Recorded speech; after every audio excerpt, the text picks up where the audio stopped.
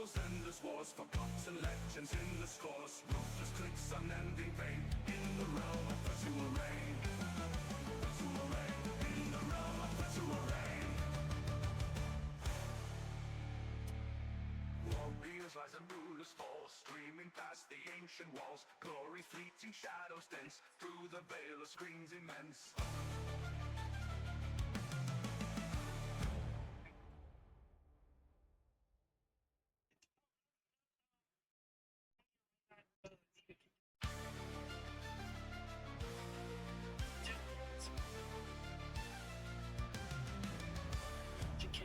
Shadows, glowing screens, fists of fury, broken dreams, world of pixels, cold and stark, echoes in the endless dark.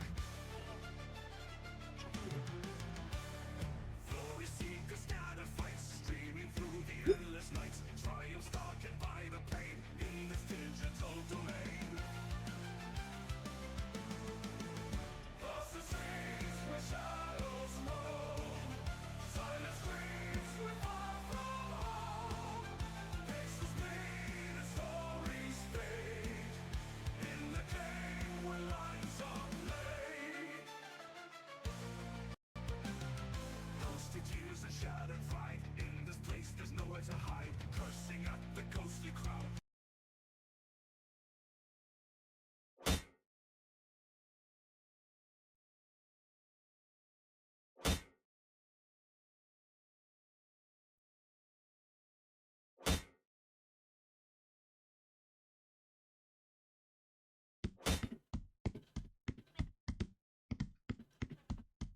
All right. I forget where we was yesterday. I think we were in south a little bit.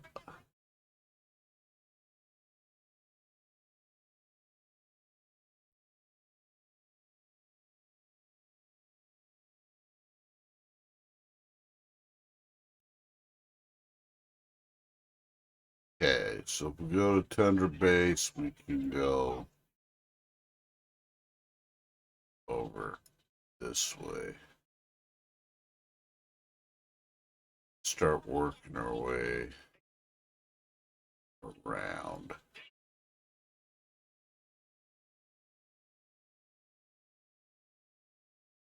Or we can go to Forest Base. Work. Okay, we'll go to Force Base. That's a good idea. We will go to Force Base. Let's see what I have in my inventory. Okay, we got plenty. We got plenty of stuff. We got plenty of stuff.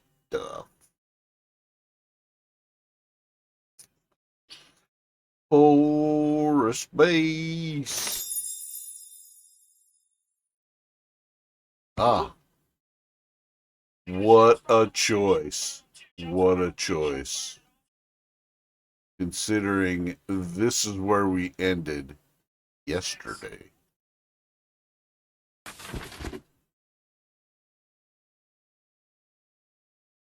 Yep. Okay, that's where we're going today.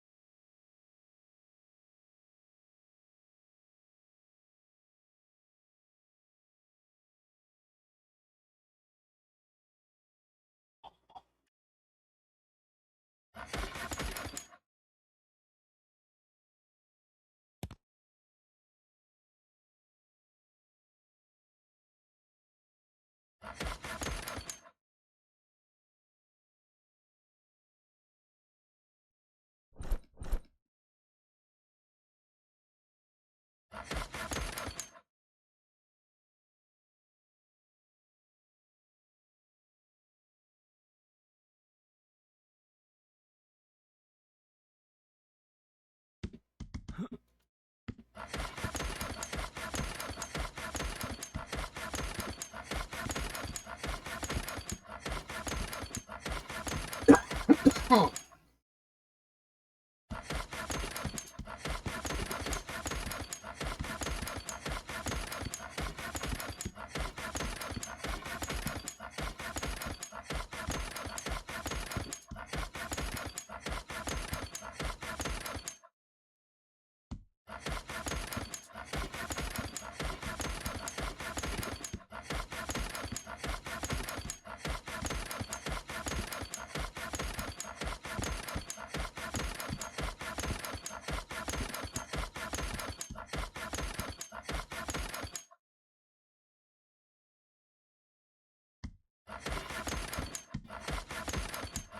baby.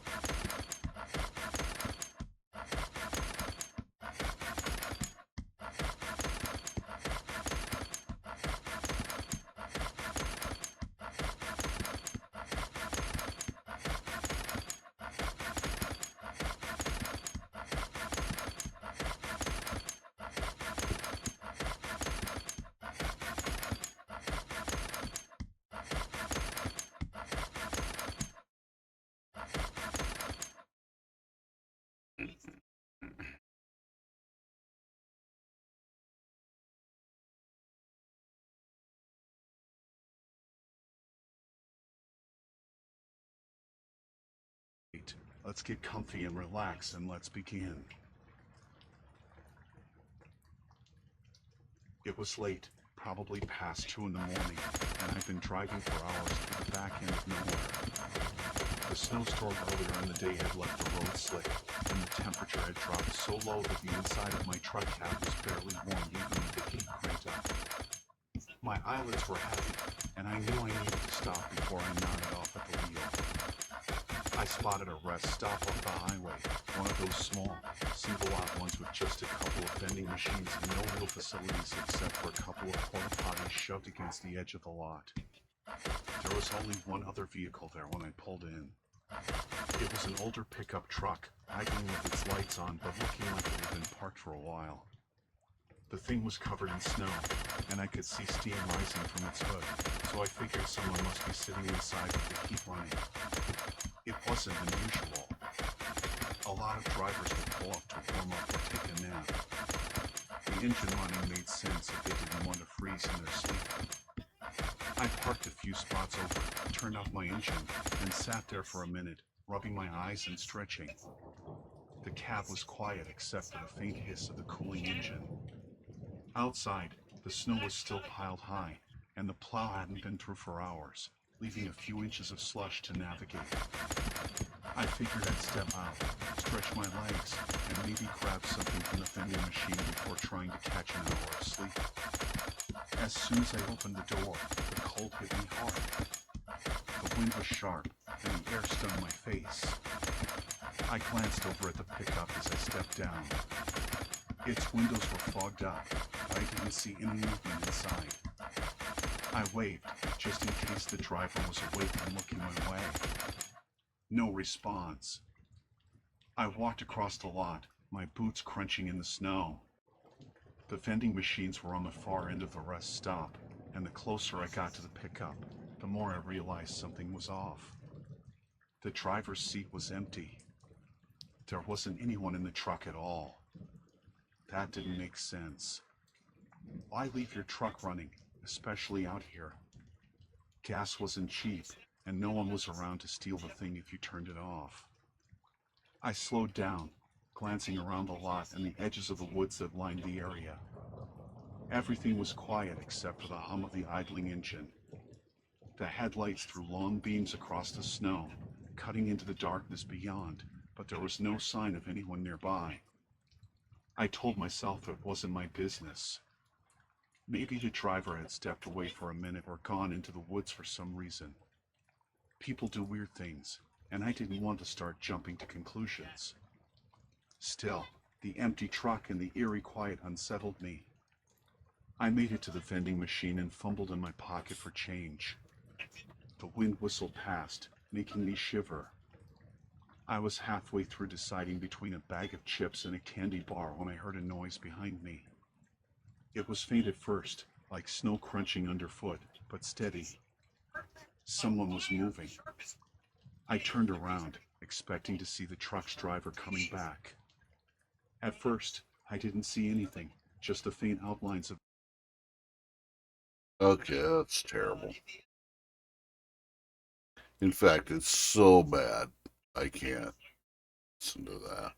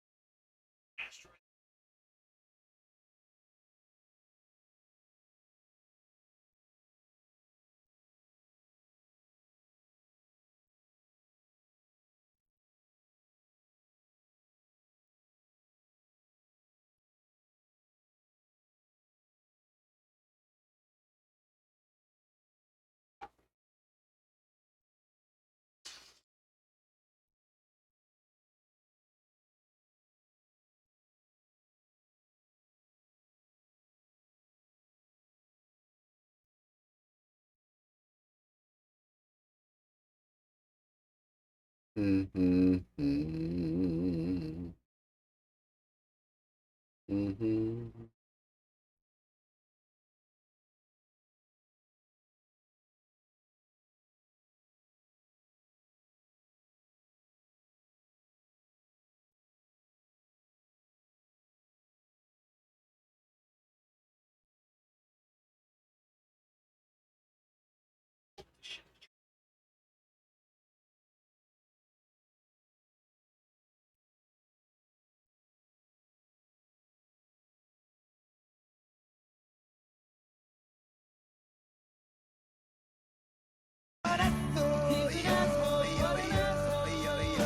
Hi, Looney.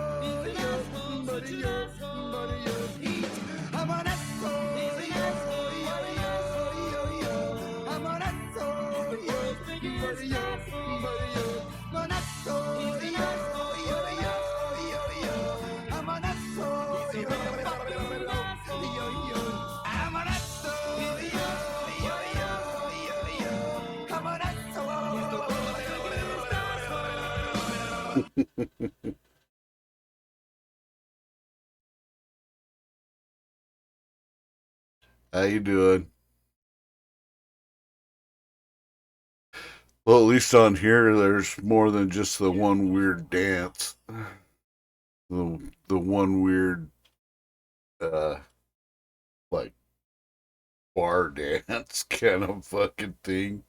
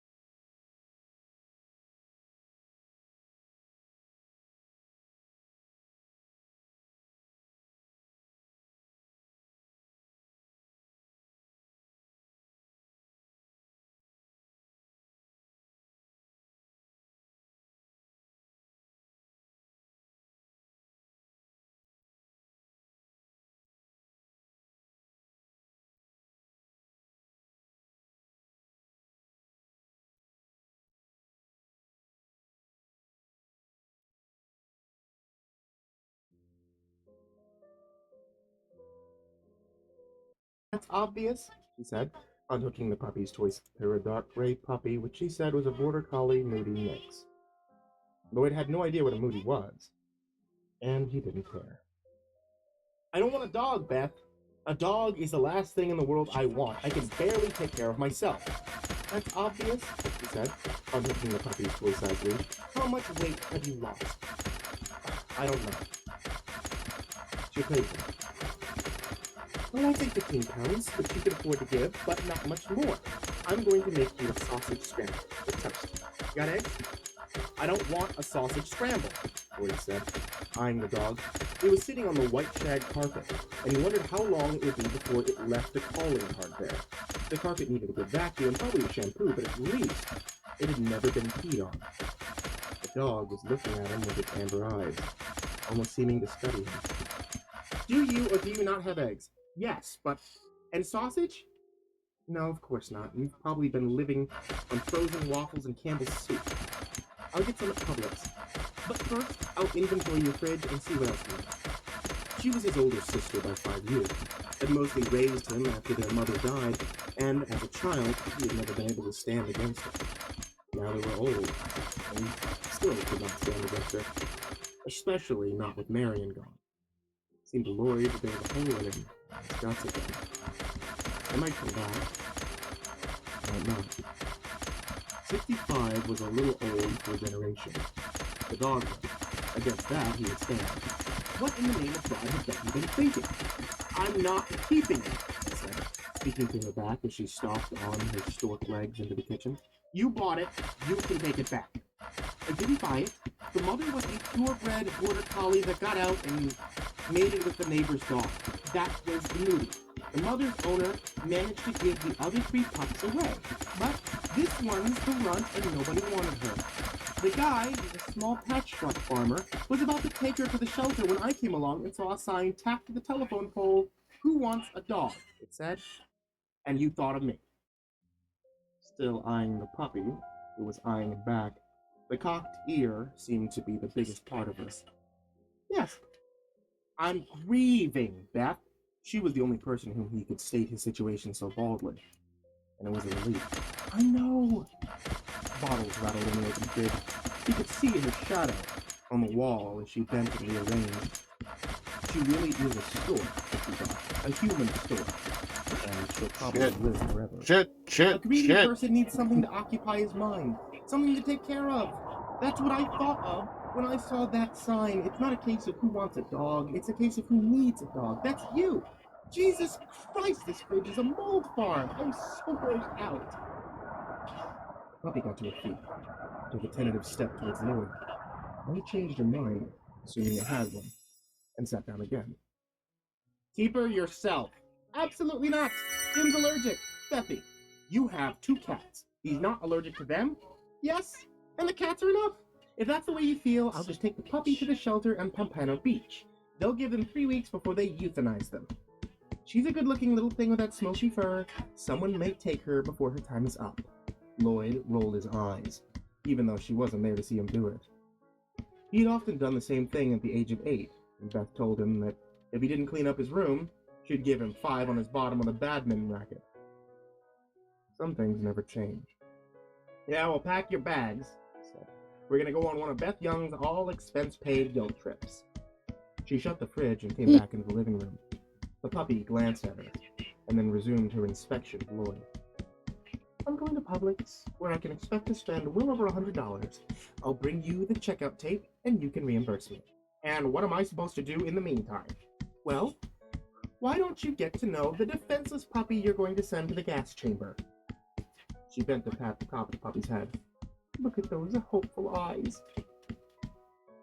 What Lloyd saw in those amber eyes was only watchfulness. Evaluation. What am I supposed to do if she pees on the shag? Marion had this installed just before she got sick. Beth pointed to the toy-sized leash on the hassock. Take her out, introduce her to Marion's overgrown flower bed, and by the way, he won't hurt that carpet much. It's filthy. She grabbed her purse and headed for the door, thin legs scissoring in their old, self-important way. A pet is the absolute worst present you could give someone, Lloyd said. I read that on the internet. Where everything is Oh, true, that must be suppose. true. She paused to look back at him. I missed my The harsh flight September light last of night Florida's to west coast fell Tennessee. on her face, showing the way that Had her a red eye lipstick this bled with morning. little Haven't wrinkles slept around her mouth, yet. Oh, the way her lower lids had begun to sag away from her eyes, I ate some from a Taco fragile Bell. clock spring vein Some Taco Bell. beating into the hollows of her temple. Should have would stopped be at a 7. Waffle House, man. His bouncing, opinionated, athletic, take no prisoner sister would be old. If he's in So Tennessee, They were proof that life was nothing but a short dream get up on the a summer Waffle afternoon. House. Only Bethy still had her husband, 2 grown children, and 4 grandchildren. Have some waffles with some Nature's scrambled nice eggs and some multiplication. sausage and a cup of coffee. He had Marion. But Marion was gone. That'll And there were fix no what children. ails you. Was he supposed to replace his wife with a mongrel puppy? The idea was as corny and as idiotic as a Hallmark card. And just as unrealistic. Oh, I'm well, not keeping her. She gave him the same doesn't look mean she you had can't given go her to when the Waffle girl was House, 13. Tennessee. The one that said the badminton racket would soon make an appearance if he didn't shape up. You are at least until I get back from Publix. I Okay, you some other have to errands go to run too, Waffle and dogs House die in hot in cars. honor of especially little me, because we don't have Waffle House here. Lloyd Sunderland, retired, 6 months a widower. These days, not very interested in food, or any of life's other pleasures. And I miss Waffle House. Sat staring at the Greasy, unwelcome visitor on dirty, his shag smelly Waffle The dog Houses. stared back. Yeah, what are you looking at? Foolish. The puppy got up and walked towards him. Waddled, actually, as if through high weeds. It sat down again by his foot, looking up. Lloyd lowered his hand tentatively, expecting a nip. The dog looked at him instead.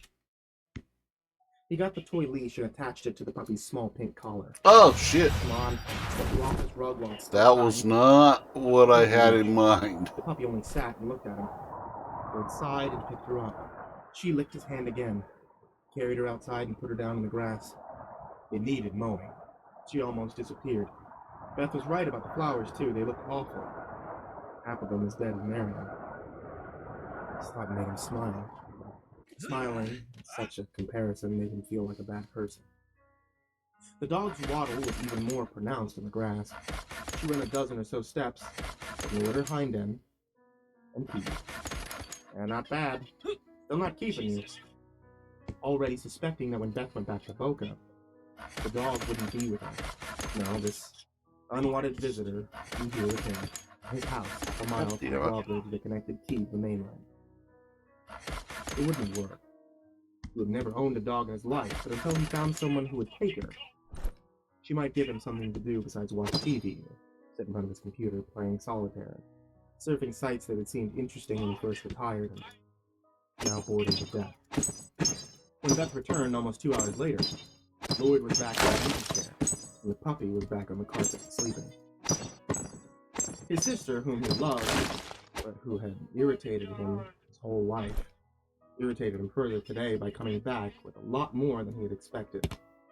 She had a large bag of puppy chow, generic, of course, and a large container of plain yogurt, which, when added to the puppy's food, was supposed to strengthen the cartilage in those radar dish ears. Beth also brought puppy pee-pee pads, a dog bed, 3 chew toys, 2 of which squeaked annoyingly, and a child's playpen that would keep the puppy from wandering in the night. So, Jesus, Beffy, how much did that cost? It was on sale at Target, he said, dodging the question in a way that he was familiar with. Was on sale. No charge, my treat, and now that I've bought all of this, you still want me to take her back. If you do, you get the job of doing the returns. Lloyd was used to being outplayed by his sister. I will give it a trial run, but do not appreciate being saddled with the responsibility. You always were high-handed. Yes, he said. With Mother gone and Dad a functional but basically hopeless drunk, I have to be. Now, how about the scrambled? All right. Has she peed in the rug yet? No. She will. Beth actually sounded pleased with the idea. No great loss either. So, what are you going to name her? If I name her, she's mine, Lloyd thought. Only, he suspected, she was his already, and had been from the very first tentative way. The way that Marion had been from the first kiss. Another stupid comparison. But could you control how your mind sorted things? No more than you could control your brain. Lloyd. Why Lloyd? I don't know. It just came to me. Well, she said, that's all right. Lloyd falls under the kitchen. Why?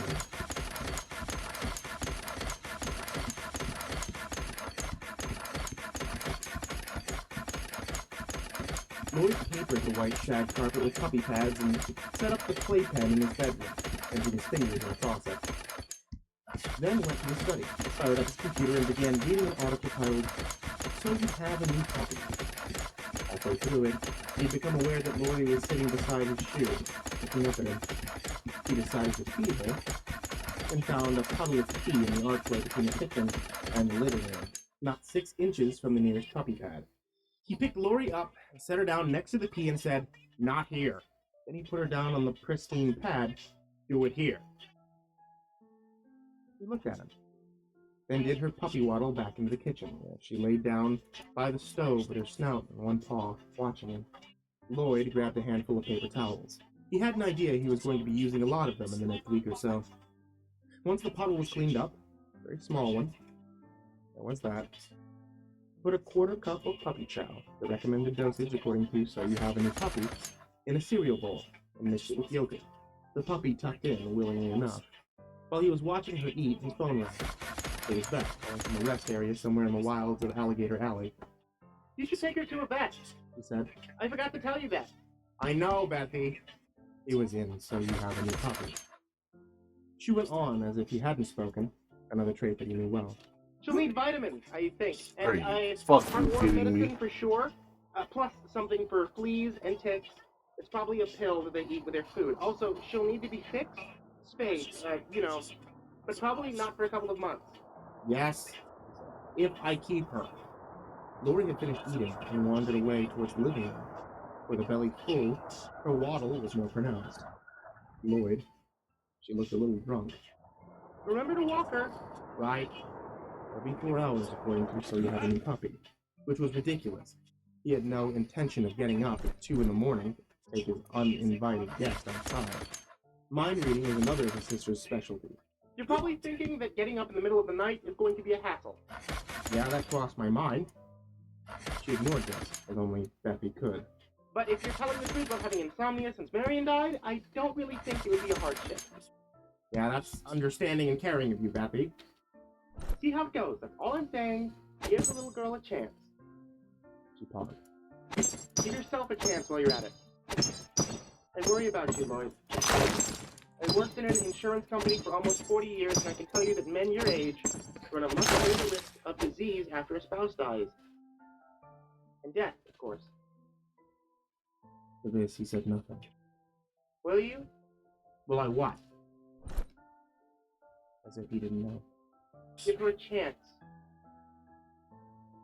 Beth was pushing for a commitment Lloyd was unwilling to give. He looked around as if for inspiration and spied a turd.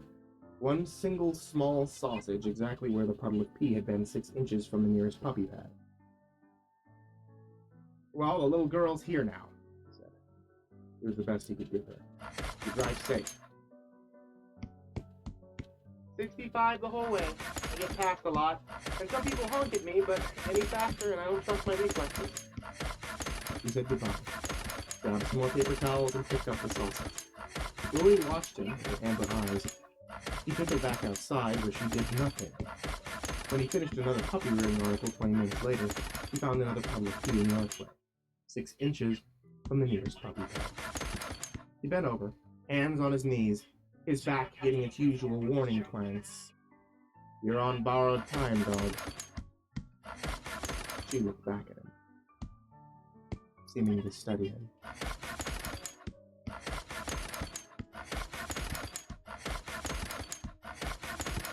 Late that afternoon, 2 more puppy peas, one actually on the puppy pad nearest the kitchen. Lloyd attached a toy-sized leash and took Lori outside, carrying her in the crook of his arm like a football. He sat her down and urged her along the path that ran behind this small development of houses. The path led to a shallow canal which eventually flowed beneath a drawbridge. Traffic there was currently backed up, waiting for some Mr. Rich Guy's expensive toy to pass from Oscar's Bay to the Gulf of Mexico. The puppy walked in her usual side-to-side waddle, pausing every now and then to sniff at clumps of weeds that from her perspective must have looked like impenetrable jungle thickets. A dilapidated boardwalk known as 6 Mile Path. For some reason Lloyd had never understood, since it was a mile long at most. Ran beside the canal, and his next-door neighbor was standing there now between signs saying no littering and no fishing. Further down was one meant to say, watch for alligators, and the alligators had been spray painted over and replaced with Democrats. Seeing John's picture hunched over his fancy mahogany pane and hauling at his truss always gave Lloyd a small but unmistakable prism of mean satisfaction. The man was a jukebox of tiresome political opinions, and also an unapologetic gore crow. If anyone in the neighborhood died, John knew it first. If anyone in the neighborhood was running into financial headwinds, he knew that too. Lloyd's own back was no longer what it had been, nor were his eyes and ears. He was still years from the cane and the truss, or so he hoped. Hey, look at that boat, John said as Lloyd joined him on the boardwalk. Lori, perhaps frightened of the water, hung back to the edge of the leash. How many poor people do you think that would feed in Africa? I don't think even hungry people would eat a boat, Don. You know what Hey, what you got there, new puppy? Oh, ain't he cute? Well, it's a she, Lloyd said. I'm keeping her for my sister. Hey there, sweetie, Don said, leaning forward and holding out his hand. Lori backed away and barked for the first time since Beth had brought her over. 2 high, sharp yaps, then silence. Don straightened up again. That's not too friendly, is she? She doesn't know you. She shit around? Not too bad, Lloyd said. And for a while, they watched the motor sleep. Lori sat at the edge of the splintery boardwalk and watched Lloyd. My wife won't have a dog, Don said. Says all they are is mess and trouble. I had one when I was a boy. Nice old collie. She fell down a well. Cover was all rotted. Down she went. Had to haul her up with a whatchamacallit. Oh, is that so? Yeah. You want to be careful of that one near the road. She runs out in it, and there goes your ball game. Man, look at the size of that fucking boat. Dime to $1 she grounds. The motor switch didn't ground. While the drawbridge came back down and the traffic was moving again, Lloyd looked at the puppy and saw her asleep on her side. He picked her up. Lloyd opened her eyes, licked his hand, and went back to sleep. I'm gonna go back and burn some supper. Take it easy, Don. You do the same. Keep an eye on that puppy. You chew up everything you own. I've got some toys for her to chew on. Don smiled, revealing a set of mismatched teeth that gave Lloyd the chills. She'll prefer your furniture. You just wait and see. While he was watching the TV news that night, Lloyd came to the side of his easy chair and gave those same 2 sharp yaps. Lloyd considered her bright-eyed stare, weighed the 2 pros and cons, and then picked her up and set her in his lap. You wet on me and you die, he said. She didn't wet on him. She went to sleep with her nose under her tail. Lloyd stroked her absently while he watched cell phone footage of a terrorist attack on Belgium. When the news was over, he took Lori outside once more using the football carry. He attached the leash and let her walk to the edge of the Oscar Road. But she squatted, and she did her business. Right idea, Lloyd said. Hold that thought. At 9 o'clock, he lined the playpen with a double layer of puppy pads. He could see that he'd have to buy more tomorrow, along with more paper towels, and he lowered her in. She sat, watching him. When he gave her some water in a teacup, she laughed for a while, and then laid down, still watching him. Lloyd undressed to his underwear and laid down himself, not bothering to pull back the coverlet. He had learned from experience that if he did that, he'd find it on the floor in the morning, the victim of his tossing and turning. The night, however, he fell asleep almost immediately, and he didn't wake up until 2 o'clock. The sound of high-pitched cries.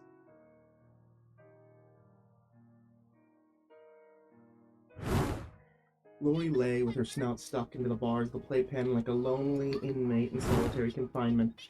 There were several sausages on the puppy pads. Judging that at such a late hour there would be few, if any, passerbys on Oscar Road to be offended by the sight of a man in his boxers and a strappy t-shirt, Lloyd put on his slippers and carried his visitor. It was how he still thought of Lori, outside. He put her down on the shell driveway. She waddled around for a bit, sniffing at a splat bird shit, and peed on it. He told her again to hold that thought. He sat down and looked at the empty road. Lloyd looked up at the stars. He thought he'd never seen so many. Then he decided that he must have. Not lately. He tried to remember the last time he had been outside at 2 in the morning. And he couldn't. He looked at the Milky Way, almost mesmerized until he realized he was falling asleep on his feet. He carried the puppy back inside. Lori watched him silently as he changed the puppy pads, that she had shat upon. But the keening began again as soon as he put her in the playpen. He considered taking her into bed with him, but that was a very bad idea according to So You Have a New Puppy. The author, one Suzanne Morris, DVM, stated unequivocally, once you start down that road, you'll have great difficulty turning back. Also, the idea of waking up to find one of those little brown sausages on the side of the bed where his wife had slept did not please him. Not only would it seem symbolically disrespectful, it would mean changing the bed, a chore which also did not please him because he always figured it out. He went into the room that Marion had called her down. Most of her things were still there because, in spite of his sister's strong suggestions to do so, Lloyd hadn't yet had the heart to clean that place out. He had mostly stayed clear of this room since Marion's death, even looking at the pictures on the wall, especially at 2 in the morning. He thought a person's skin was thinner at 2 a.m. It didn't start to thicken again until 5, when the first light began to show in the east.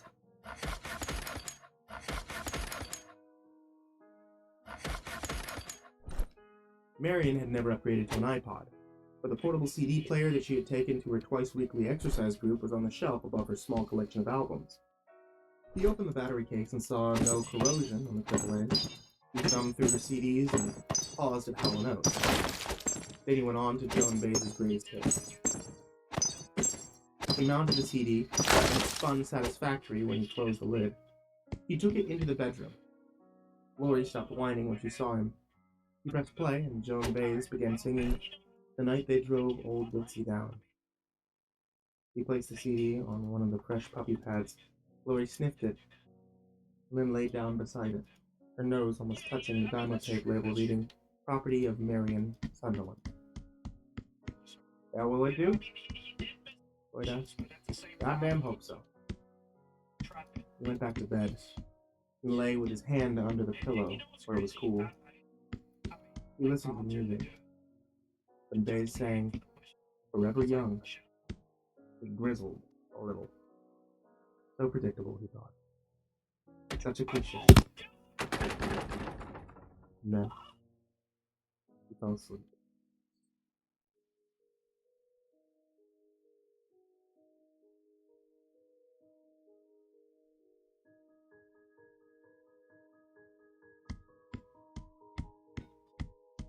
September gave way to October, the best month of the year in upstate New York, where he and Marion had lived until his retirement.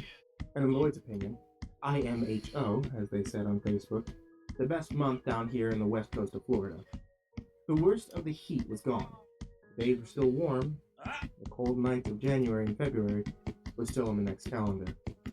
Most of the snowbirds were also on the next calendar, and instead of opening and closing 50 times a day, the Oscar drawbridge only impeded traffic a dozen or 20 times. And there was so much less traffic to impede. The Cayman Key Fish House opened after its 3 months hiatus, and dogs were allowed on the so-called puppy patio. Lloyd took Lori there often, the two of them ambling along 6 Mile Path beneath the canal. Lloyd lifted the dog over the places where the boardwalk was overgrown with sawgrass. She trotted easily beneath the overhanging palmetto that Lloyd had to pull his way through, head bent, arm outstretched to push back the thickest clumps, always afraid that a tree rat might fall into his hair, although none ever had. When they arrived at the restaurant, she sat quietly by his shoe in the sunshine, occasionally rewarded for her good manners by a piece of French fry from Lloyd's fish and chips basket. The waitress all oohed over her, bending to stroke her smoky gray fur. Bernadette, the hostess, was particularly taken with her. That face, she always said, as if that explained everything. She would kneel beside Lori, which gave Lloyd an excellent and always appreciated view of her cleavage. Oh, that face! Lori accepted this attention, but did not seem to crave it. She simply sat, glancing at her new admirer before returning her attention to Lloyd. Part of that attention might have to do with the French fries, but not all. She looked at him just as studiously when he was watching TV, until, she fell asleep. She toilet trained quickly, and in spite of Don's prediction, she did not chew the furniture. She did chew her toys, which multiplied from 3 to 6 to a dozen. He found an old crate to store them in. Lori would go to this crate in the morning, put her forepaws on its edge, and examine the contents like a public shopper, evaluating the produce. At last, she would select one, take it into the corner, and chew it until it bored her. Then she would return to the crate and select another. By the end of the day, they would be scattered all over the bedroom, living room, and the kitchen. Lloyd's final chore before going to bed was picking them up and returning them to the crate. Not because of the clutter, but because the dog seemed to take such satisfaction from surveying her accumulated booty each morning. Beth called often, asking about his eating habits, reminding him of the birthdays and anniversaries of old friends and older relatives, keeping him up to date on who had kicked the bucket. She always ended by asking if Lori was still on probation. Lloyd said yes. Until one day, in the middle of October. They had just come back from the fish house, and Lori was sleeping on her back in the middle of the living room floor, legs splayed to the 4 major points of the compass. The breeze from the air conditioner was ruffling her belly fur, and Lloyd realized she was beautiful. It wasn't sentiment, only a fact of nature. He felt the same about the stars when he took her out for a final pee for the evening. No, I guess we're past the probation stage. But if she outlives me, Bethy, you either take her back and fuck Jim's allergies, or you find a good home for her. I copy you, Rubber Duck. The Rubber Duck thing is something which he picked up from an old fucking song back in the 70s, and had hung on to it ever since. It was another thing about Beth that Lloyd found simultaneously enduring and annoying as shit. I'm so pleased it's working out. She lowered her voice. In truth, I didn't think it would. yeah, then why'd you bring her? It was a shot in the dark. I knew you needed something more labor-intensive than a goldfish. Has she learned to bark? Ah, it's more of a yark. She does it when the postman comes, or UPS, or if Don drops by for a beer. Always just the two. Yark, yark. Done. When are you coming up this way? Oh, I came last time. It's your turn to come down. Yeah, we'll have to bring Lori. There's no way I'm leaving her with Don and Evelyn Pitcher. Looking at the sleepy puppy, he realized there was no way he was leaving her with anyone. Even short trips to the supermarket made him nervous about her, and he was always relieved to see her look out the door when he came home. Yeah, then bring her. I'd love to see how much she's grown. Yeah, what about Jim's allergies? Fuck his allergies, he said, and hung up, laughing.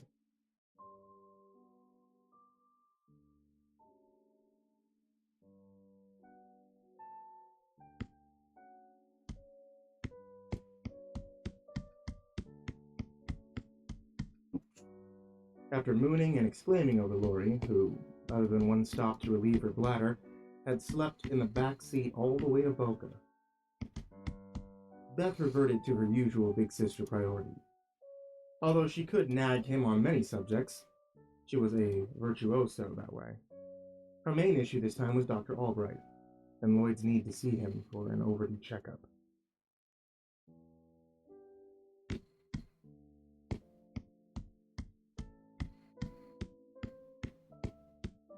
All right, you look good, she said. I have to say it, you actually appear to have a tan, assuming that's not just jaundice. I can always count on you for a cheerful thought, Betty. Just sun. I walk Lori 3 times a day. On the beach when we go up on 6 Mile Path to the fish house, where I have lunch, and back on the beach in the evening. The sunset. She doesn't care about it. Dogs have no aesthetic sense. But I enjoy it. You walk her on the canal boardwalk? Jesus, Lloyd, that thing's a wreck. It's apt to collapse under you someday and dump you in the canal, along with the princess here. She rubbed the top of Lori's head. The dog half closed her eyes and appeared to smile. It's been there for 40 years or more. Think it'll outlast me. Have you made the doctor's appointment yet? No, but I will. She held up her phone. Do it now, why don't you? I want to watch you. He could tell by the look in her eyes that she didn't expect him to take her up on it. which was one reason he did it, but not the only reason.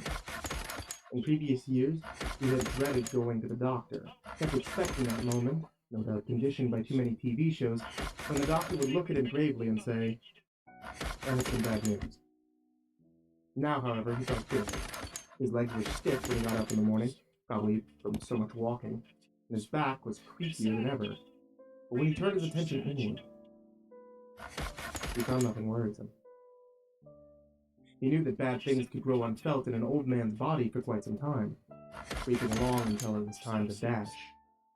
But nothing had progressed to the point where there was an outward manifestation. No bloody stool or sputum, no deep pain in the gut, no trouble swallowing, no painful urination. He reflected that it was so much easier than the doctor when your body was telling you there's no reason to do so. What are you smiling about? That sounded suspicious. Nothing. Give me that. He reached for her phone. She held it away from him. If you really mean to do it, use your own.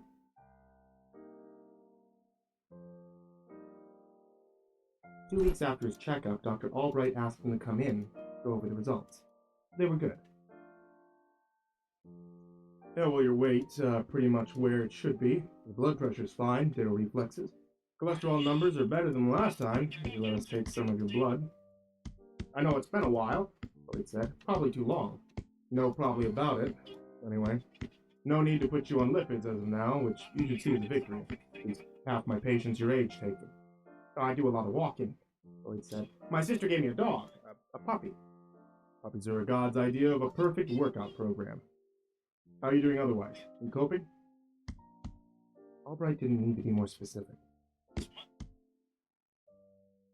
Marion had always been his patient, and far more conscientious than her husband about her 6-month checkups. Very proactive in all things, was Marion Sunderland. But the tumor that first robbed her of her intelligence, and then killed her, had been beyond proactivity. It hatched too deep inside. A glioblastoma, Lloyd thought, was God's version of a 45 caliber bullet to the brain.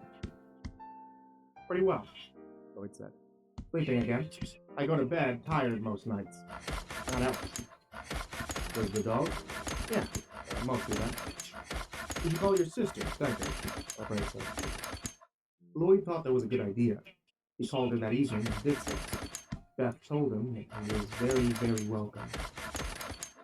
Lloyd took Lori down to the beach, and walked her. To watch the sunset. Lloyd found a dead fish, feed on it. They both went home, satisfied. Ah, you fuck shit. December 6th of that year began in the normal way, with a walk on the beach followed by breakfast, Gaines' meal for Lori, a scrambled egg and a piece of toast for Lloyd. There was no premonition that God was cocking his 45. Lloyd watched the first hour of the Today program, then went into Marion's den. He picked up a little accounting work from the fish house at a car dealership in Sarasota. It was low-pressure stuff, no stress involved, and although his financial needs were met, it was nice to be working again. Then he discovered that he liked Marion's desk better than his own. He liked her music, too. Always had. He thought Marion would be glad to know that her place was being used. Lori sat beside his chair, chewing thoughtfully on her toy rabbit, then took a nap. At 10:30, Lloyd saved his work and pushed back from the computer. Snack time, girl. He walked. She followed him into the kitchen and accepted a rawhide chew stick. Lloyd had milk and a couple of cookies that had come in an early gift package from Beth. They were burned on the bottom.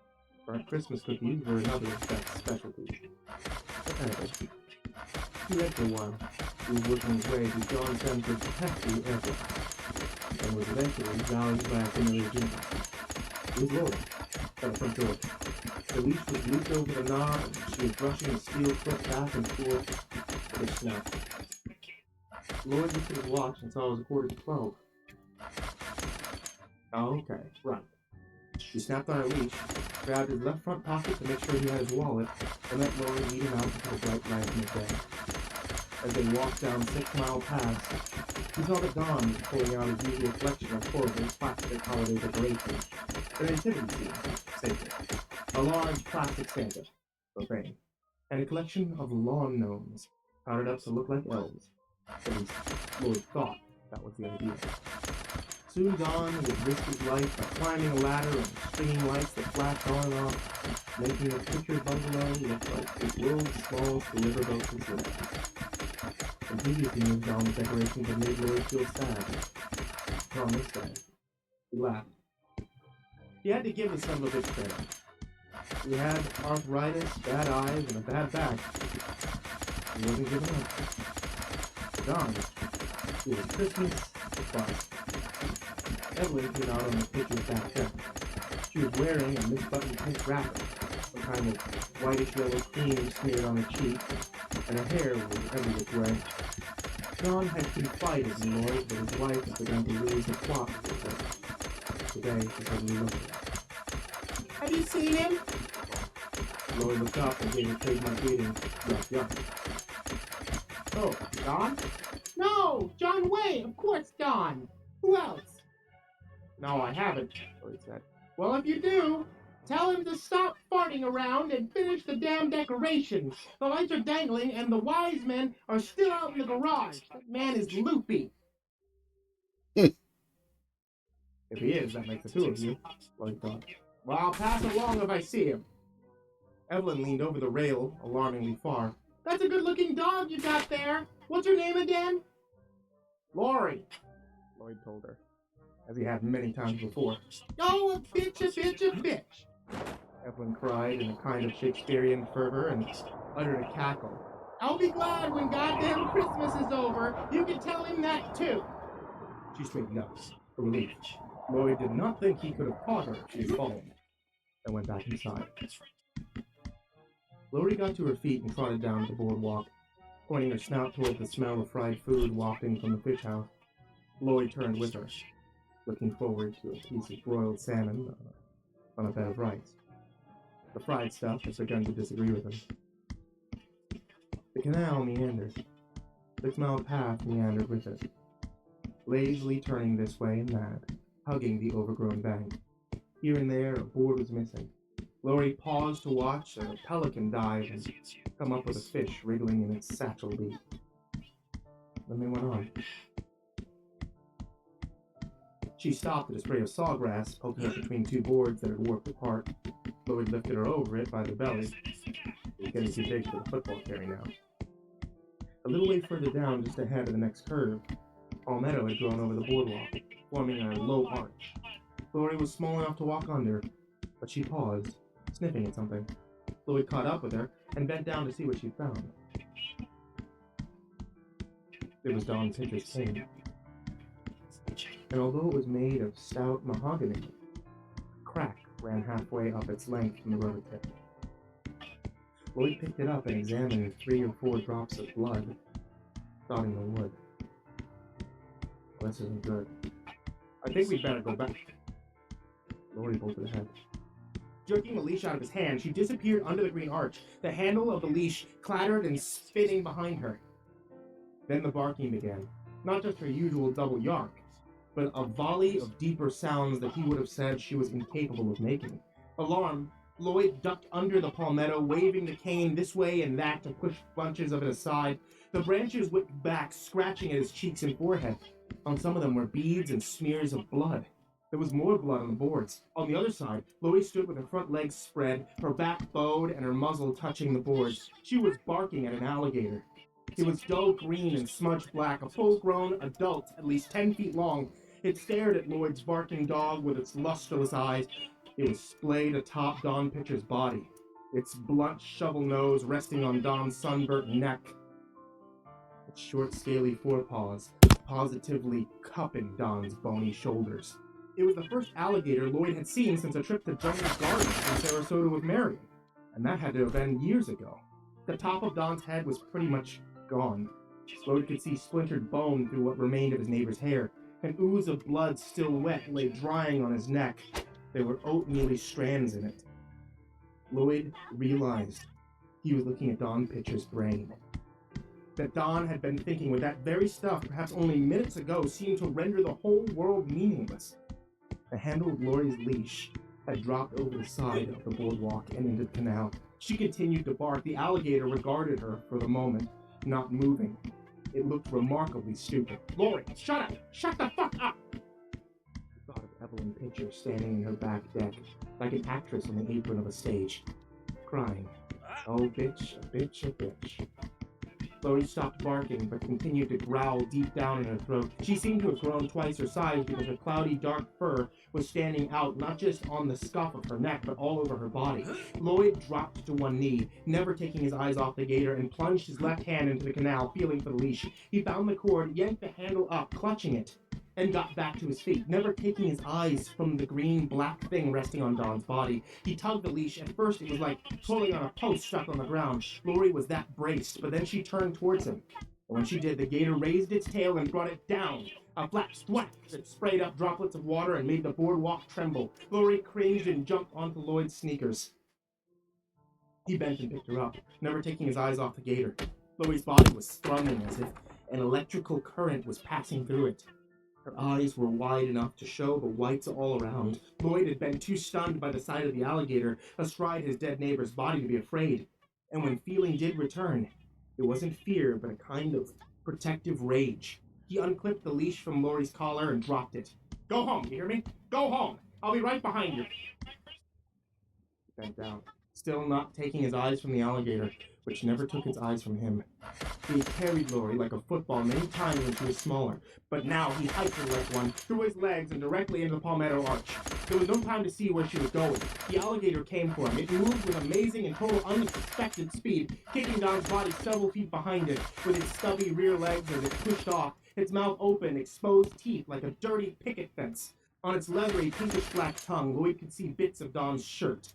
He struck it with the cane, bringing it around in a sideways sweep. It whacked the side of the gator's head below one of its wildly expressionless eyes and broke along the crack in the mahogany. The broken pieces twirled away and splashed into the canal. The gator stopped for a moment, as if surprised, and then came on. Lloyd could hear the clatter of its teeth, its mouth yawning, its lower jaw skidding across the boardwalk and raising gray splinters. Lloyd thought of nothing. Some deeper part of him took over. He stabbed out with what remained of Don's cane, plunging the jagged end into the whitish flesh at the side of the alligator's shovel head. Grasping the cane's handle with both hands, he leaned forward, pushing his weight into it and pushing as hard as he could. The alligator was momentarily driven sideways before it could recover. There came a rapid series of cracking sounds, like blanks from a track starter's pistol. Part of the old boardwalk slumped, spilling the gator's top half into the canal. Its tail came down, whacking the twisted boards and making Don's body jump. The water boiled. Lloyd struggled for balance and stepped back just as the gator's head surfaced, the jaws snapping. He stabbed at it again, not aiming, but the jagged stub of the cane went into the gator's eye. It reared backward, and if Lloyd hadn't let go of the cane's curved handle, he would have been pulled into the water on top of it. He turned and bolted through the palmetto with his arms outstretched in front of him, expecting at any moment to be bitten from behind or thrust upward as the gator swam under the boardwalk, planting itself on the mucky bottom and battering its way after him. He came out of the other side, daubed and dotted with Don's blood and bleeding from a dozen scratches. Lori had not gone home. She was standing 10 feet down. And when she saw Lloyd, she raced towards him, bunching her hindquarters and leaping. Lloyd caught her like a football away, like a Hail Mary pass, and ran, hardly aware that Lori was wriggling in his arms and whining and covering his face with frantic licks. Although he would remember this later. Once he was off the boardwalk and on the shell path, he looked back, expecting to see the gator hustling after him along the boardwalk with its eerie, unexpected speed. He made it halfway up the path to his house before his legs gave out and he sat down. He was crying, shaking all over. He kept looking back, watching for the gator. Lori kept licking his face, but the trembling had begun to subside. When he felt able to walk again, he carried Lori the rest of the way to his house. Twice he felt faint and had to stop. Evelyn came back onto her deck as he trudged toward the back door. "You know, if you carry a dog like that, it will start expecting it all the time. Did you see Don?" He needs to finish putting the Christmas decorations up. Did she not see the blood? Did she not want to see it? Bitch. There's been an accident. What kind of accident? Did someone run into the goddamn drawbridge again? Go inside. He went inside himself without waiting to see if she did so. He got Laura a fresh, cold water, and she laughed at it eagerly. While she did that, Lloyd called 911.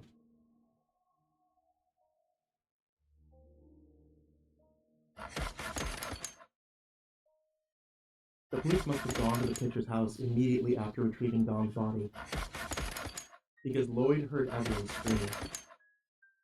Those screams probably didn't go on for long, but it seemed long. He wondered if he should go over there, maybe try to comfort her, but he didn't feel that he should. He was more tired than he could have ever remembered, even after high school football practice on hot August afternoons. All he wanted to do was sit in his easy chair with Lori in his lap. She had only things to take. So police came and interviewed him.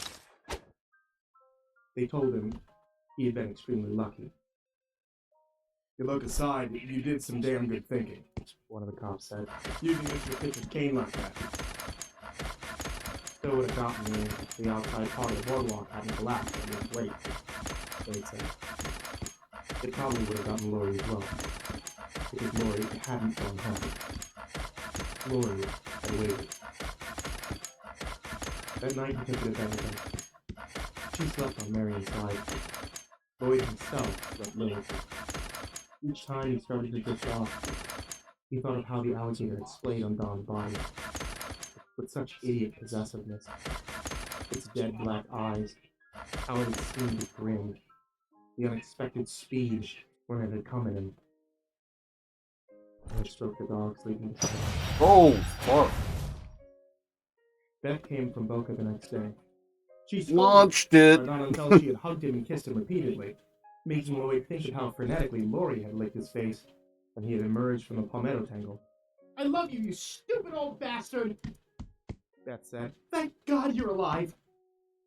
Then she picked up Lori and hugged her. Lori bore this patiently, but as soon as Beth put her down, she went off to find her rubber rabbit. She took it into the corner where she made it squeak repeatedly. Lloyd wondered if she was having a fantasy where she tore the alligator to pieces, and told himself he was being stupid. You didn't make them into something they're not. He hadn't read that, and so you have a new puppy. It was one of the things that you found out on your own.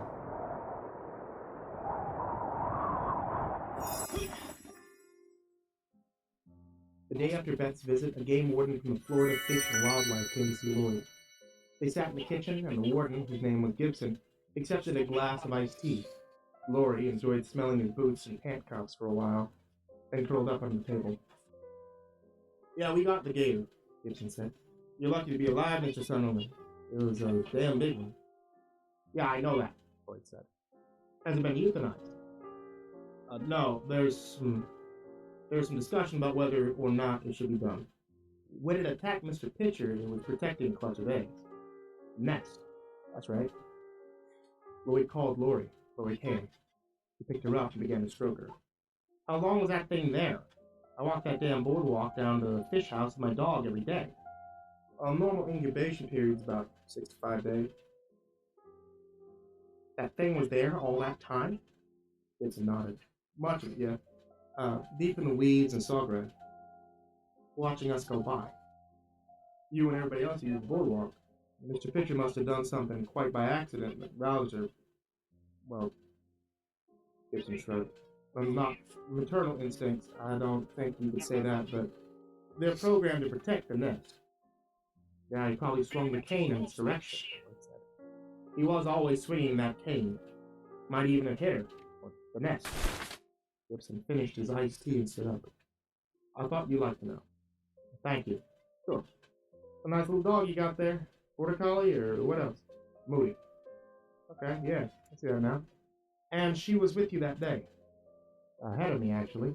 He saw it first. Well, you're lucky to be alive, too. Yeah? Lloyd stroked her.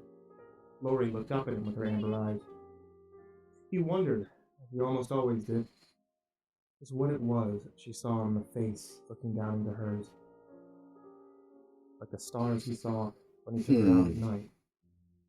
It was a mystery. Gibson thanked him for the iced tea and left. Lloyd sat where he was for a little while, stroking his hand to the cloudy gray fur. Then he put his dog down and go about her business, while he went about his. Dang it. In life. You were stuck with it. And all you could do was live it.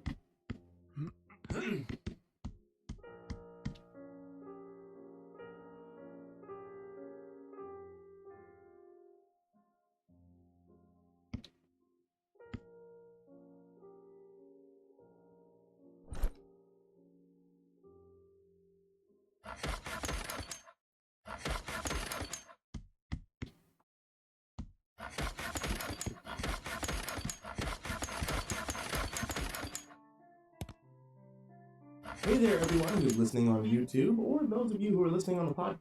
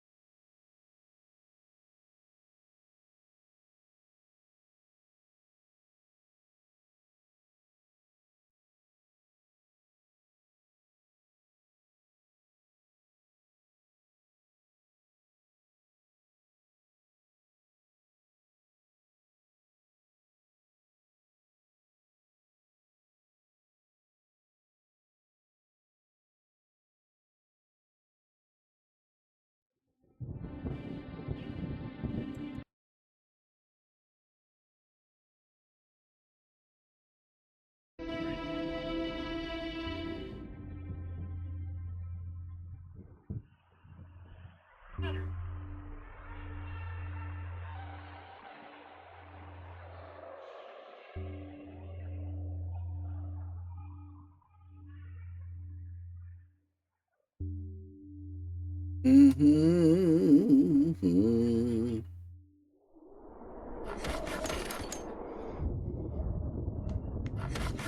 Sounds like it's getting worse. Quite a storm. Do you think it's gonna be... Everything's going to be fine. I know. I was just gonna ask if it was gonna interfere with the beach trip tomorrow. Such priorities. We're teaching our youth now. Cassandra, please. Oh, I'm just teasing. It's okay, Justin. You see, she's fine. These children are tougher than you think, Pastor Justin. Youth. What? You should call them youth. It's more respectful. It's okay. Respect is important. Well, perhaps we should try and call again. Yes. 4 people in a room. A subterranean room. Outside, a storm. Greater in force than any they have ever felt before. Rages and boils across the sky. 4 people in the basement of a church. Waiting for the chance to escape. The Icebox Radio Theater presents The Demon. I don't get this. I thought landlines were always... Maybe you should let Pastor Justin try. My phone's at home. I meant with that phone. What difference would that make? Well, I was just thinking that if a man took a look at it, I I could can operate a phone. Perhaps we should all stop a moment and take a breath. Yes. This is a very unusual situation. We should all try to be patient. I was only making a suggestion. Of course, Cassandra. And thank you. Oh, What is the plan exactly? What do you mean? Don't tell me you don't have a plan, Pastor Fred. Well, we could sing. That would be fine. Pass the time anyway. What are you people talking about? What is your plan for getting us out of here? Cassandra, I mean, really? Trapped in the church basement with both our pastors and no one can even make a decision? Cassandra, please. We really don't have a plan because this is just a thunderstorm. No plan is necessary. We have to wait it out. Yes. Well, what about the church's emergency preparedness plan? For a thunderstorm? Yes, for a thunderstorm. I think when you're older, you'll understand these things a little better. I think I'm able to grasp the intricacies of waiting out a thunderstorm. This is what I'm talking about. I'm sorry, you're looking at me. Of course, I'm looking at you, Pastor. I've been talking to you about this for 2 months. Cassandra, The state of the youth in this church is unacceptable. What's this about? It's nothing. Excuse me. Okay, what did I do now? Nothing. You didn't do anything. Disrespectful, disruptive in worship, the clothes the girls wear. What? Take it easy, Brittany. No, I'm sorry. I have to ask this time. What does she mean by that? What girls? Well, I don't know their names, but some of the clothes are very inappropriate. Skirts too high, necklines too low. Who? Brittany? Well, it's not fair. We did the whole modesty unit in Sunday school, and all the girls took that pledge. And she admits she doesn't even know anyone in the youth group. Perhaps calm down. I think the storm has everyone on edge. It was a simple comment. There's no reason to get upset. It's not fair. Brittany. Well, it isn't. Perhaps we should make use of the time. Excellent idea. I was quite serious about the singing. I was thinking along more practical lines. I've been meaning to speak to you about that lawnmower for some time, Pastor. I don't think this is the time or place. Well, Go- since I can't seem to get it on the agenda at any of the board meetings, I think this is the perfect time and place. Nothing. Justin. You have something to say, Pastor Justin. No. Fred takes care of the ground. It's none of my business. Good. The mower is I see no reason for a disrespectful tone towards Justin. The new mower costs $2,000. That is ridiculous, in my opinion. And as I've explained to you, our previous mower was quite old and in need of replacing. Agreed. It was a push mower besides, and considering the size of the church's lawn, in fact, I'm not as young as I used to be. Well, I don't see what that has to do with anything. The board thought a riding mower would be more appropriate. Well, there must be less extravagant mowers available. It was a very good bargain. Why didn't you just leave him alone? I beg your pardon. Go back to picking on me if you want, but leave him alone. What are you talking about, child? Well, you obviously have to be picking on somebody, and Brittany? so it might as well be me. Pastor Justin, can't you control these children better than this? I'm standing right here. Or do you only notice people my age when we're dressed like whores? Brittany! Well, it's not fair. She gets to say whatever she wants, and we're just supposed to take it? You go back any Sunday in the past 6 months, and I'll bet you anything, that my hemline was lower than hers. Modesty is not a game, young lady. You can't score yourself with a tape measure. It's an attitude, a commitment. A commitment we all made. There was a girl in church this Sunday with a skirt so ill-modest she practically flashed me with every step. Who? I don't know your names. Wait, was the skirt green? Blonde girl with the spike heels? Yes, I think so. That was the Nelson's granddaughter, visiting from Minneapolis. She doesn't even go here. I hardly see how that's relevant. What? Quiet. But Justin... Quiet a second. I think I heard something. What is it? What was that? I don't hear anything. There's something outside the building. Everyone remain calm. What is it? I don't know. Maybe we should... Oh, for pity's sake. What happened to the lights? Brittany, calm down. It just must be a fuse. I think there's a flashlight over here. Who is responsible for this? What happened to the lights? Brittany? Brittany! The light! For God's sake! I'm coming. I've got you! I've got you. What happened? Brittany, I'm hurt. what? Something touched me. What? When the lights went out, something scratched me. Oh, you must have tripped over something. Where? Here across my stomach.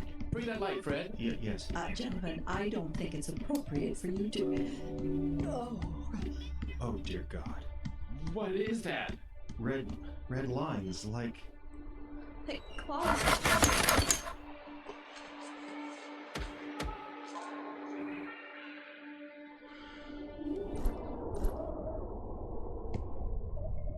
Are you sure you're okay? I'm fine. Cassandra, could you check her wound again? I'm worried. She said she's fine. She's getting paler. How can you possibly tell in candlelight? She says she's fine. And what are we going to do about the lights? Please. Could you please check around the wound? Don't. Brittany, you don't look well. I don't want her checking me. You do it. I'm not sure that's a good idea. It certainly is not. Then nobody do it. I'm fine. All right. What? Fred, bring that flashlight. What do you think you're doing? Pastor Justin, Pastor, Would you just shut up for 5 minutes? Hold still. I don't think it's appropriate. My body, my business. It's only my stomach anyway. Hold it right there. Ah, God, sorry, the bandage is sticky. ah. I'm sorry. Good Lord. Oh, I think I'm going to be sick. It already looks infected. We have to get her to a hospital. I'm not sure that's a good idea. The storm is... Fred, look at her face. She's as pale as a ghost. We need to get her to a hospital. What could it be? Brittany, do you remember anything? I told you nothing. The lights went out and I felt, I don't know, like I was being burned. Did you feel claws? Oh, don't be ridiculous. Well, that's what it looks like. What are you suggesting? An animal snuck in here, attacked Brianna, and snuck out again. It's Brittany. What? My name is Brittany. And it didn't feel like an animal. It felt What? like burning. It felt like acid or something. I was being burned. Could you put the bandage back, please? The air makes it worse. Oh, sorry. I'm sorry. Stop saying that, please. It's not your fault. I know, it's just... We have to get her to a hospital. I don't think that's a good idea. Obvious what happened. What? I said it's obvious what happened. What? This should be enlightening. Pastor Justin, I'm beginning to lose faith in your ability to do your job. What are you talking? Anyone who works with youth has to be aware of the challenges facing them. If you were paying attention to them, you would already know. This child is one of those cutters. You are responsible for this. Brittany is one of your leaders and you put too much pressure on her. You are completely out Shut up! Just shut up! Brittany! Why does everyone let her say these things? She's not a pastor. She's not even a leader. Everyone thinks she's just a bossy bitch. Brittany! I just want to know why. Why does no one ever stop her? I think it's time to leave. Yes. It's about time somebody did something. Let's go upstairs and see what the weather's like. Perhaps we can... What is wrong with you people? Calm down. You're just upset. It's a bit late for that, don't you think? For serious, what is wrong with you guys? We heard something outside the building. Something growled, then the lights go out, and I was attacked Ridiculous. by what looks like an animal. And now you just want to leave? You think we can just go out to our cars and drive away? What are you trying to say? I don't know. But something is here. I felt it. Oh, this is ridiculous. Why on earth are you listening to her? We agree it's time to go. Let's just go. I think everyone is overwrought, and remember, Brittany, you need medical attention. But I don't think we'll... Getting her to a hospital must take precedent. You agree, Justin? Yes. Yes, I do. Well, what are you all just sitting around for? Let's get going. Brittany, can you walk? But I don't think that... Brittany? Yes, I'll be fine. Stay with her, Justin. Yeah. Oh, all right then. Let's go upstairs. Dun, dun, dun.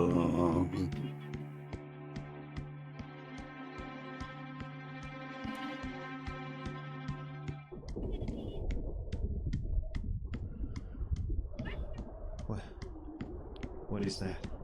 I've never seen anything like this. Don't be melodramatic. Is that fog? How can there be fog? Well, of course it's fog. What else could it be? But look at the wind. The trees are whipping around. I've never seen a storm like this. Oh, for pity's sake, let's just go. Brittany? Brittany? What? She looks worse. Yeah, I know. Okay, Britt, can you walk? I'll be fine. Just let me sit here for a minute.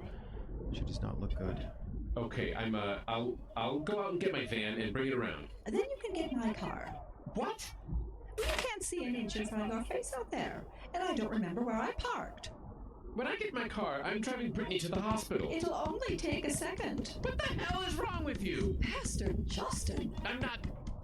Okay, I will look for your car when I'm out there, but try and keep a little perspective, please? Honestly, I don't see what the fuss is about. Okay, you'll stay with her, Yes. and you'll help her get to the car when I pull around. Yes. Pastor Fred? Yes. Oh, I'll okay. get her to the car. Okay, all right. I'll be right back.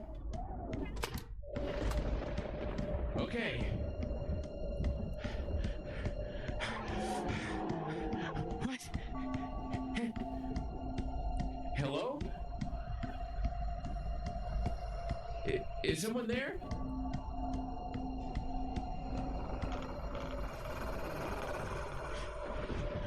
What? Who's there? Who are you?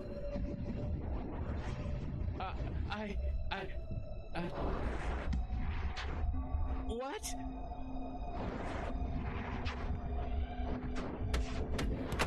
What? I can't. I can't.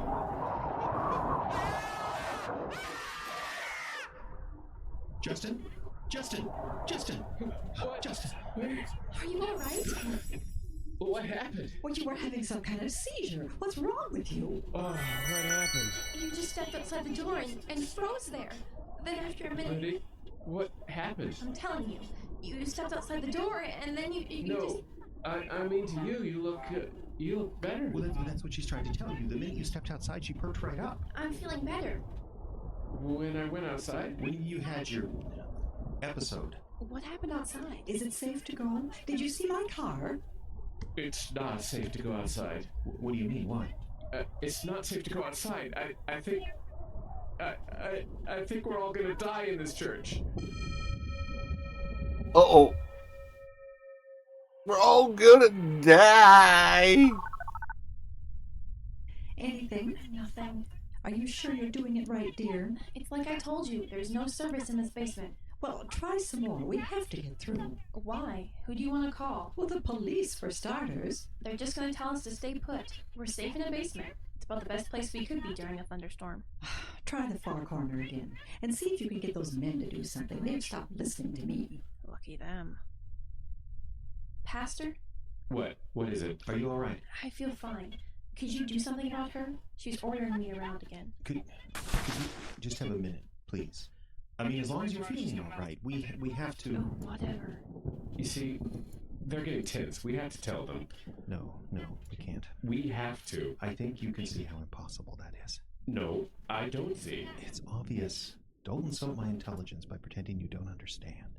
All right. I understand. You don't want the girls to know what I saw. What you thought you saw. All right, what I thought I saw. But up until now, we have all behaved like this is just a normal storm. We'll wait it out and then we turn to our lives. I'm so glad to hear you say that. You're not listening to me. Something's going on, Fred. I've never seen anything like this. You've been through a tremendous strain. You're just... Perhaps some time off. You're lying to yourself. Why won't you believe what I tell you? I saw what I saw. What would you have me do? Go tell those women you saw a demon in the parking lot. What would be so wrong about that? I'm not even going to dignify that with a... We do believe in the spiritual world around here, right? When you've been here as long as I have, you can make your own judgments. But until then, please, listen to me. This is still basically a mill town. Plain, hard-working people who aren't particularly comfortable delving into the deeper mysteries. We can tell them about the divine birth, we can tell them about the resurrection, and they'll accept it readily enough, so long as we don't ask them to dig too deep. You mean lip service instead of faith. Now is not the time, Justin. I can't understand you when you talk like this. We're here to shepherd these people. Shepherd them? Where? We cannot have this discussion now. Okay, I'm gonna go use the restroom. I will be right back. Keep going with the scary story of the demon, which is done in a radio theater format. So keep enjoying that. I'll be right back. No, we need to agree so we can keep the women calm and get them to safety. I don't know what that means. Well, we present a united front so that they will more readily trust us. No, I understand why we should agree. Then what don't you understand? Where are we taking them, Pastor Fred? Where is it safe? Anywhere but here. The cell service is still down, and that landline is dead. Is there a dial tone? A what? Keep trying. We cannot give up now. It's dead. Deal with it. This is exactly the problem I've been talking about. Disrespectful youth, failing to offer even the most basic assistance. Would you just shut up? And I have taken just about all that mouth I care to. Why don't you go over in the corner and try your phone for another hour or so? Nobody wants to talk to you. Brittany, That's enough. I insist you apologize now. Not gonna happen. please, both of you. You incorrigible little girl. If you knew what you were saying. Little girl? That's the best you've got? I think we all need to just Why don't you just say what you really want to say? I assure you, I am. Oh, no, you're not. You want to call me a whore. Brittany? You want to call every girl under 20 a whore, or a slut, or maybe a gutter snipe. There's an oldie but a goodie. You're embarrassing yourself. Because anybody who dares to be younger than you has got to be a slut, right? What are you talking about? You! Every woman I've ever known like you. You watch a girl my age come in through the door, and you shift into that cold, hard stare. That hateful stare, all because you had to work 2 hours to be seen in public. You think that's what this is about? I know that's what this is about. I am a child of the living God. I know who my Father is. You are a child of the world. A bunch of words thrown together so they don't mean anything. Anything you would understand. Am I stern with you, little girl? Maybe I am. But children your age always believe the same things. They believe in their invincibility. They believe in their perfection. It's tiresome to say the same thing class after class. You believe you're a rock star because you soloed in the school choir, or you believe you'll rule the world because you've been elected treasurer of the student council. You all end up the same, fumbling through college to have a pathetic little life, or worse, landing back at your parents' house because the difficulties of paying rent and doing laundry once in a while was too much. Why so quiet all of a sudden? I think it's good that we cleared the air like that. Now we need to refocus and Shut up. I beg your pardon. Quit pretending you have control. No one does. We're turning on each other. Justin, please. It was going to happen sooner or later. I guess I'm glad it's happening now. We can get this over with. What on earth is he talking about? I don't know. Yes, he does. Justin? Go fight all you want. Rip each other to shreds. It's just what it wants. Justin, please. You're scaring me. Oh, this is hardly appropriate behavior. Shut up! Shut up and listen. I don't hear anything. That's right. What do you mean? What are you talking about? The storm. That's right. I don't hear the storm anymore. What does it mean? I'm not sure. Well, it's clear it's time to go. I think the less said about this time the better, don't you? Perhaps we should discuss things a little further. There is no reason, so long as everyone is discreet. This was just a very tense time. We all said some things we didn't mean, and now it's over. Why can't we get cell service? It's time to go home. Everyone have a good night. If you go outside, you'll die. What? If we go outside, we'll all die. Well, that's ridiculous. Even you believe me. I can see it in your eyes. The storm has passed. We need to leave now. If you go outside, you will die. Why on earth would you say that? Because there's something out there waiting to eat you. What? It's waiting. Well, it's waiting that for would one be of us. plain enough Justin, as to too late. why. They had to know. What are you talking about? When I stepped outside to get my car, I saw something. It talked to me. It said its name was Legion. You can't be serious. I saw what I saw. It said it was here for the one. You never mentioned that. Does that change things? No, I guess not. Well, I don't understand. There's someone outside? Something. Justin, please. You saw what happened to me. You saw the unnatural fog, how the storm just stopped. Brittany's injury. Something is out there and it doesn't want us to leave. I don't want to go. I want to stay here with you. Brittany, come here. What do you think you're doing? It doesn't matter now. Justin? It doesn't. What is this? Nothing. It's a private matter. I've been counseling Justin. It's none of your business. Oh, good Lord. It doesn't matter now. It's all right. I've been counseling him. Do you mean to say that this girl and Pastor Justin have been intimate? I know it must come as a shock, Cassandra, but I can count on your discretion, can't I? I warned you when you hired him. A man so young and single besides, this was bound to happen. What's gonna happen? I don't know. Would you at least let go of each other? I'm going to be 18 in a month. We're going to be married then. We talked about it. I know, but something's wrong. It's Something's wrong here. I'm not sure any of us are getting out of this. You're scaring me. I'm sorry. You are disgusting. Taking advantage of a girl like that. I know. You can't hold on to your job. Leave him alone. I'm not sure of that. Just leave him alone. You've been hurt. You need help. I hate you. Nasty. I wish something would happen to you. It's never happened to people like you. You can't strike me. I wish Justin was right. If there was a demon outside, I'm pretty sure who he's coming for. What was that? I don't know. Is the front door locked?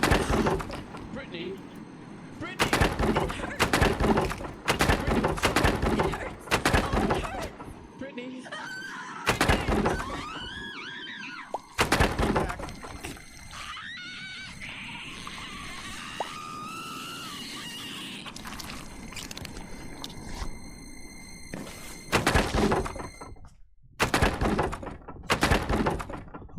God, she's turned inside out.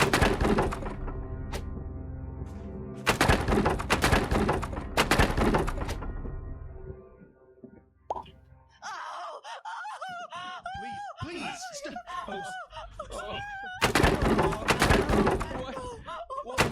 For God's sakes, cover her up. There.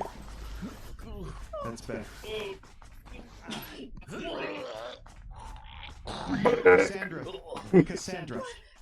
Cassandra, I need to help Justin. Will you be okay? What could have... Sit in this chair. Sit in this chair over here. Yes. That's right. That's right. I'll just turn you away from... Just sit in the chair. She's not in shock. I could have done that. We're all gonna die. Well, that's... This is a very disturbing time, and Tell me about what you saw. what? The thing you saw. Tell me about it. I don't... When you were outside, you saw something. We need to figure out what it was. Why? It's our only chance to escape. You think you can get out of here? Don't be foolish. We all have to get out of here. It isn't safe. Look what it did to Brittany! Yes, I know. It's horrible. But you're the only one who's seen it, so you are our only source of information. Cassandra, are you all right? Of course. That was a momentary shock, that's all. Now, tell me about this thing. What did you see? I don't know if I saw anything. You said you saw something. I know, but the fog, the noise, it was all so strange. And what I saw was just a flash of an image. And what was that image? It doesn't make any sense. Tell me anyway. Maybe a bat wing, a tentacle, maybe? A bat wing? Is this your idea of a joke? Cassandra, That girl lies over there defiled, and you make jokes. I'm not. I've had enough of this. Where are you going? I'm going upstairs and I'm going to walk out that door. No! He's full of guilt-ridden hallucinations, Pastor. Get him help. Cassandra, you shouldn't go outside. We don't know Not- what it is, Pastor, but whatever is happening, I want to see for myself. If there is anything to see. We have to stop her. How? No one's ever been able to. Cassandra! Ridiculous to waste time listening. Can't be that bad. Cassandra, wait! Filling our heads with stories. But all the Damn while, it. What? What? Is who's there? All your reaction, please. Are you all right?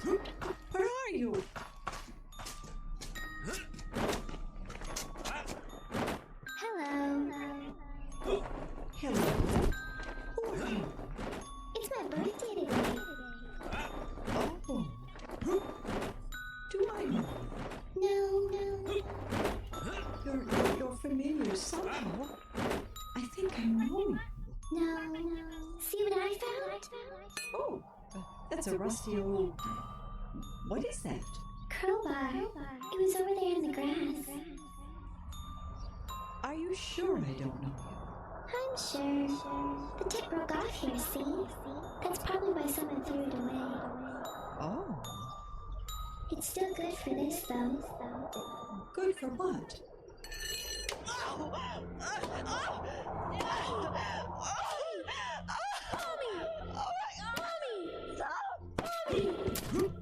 Are you all right? Cassandra, are you all right? Are you all right? She's in shock again. Get me down the basement, please.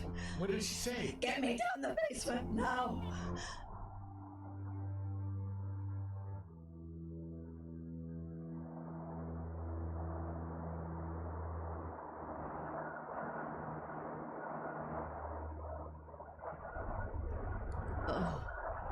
So you didn't see it? I don't know. Do you need some more water? I'm fine.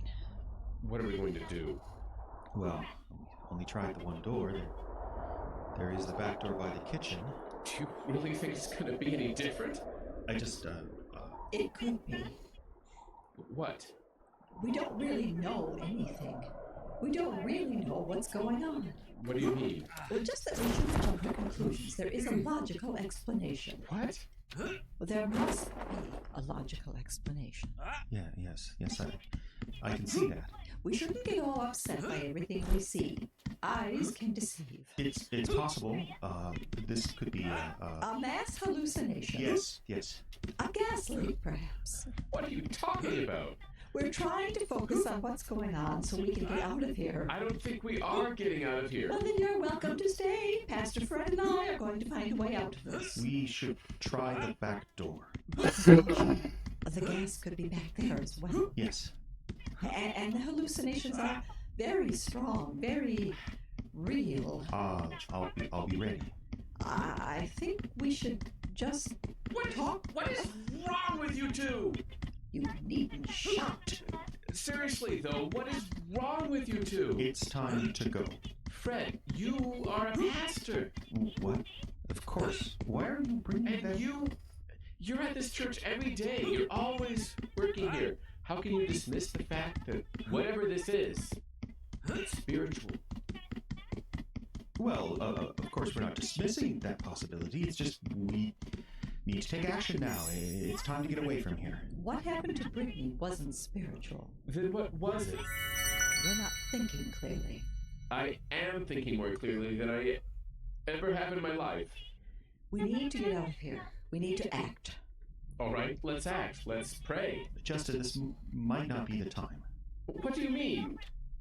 Can't you see what's happening? There is a logical explanation. What about Brittany? Is there a logical explanation for that? You're upset. Yes, I'm upset. I saw a girl I care about very much. Well, we all saw what happened to her. You claim there's a logical explanation for that? I'm not saying I know what it A is. gas leak? Perhaps. If it's a gas leak, then we're all hallucinating this. And if we're hallucinating this, then Brittany really isn't under that coat. Where are you going? To uncover her, of course. Please don't.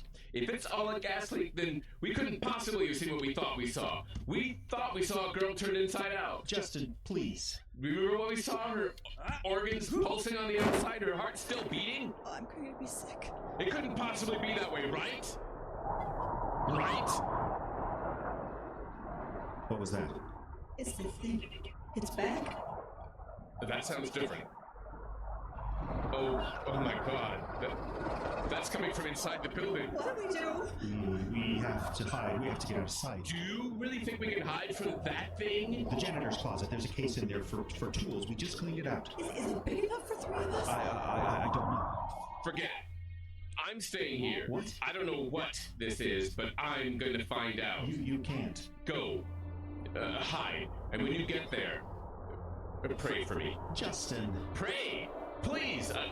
I don't know what this is, but I know we can't get away from it by running. Father, into your hands I commend my spirit. Come on. Let him stay here if he wants to. Fine. Father, into your hands I commend my spirit. Come on. Here? Is it? Yes, right through here. Where is it? Here, the large cabinet in the corner. It'll be cramped. Just come on. Father? And I commit my spirit. I wish you'd shut up. Quiet, we have to conserve the air in here. How long do you think I that don't know. Father, into your hands, I commit my spirit.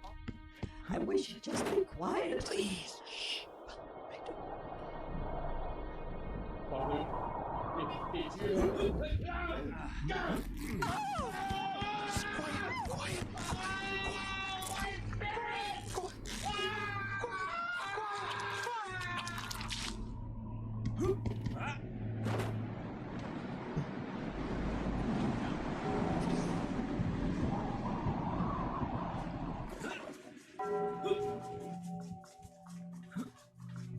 Boom.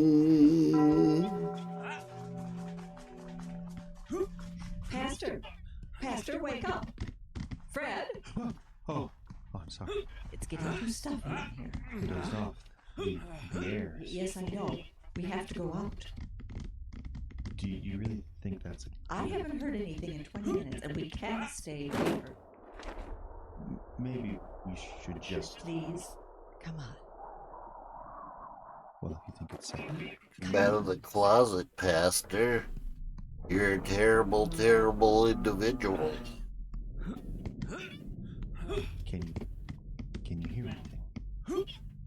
No. Here, you listen at the door for a moment. Anything? No, I don't know. We should check.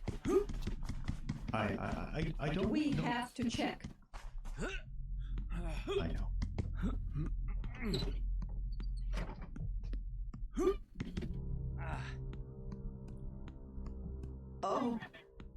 Oh, my. Don't look. Don't look. What on earth happened? We shouldn't be here.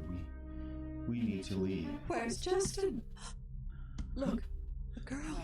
She's gone too. I'm going to be ill, I think.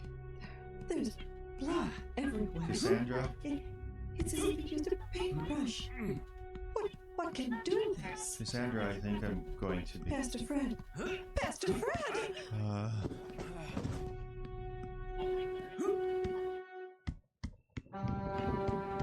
Barf.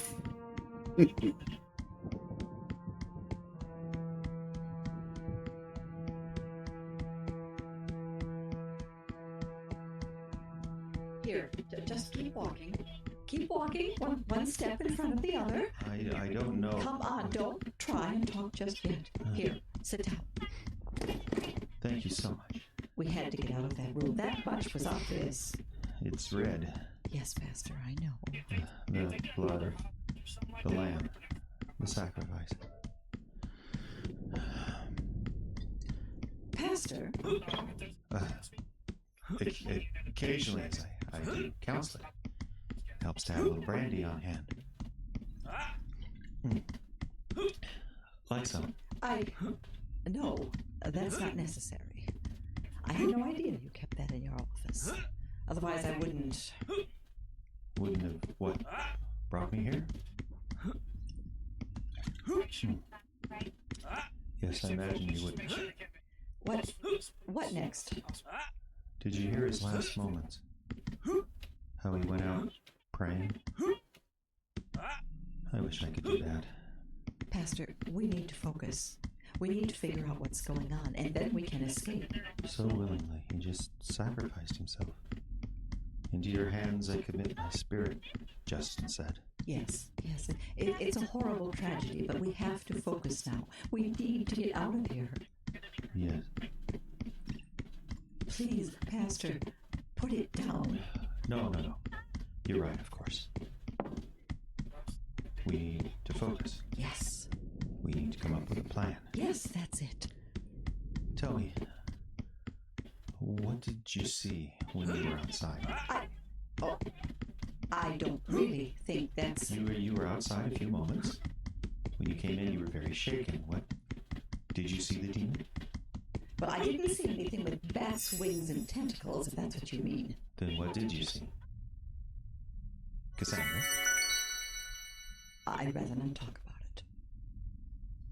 Ah, yes. I saw a child. Excuse me? A young child. That's what I saw. I don't understand. It, I'm fairly certain it was mine. I didn't know you had children. This isn't easy for me. Of course. Take your time. But there was a time before I became a Christian. I lived a different life. Selfish. She was a living for whore. pleasure. I see. There were men, of course. One, well, I found myself with his child. So there is a child. No. I felt I wasn't ready, so I went to one of those clinics. Oh. You've never mentioned this before. It's in the past, it doesn't matter. How can you be sure that what you saw was your child? I am. I just am. Of course, it's obvious now that Justin was right. What do you mean? This is spiritual, whatever it is. What happened to Brittany, what happened to Justin, the things you saw. These things don't happen because of gas leaks. No, they don't. What can we do? We can pray. It didn't help Justin much. We can try to figure out what it wants. Justin said something about he came for the one. That doesn't make any sense. He's already taken two. Well, maybe... What? You have an idea? What if you stepped outside? I don't understand. Justin and I both had visions when we stepped outside. They didn't mean much, but perhaps if you stepped outside, you might see something that would help. I see. No. Pastor, The fact that he's a I don't pastor understand. who was messing with one of his to get out of here. We cannot go flying off on wild parishioners. goose chases, can we? But you just said this was a spiritual... Cassandra, it's just us here now. I think we need to be honest. All right. Yes, this is a church, and yes, both of us spend most of our time here, but the truth is, neither one of us has ever seen a spiritual battle before.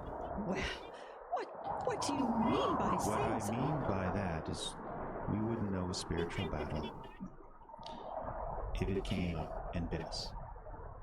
We are completely out of our depth.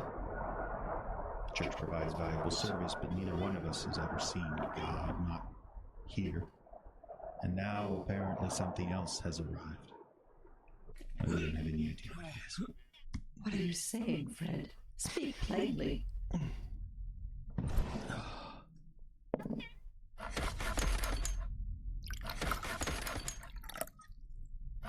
brandy is poisoned. It's been sitting in my desk drawer for a long time. I just never had the courage to use it before now. Why did you pour some into a glass? Come with me. What? Come with me. Embrace the darkness. Embrace nothing. Doesn't nothing sound wonderful right now? Pastor! We'll go somewhere. No one expects anything of us. Where we can't fail anymore. Pastor Fred! I'm so glad he came. I never could have done it alone. Pastor! Wake up! I always was a coward, you see. My whole life I was a coward. Remember the Johnson boy? What? Johnson boy. Put a shotgun in his mouth last year, remember? Yes. Keep talking. He was in here for counseling. He wanted to know if there really was a God. Did he really care? I couldn't lie to him like I did the others. Couldn't. Oh, he saw it too. He saw it in my eyes. Next day they were scraping his brains off the barn wall. Oh, Pastor, please. Oh, my eyesight's gone. Thank God. The black. Oh. The black. Oh.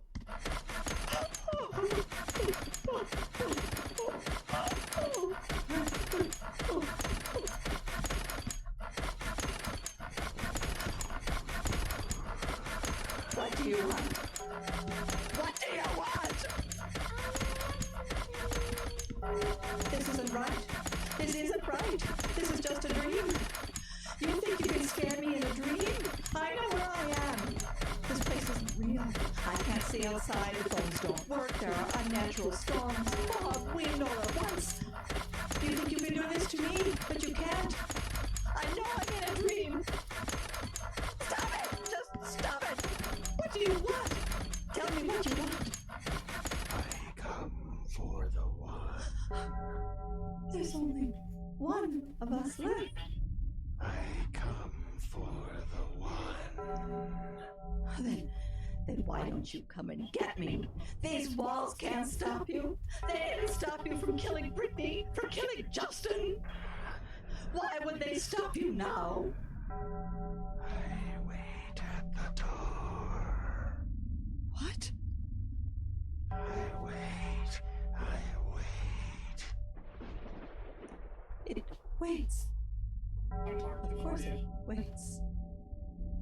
It was always waiting. Always just outside the door. Pastor, Oh, of course, I'm talking to a dead man now. I suppose it doesn't make any difference. Do you remember, Pastor, that painting we gave you for Christmas? I believe you hung it up in your apartment. Christ knocking at the door. Very famous. The Bible I got for confirmation is one of the picture plates. But it makes sense now. It makes sense. We have to do it. It has to be us. We have to let him in. We have to let me in.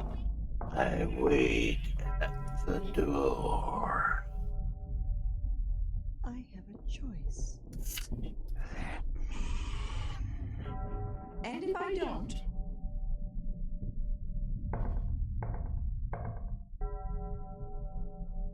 that's right. This is his world more than mine. My world is gone. It's stuck out there somewhere in the mist. I could leave and hope to find it, but I won't. I'll just walk through the fire.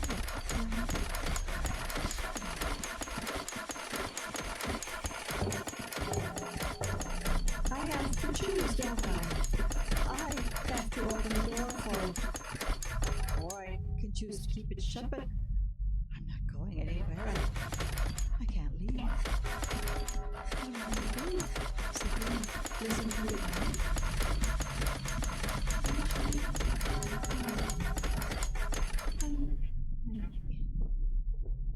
How did you say, Pastor? Embrace the darkness.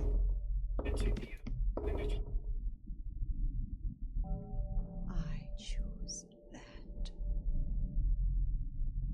I choose the darkness because I don't have any choice.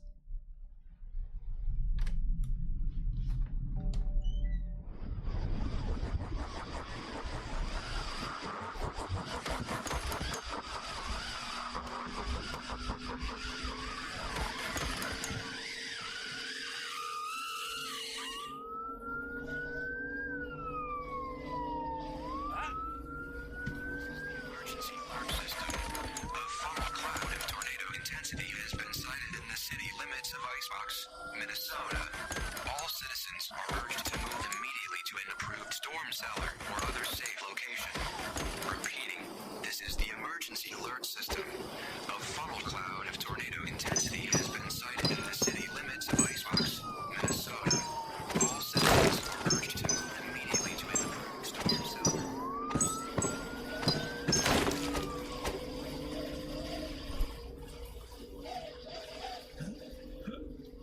Fred?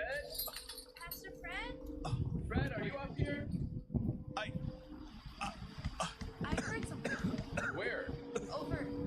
Wow. Was this the office? Went right through the church.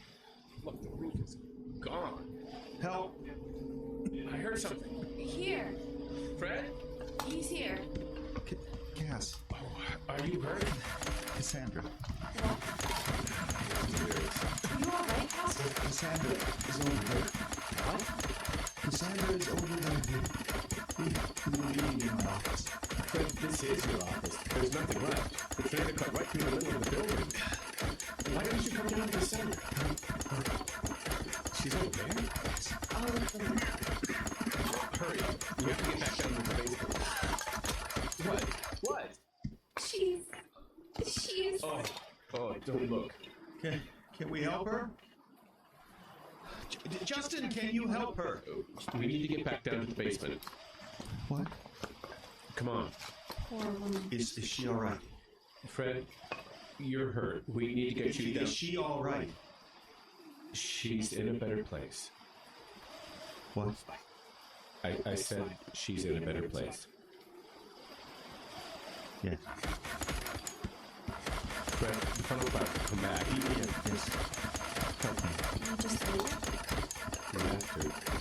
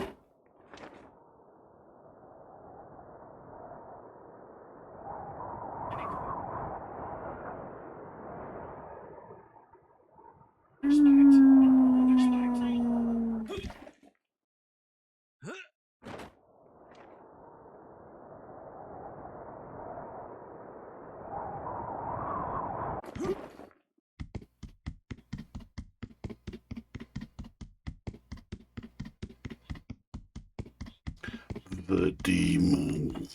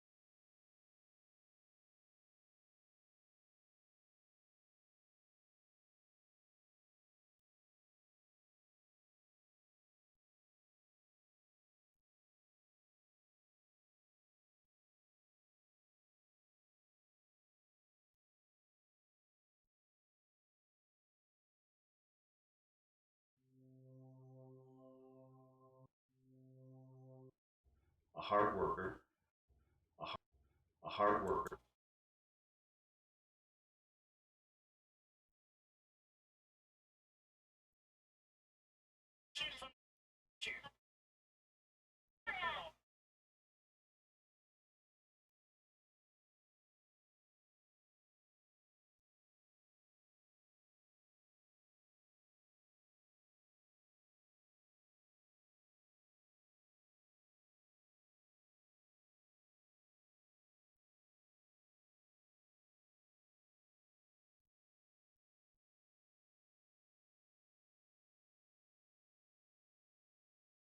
I've worked the night shift at Riverside Mall for 2 years. It's the kind of job where the hours stretch on forever. The mall is closed by 10 p.m., and it's just me, alone with the soft hum of the air conditioning, the sound of my footsteps echoing through the empty hallways, and the faint clink of keys. The night shift is usually quiet, sometimes even too quiet, but I've gotten used to it. That is, until the night of the burglary. It was about 3 a.m., and I had just finished my breakfast. The place was eerily silent, as always. I decided to make my usual trek through the mall's main corridor, past the stores that had long closed their doors for the night. Everything seemed normal, except for one thing. The large antique mirror outside the vintage clothing store had cracked. I stood in front of it, staring at the jagged, uneven break in the glass. How did it happen? The mall had been closed for hours. No one had come by. No one should have been in this area. I glanced around, but the hall was empty.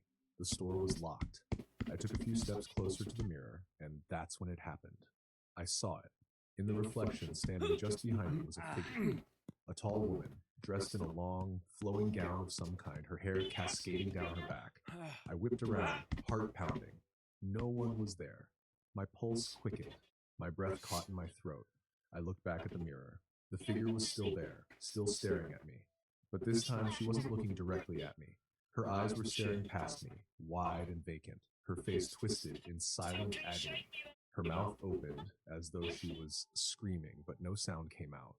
I stumbled back, shaking my head, trying to push the image from my mind. I turned and walked away, but I couldn't stop glancing over my shoulder. The figure was still there in the reflection, slowly inching closer with every step I took. My footsteps echoed louder now, and I broke into a sprint, running back to the security office. I tried to calm myself. Gotta down. be It was just a something trick of the over light, there. I told myself. Maybe the cracks in the mirror were distorting the reflection, creating an illusion of movement. But when I looked at the security footage from the hallway, my blood ran cold. The figure was there, moving, just like I had seen it in the reflection. It wasn't just standing there anymore. The woman was walking slowly toward the camera, her face still twisted in silent torment. Her hands reaching out as though she was trying to grab something. Someone. I slammed the monitor off. I had to get out. I wasn't about to stick around to see whatever it was that had found its way into the mirror. But as I stood up, I froze. The woman was in the office now. She was standing behind me, her reflection clear in the glass of the security room's door. I could feel her presence, cold and suffocating. I didn't need to look to know she was there, but I couldn't resist. I turned slowly. The woman was standing in the corner of the office, her eyes locked onto mine. She was closer now, only a few feet away. Her mouth stretched wide, but still, no sound came. My heart raced as I backed away, but the door was locked. I fumbled for my keys, my hands shaking violently. The air around me seemed to freeze, the temperature plummeting. I could see my breath short and ragged as I finally unlocked the door. I ran down the hall, out into the main lobby, and to the emergency exit. I didn't care about anything but getting out of there. When I burst through the door and into the cold night air, I didn't look back. The next morning, I reported everything to the manager. Of course, she didn't believe me. She said I probably just imagined the whole thing after a long shift. But when I told her about the cracked mirror, her face went pale. She told me no one had touched that mirror for over a year. The shop had been closed for months, and no one had access to it. I never returned to the Riverside Mall after that night. I couldn't. The woman in the mirror is still there, waiting, and I know deep down that she's still looking for someone, anyone, to step into her world. Story number 2. When I took the night shift at the distribution warehouse, I didn't expect it to be exciting. The job was straightforward. Log deliveries, monitor the cameras, and make sure everything was secure. Easy money. or so I thought. The warehouse was massive, a maze of shelves stacked high with pallets of goods. During the day, it's buzzed with activity, but after 10 p.m., it became eerily quiet. The only sound was the faint hum of the fluorescent lights and the occasional creak of the building settling. On my fourth night, things started to go wrong. It was just after midnight when the first noise caught my attention. I was sitting in the security office, sipping coffee and scrolling through my phone, when I heard a loud crash echo from deep within the warehouse. I jumped, spilling coffee on my uniform. Swearing under my breath, I checked the monitors. The camera feeds showed row after row of silent shelves. Nothing seemed out of place. I switched to the live feed from the storage area where the sound had come from, but the screen was static. Great, I muttered, grabbing my flashlight. I stepped into the cavernous warehouse, the beam of my flashlight cutting through the darkness. The silence was oppressive, the kind that made every step feel louder than it should. I walked toward the storage area, my footsteps echoing off the concrete floor. When I reached the source of the noise, I found a pallet of boxes toppled over, their contents spilled across the floor. It looked like an accident. Maybe one of the unstable stacks had finally given way. Still, I couldn't shake the feeling that something was off. The air felt heavier, colder. As I bent down to pick up one of the boxes, I heard a faint shuffling sound behind me. I froze. Slowly, I turned, shining the flashlight into the shadows. There was nothing there. "Hello," I called out, my voice sounding small in the vast space. No response. I shook it off and went back to the security office. For the next hour, everything was quiet. I chalked the crash up to bad stacking and tried to focus on my work. But just as I was beginning to relax, the cameras flickered. The feed from the loading dock went dark. Then another camera blinked out, and another, until only the feed from the main aisle remained. On the screen, something moved. It was just at the edge of the frame, a shadow that didn't belong. I leaned closer, trying to make it out, but the shadow was gone. The static camera feeds returned, and everything seemed normal. I told myself it was a glitch, but I couldn't shake the unease creeping up my spine. Around 2 a.m., the noises started again. This time, it was a low, rhythmic tapping, like someone drumming their fingers on the metal shelf. Rap tap I grabbed tapping. my flashlight and reluctantly ventured out As into the if warehouse. someone were The sound led me to the rapping farthest and corner of the building, tapping where at the shelves were my packed tightly chamber together. door. The tapping stopped as I approached, replaced by silence so absolute it felt suffocating. "Is anyone here?" I called out, trying to keep my voice steady. The air felt wrong, heavy, oppressive. And then I saw it. A figure, hunched and unnatural, was crouched at the end of the aisle. Its limbs were too long, its head tilted at an impossible angle. It was facing away from me, but I could hear its breathing, wet and rasping, like it was struggling to suck in air. I stepped back, my flashlight trembling in my hand. The beam caught the edge of the figure, and it moved. Slowly, it turned its head toward me. Its face, or what should have been its face, was a mass of shifting shadows. No eyes, no mouth, just a void that seemed to pull the light into it. I ran. I didn't stop until I was back in the security office, slamming the door behind me and locking it.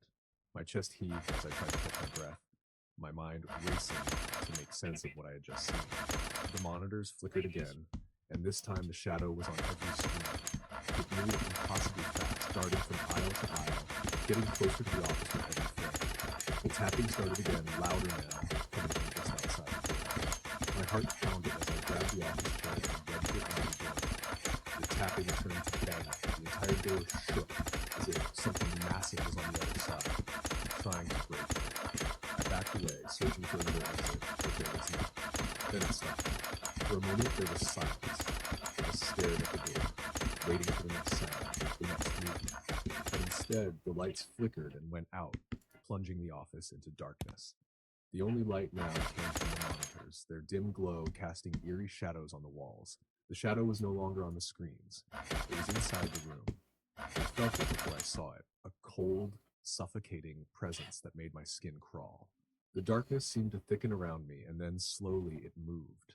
I turned, and it was there, towering over me, its shifting form blotting out the faint light. I tried to scream, but no sound came out. The last thing I saw was its void-like face consuming everything. When the morning crew found me, I was curled up in the corner of the security office, muttering incoherently. They said the cameras had stopped working around midnight, and they hadn't been able to reach me. I never told them what I saw. They wouldn't believe me anyway. But I know one thing for sure, something is still in that warehouse. Story number 3. I never thought a night shift at a downtown office building would be anything more than a boring, endless shift of watching security cameras, monitoring the alarms, and making sure the elevators didn't malfunction. That is, until the night I had to deal with the elevator. It was my third week working the graveyard shift at the Asher Towers, a sleek glass and steel building that loomed over the city. Most of the offices had been shut down for the night, and it was just me, alone in the security office, with the hum of the air conditioning as my only company. The night was quiet, almost too quiet. Around 2 a.m., I heard the sound of the elevator doors opening and closing on the security monitors. I didn't think much of it at first. The elevator was always moving, making random stops throughout the night, probably cleaning staff or late-working employees. But then it happened again, and again. The elevator would go up a few floors, stop, then descend back down, only to stop again on the same floor. Each time I checked the security cameras in the lobby, expecting to see someone. But there was never anyone there. Just the elevator doors opening and closing, then the soft ding that echoed through the empty lobby. I tried to shake it off as nothing. A glitch, maybe? But then the elevator stopped on the 13th floor. I knew for a fact that the 13th floor was empty. There hadn't been tenants there for months. It had been marked as out of service due to maintenance, and nobody had been up there since. I felt my skin prickle with unease. I checked the camera feed for that floor. There was no one, but the elevator doors remained open. A chill ran through me. Is someone playing a prank? I muttered to myself, not entirely sure I believed my own words. Against my better judgment, I decided to go check it out. I grabbed my flashlight and locked the security office behind me. As I entered the elevator, I hesitated, my fingers hovering over the button for the 13th floor. I couldn't explain why I was nervous, but I couldn't shake the feeling that something was waiting up there. The elevator made its way up smoothly, but when the doors opened, it felt like stepping into a different world. The floor was empty, except for the rows of cubicles and desks, all covered in thick layers of dust. The harsh fluorescent lights flickered above, casting long shadows across the cold, sterile room. My footsteps echoed too loudly as I walked deeper into the floor, shining my flashlight over the abandoned space. Nothing seemed out of the ordinary, except for the smell. It was faint, almost imperceptible at first, but as I moved further in, it grew stronger. A sour, musty odor that made my stomach turn. It wasn't just dust, it was the smell of something old and decaying, like something was rotting just out of sight. I turned the corner and froze. At the end of the hallway, I saw it. A figure. Standing perfectly still in the shadows. It was a person. Or at least it looked like a person. But it was wrong. It was too tall, too thin, with long, unnaturally long limbs. Its head was tilted at an odd angle, as if it was studying me. Its face, if you could even call it a face, was pale and gaunt, its eyes hollow and dark, as if they had never seen light. I couldn't move. I was paralyzed with fear, staring at the figure, trying to comprehend what I was seeing. Then the elevator dinged behind me. I spun around, expecting to see the elevator doors open and someone waiting inside. But there was no one, just the empty elevator, standing still. The lights flickered. A cold wind swept through the hallway, making the temperature drop sharply. I heard it then, the softest whisper, like a breath on the back of my neck. Get out. I didn't need to be told twice. I sprinted back to the elevator, my heart pounding in my chest. I pressed the button for the ground floor over and over again, but the doors didn't close. The figure was there, at the other end of the hallway, slowly inching toward me, its long fingers dragging across the floor like claws. Finally, the doors slammed shut. The elevator descended quickly, faster than it ever had before, and I could feel the floor beneath me vibrating with each floor we passed. When the doors opened, I bolted out, straight into the lobby, and didn't look back. I've never gone back to that floor, and I haven't been in the elevator since. I don't know who or what was on the 13th floor that night, but I know I don't ever want to find out. Story the end. Story number 4. When I got the job as the night security guard at the Hollow Pines Industrial Park, I thought it was perfect. The place was quiet, the pay was good, and all I had to do was sit in the booth, monitor the cameras, and do a couple of patrols. Easy. My first week passed without incident. The park was mostly abandoned after 6 p.m., and the buildings stood like silent sentinels under the cold glow of the floodlights. But on the 8th night, something changed. It started with the cameras. Around midnight, as I was sipping my coffee and scrolling through the feeds, I noticed something. Shit. Old unused warehouse was flickering. At first, I thought it was just a loose connection, but then the static cleared, and I saw it. A figure was standing at the edge of the lot, just outside the light's reach. It was tall and motionless, its features obscured by shadow. I leaned closer to the monitor, my heart starting to race. What the hell? The figure didn't move, but something about it felt wrong. It wasn't just standing there. Okay, I grabbed my log. flashlight radio, telling myself it was probably just a homeless person who had wandered onto the property.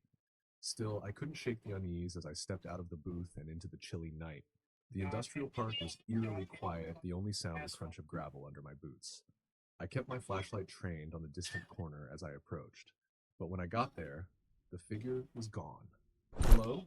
I called, my voice sounding too loud in the stillness. No response.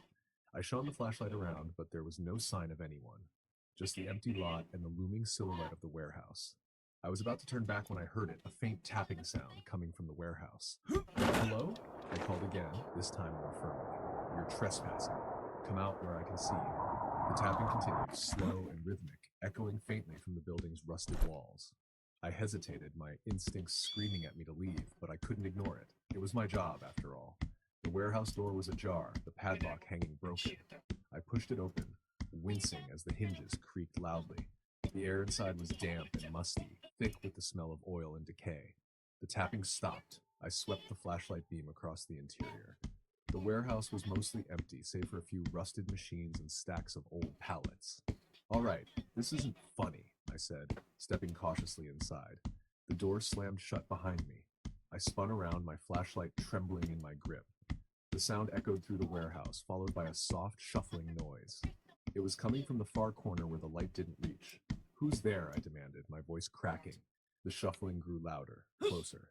My flashlight flickered, the beam sputtering as if something was draining its power. And then I saw it.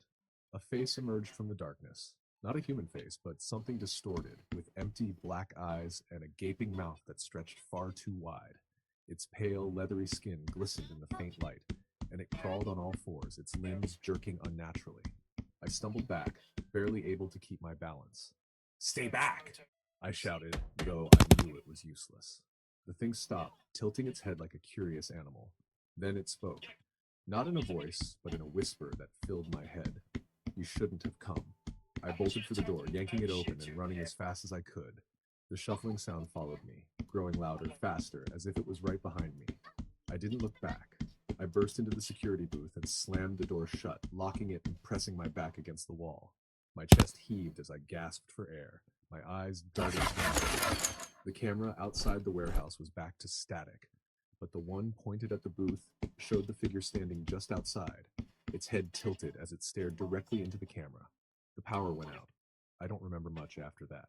When the morning guard arrived, they found me huddled in the corner of the booth, muttering about shadows and whispers. I never went back to Hollow Pines. Whatever I saw that night wasn't meant to be found. Story number 5. I took the night shift at the old Magnolia Hotel because I needed the money.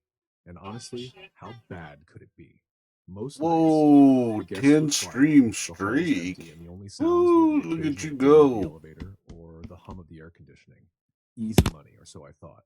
The Magnolia wasn't a big place, just 6 floors and about 50 rooms. It was old, with creaky floors and wallpaper that was peeling at the edges.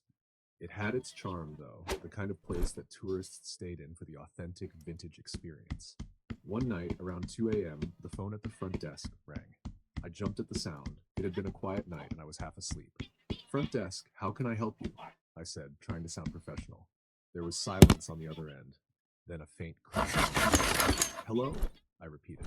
A woman's voice, soft and trembling, finally spoke. "Please, I need help. Something's in my room." I straightened up, instantly alert. "Ma'am, what room are you in?" 607, she whispered. I frowned, glancing at the computer screen. Room 607 wasn't occupied. In fact, it hadn't been rented out in months. There was a reason for that. "Are you sure, ma'am?" I asked carefully. "The system shows that room is empty." No, she said. Her voice sounded. "I'm here. Please, it's in the corner, watching me.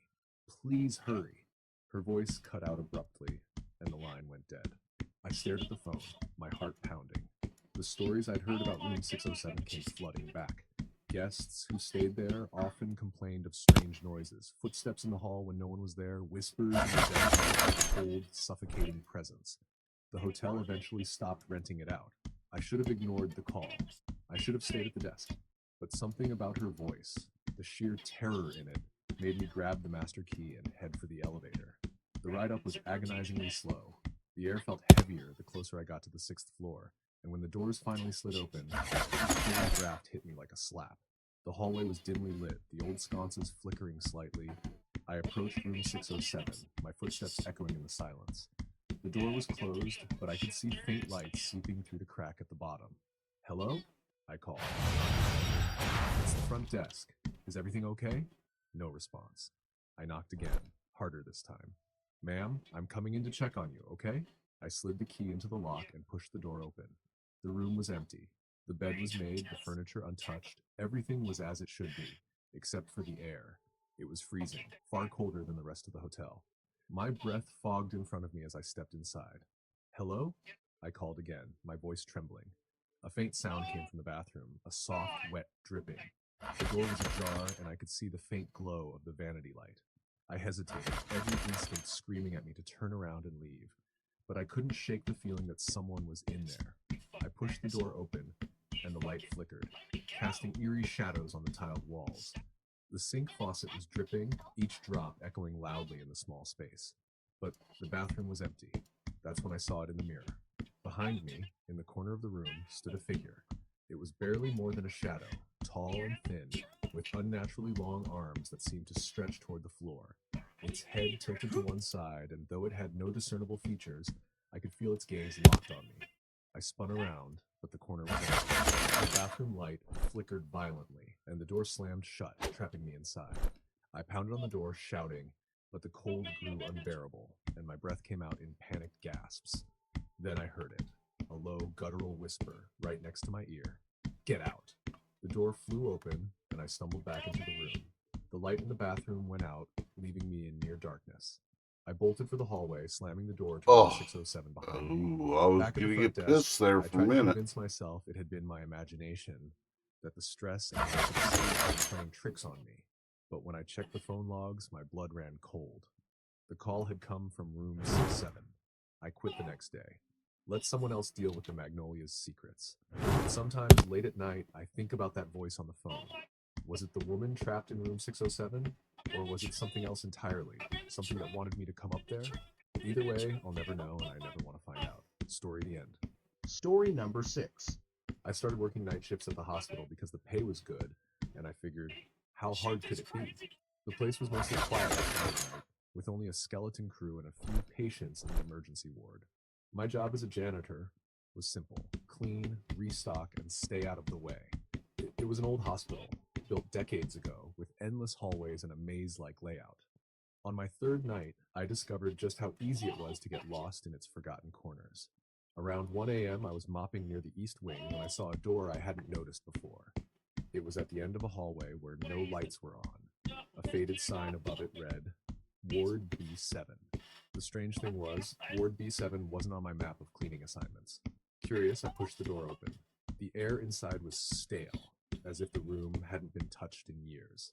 The walls were yellowed with age, and the faint smell of antiseptic lingered. Rows of empty hospital beds stretched out before me, their metal frames rusted and their mattresses sagging. I was about to leave when I noticed something on one of the beds, a small teddy bear. Its fur was matted, and one of its button eyes hung by a thread. It was strange. There shouldn't have been any personal items left here. This place looked abandoned. I picked up the bear, turning it over in my hands. As I did, I heard something, a faint whisper just at the edge of my hearing. "Help me." I froze, my heart pounding. The whisper was so soft I couldn't tell where it was coming from. My rational mind tried to dismiss it. Old buildings made noises, right? I set the bear back down and turned to leave. But as I stepped toward the door, it slammed shut behind me. I yanked on the handle, but it wouldn't budge. The lights flickered, casting eerie shadows that danced across the walls. The whisper came again, louder this time. "Help me." It was unmistakable now, a child's voice. My breath quickened toward the room. "Hello?" I called out, my voice trembling. "Is someone there?" For a moment, there was silence. Then one of the bed frames creaked. Slowly, I stepped closer, the mop in my hand trembling like a pathetic weapon. As I approached, I saw something, or someone, sitting on the bed. It was a girl, no older than 6 or 7, wearing a pale hospital gown. Her hair hung in dark, matted strands over her face, and she was clutching the teddy bear I had just set down. "You shouldn't be here," she whispered, her voice barely audible. I stumbled back, my mind racing. "Who are you? Are you lost?" She didn't answer. Instead, she pointed toward the far end of the room, where a pair of double doors stood partially ajar. I hadn't noticed them before, and something about the darkness beyond them made my skin crawl. "Don't open it," she said, her voice shaking. "They'll see you." "They?" I asked, but she didn't respond. She just stared at the doors, clutching the bear tighter. Her small frame trembled. The temperature in the room dropped sharply, my breath now visible in the icy air. I could hear faint sounds coming from beyond the double doors, soft, shuffling footsteps and a low, guttural moan. Every instinct screamed at me to run, but my legs wouldn't move. I was rooted to the spot. The girl suddenly looked at me, her eyes wide with fear. "They're coming!" The doors burst open, slamming against the walls with a deafening crash. The darkness beyond them spilled into the room like a living thing, and from it emerged figures, tall, gaunt shapes with hollow faces and unnaturally long limbs. Their movements were jerky, like marionettes controlled by an unsteady hand. The girls screamed, and the figures turned toward us. Their empty sockets seemed to lock onto me, and I felt a wave of nausea and terror so strong it nearly knocked me off my feet. "Run!" the girl shouted. I didn't need to be told twice. I turned and bolted for the door I had entered through, yanking on the handle with all my strength. This time it gave way, and I stumbled out into the hallway. The air in the hall felt warm and safe compared to the freezing terror I had just fled. I turned back, expecting to see the figures pouring out after me, but when I looked, the hallway was empty. The door to Ward B7 was gone. In its place was a blank wall, as if the entrance had never existed. I didn't go back to work the next night, or any night after that. I quit the job and tried to put the experience out of my mind, but some things are impossible to forget. Sometimes, late at night, I dream of the girl in the hospital gown, clutching her teddy bear, and sometimes I hear her voice, soft and trembling. "They're coming." Story the end. Story number 7.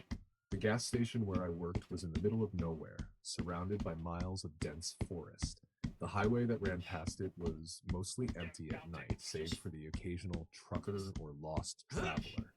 It was an easy job, but the isolation could get to you. It started as a typical night. Around midnight, I was stocking shelves when the chime above the door jingled. A man stepped in, dripping wet from the rainstorm outside. He was tall and gaunt, with hollow cheeks and dark eyes that didn't seem to blink. He wore a tattered coat and carried a small, muddy bag. "Cold night," I said, forcing a smile. He didn't respond, just stared at me for a moment before heading to the back of the store. I watched him disappear behind the shelves, a strange unease prickling at the back of my neck. Something about him wasn't right. I tried to focus on my work, but he didn't come back to the counter. After a while, I glanced toward the security monitors. He wasn't on any of the cameras. The store wasn't big. There was nowhere he could have gone. "Hello?" I called out, stepping cautiously toward the back. No answer. I checked every aisle, every corner, even the bathroom, but he was gone. The door hadn't chimed again, and the muddy footprints he tracked and ended abruptly in the middle of the floor. I told myself he must have slipped out somehow. Maybe I'd missed the sound of the door over the rain. Still, the unease lingered as the hours dragged on. Around 2 a.m., I stepped outside for a smoke. The rain had stopped, but the air was thick with mist, curling around the gas pumps and stretching into the dark woods beyond. As I lit my cigarette, I caught movement in the corner of my eye, a shadow flitting between the trees. I squinted into the woods, my heart beating faster. "Hello? Someone out there?" The shadow froze just beyond the edge of the trees. It wasn't a person. It was too tall, too thin, with limbs that bent at odd angles. Its head tilted as it stared at me, though I couldn't see any eyes. I dropped my cigarette and stumbled back inside, locking the door behind me. My hands trembled as I checked the monitors again. The cameras outside showed nothing but empty pumps and swirling mist. I tried to convince myself it was a trick of the fog, my imagination running wild in the isolation. But then the lights flickered. The fluorescent bulbs buzzed and dimmed, plunging the store into eerie half-darkness. The hum of the refrigerators stopped, leaving an oppressive silence. I moved to the counter, my eyes darting toward the windows. That's when I saw it again. The shadowy figure was standing in the parking lot now, motionless and impossibly tall. It stood under the flickering light of the gas station sign, its long limbs stretching toward the ground, its head tilted as if watching me. I grabbed the phone and dialed 911, my shaking fingers barely able to hit the buttons. But the line was dead. The figure moved. It didn't walk. It glided, its limbs bending unnaturally as it approached the glass doors. I stumbled back, my breath coming in ragged gasps. It stopped just outside, its head tilting again. I couldn't move, couldn't look away. The glass began to fog as if it was breathing, though it had no visible mouth. Slowly, it raised a hand, or what should have been a hand. Its long, spindly fingers ended in sharp points, and it scratched something into the glass. 3 words, "Let me in." I bolted to the storage room and locked the door behind me, my heart pounding so hard it felt like it would burst. The scratching sound continued, slow and deliberate, as if it was savoring the moment. Then, everything went silent. I don't know how long I stayed in there, clutching a wrench I grabbed from a shelf. Minutes? Hours? When I finally worked up the courage to step out, the store was empty. The fog had lifted, and the parking lot was bathed in the dim glow of the neon sign. But the glass doors still bore the words, "Let me in," scratched deep into the surface. I quit that job the next morning. They can keep their quiet night shifts. I'll never go back to that station or those woods again. Story the end. Story number 8. I always thought working the night shift at a 24-hour gas station would be boring, not terrifying. All of these Reddit stories are exactly the same. It's the same fucking story with different variations on it. But the end of it is exactly the same in every one of them. That is so lame.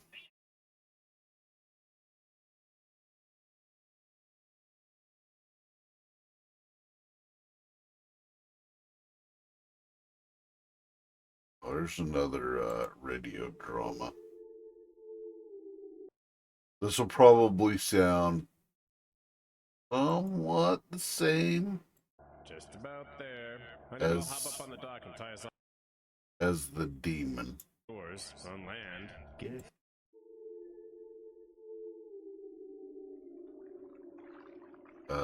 This one's called the Wolf House. Give you one guess as to what it's about. Storm's coming up, and this is one part of the lake you don't want to get caught on in the weather.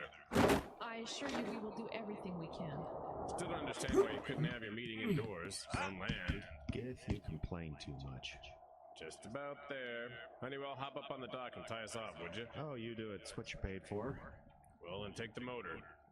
Look, I just want to get this over with. Would somebody please assist the ranger? I dislike boats and want ashore as soon as possible. I'm cramping up from the trip over, and I don't much like the idea of landing in the lake. Oh, for pity's sake, I'll do it. Miss, I appreciate it, but have you ever... I grew up in Sioux Narrows. I think I can tie off a boat.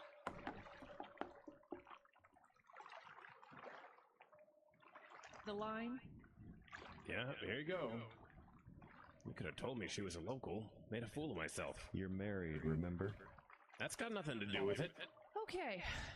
Should I help you get out of the boat, Mr. Honeywell, or can you manage? You're testing my diplomatic limits, Your Majesty. As you are mine, Mr. President.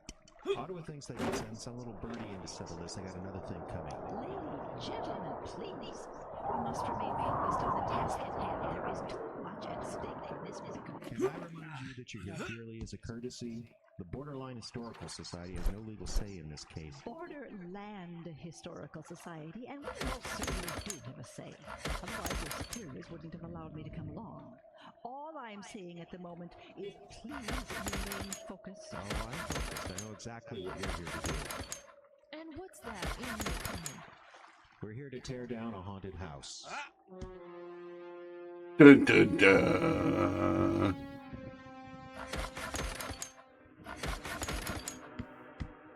In the far, far north, a lake called Rainy forms the international border between Canada and the United States. In times past, it was a smuggler's paradise with hundreds of tiny islands, coves, portages, and streams. On one island sits a house in a terrible state of repair. On a splintered, weather-beaten dock jutting out into the lake from the ground outcropping, 4 souls extract themselves from their tiny boat, which is already beginning to rock violently as the black waters of Rainy buck and roll in a precursor to a coming storm.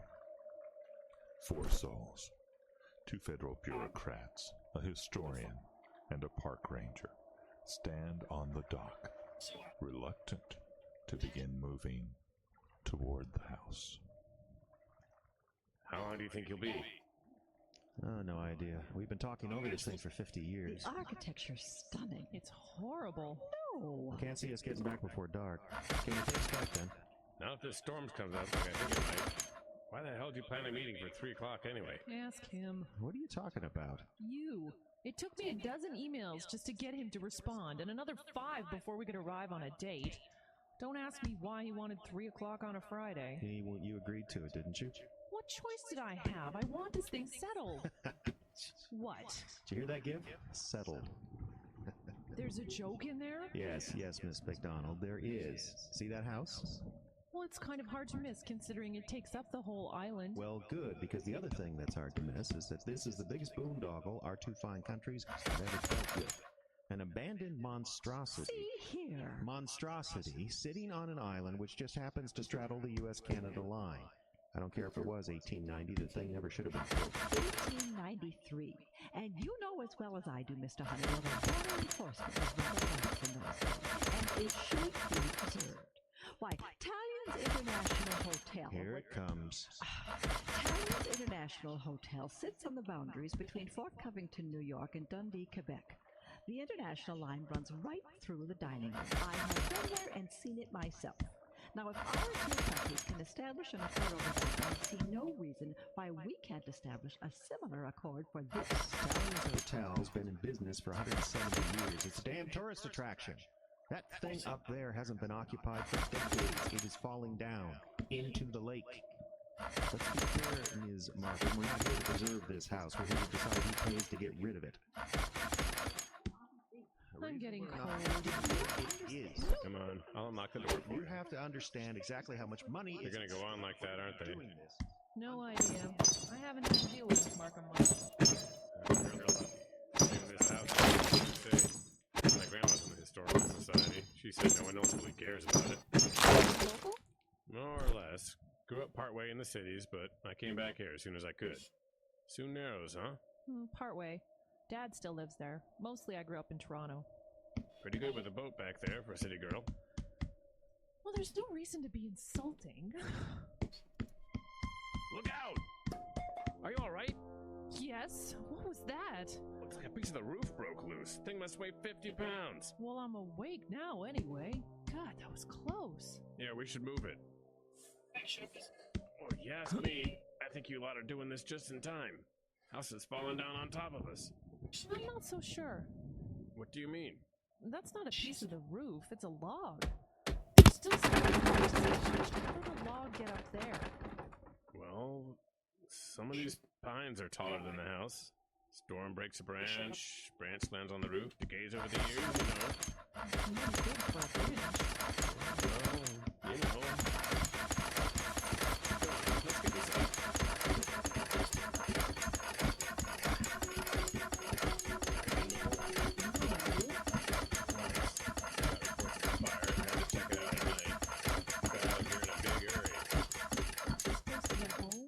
Hotel? What? There's some debate about that. That's why our historian came along. Look at this. It's like a check-in desk. So, a hotel. No, this room was designed to hold sliding glass windows. It looks like the kind of setup they have in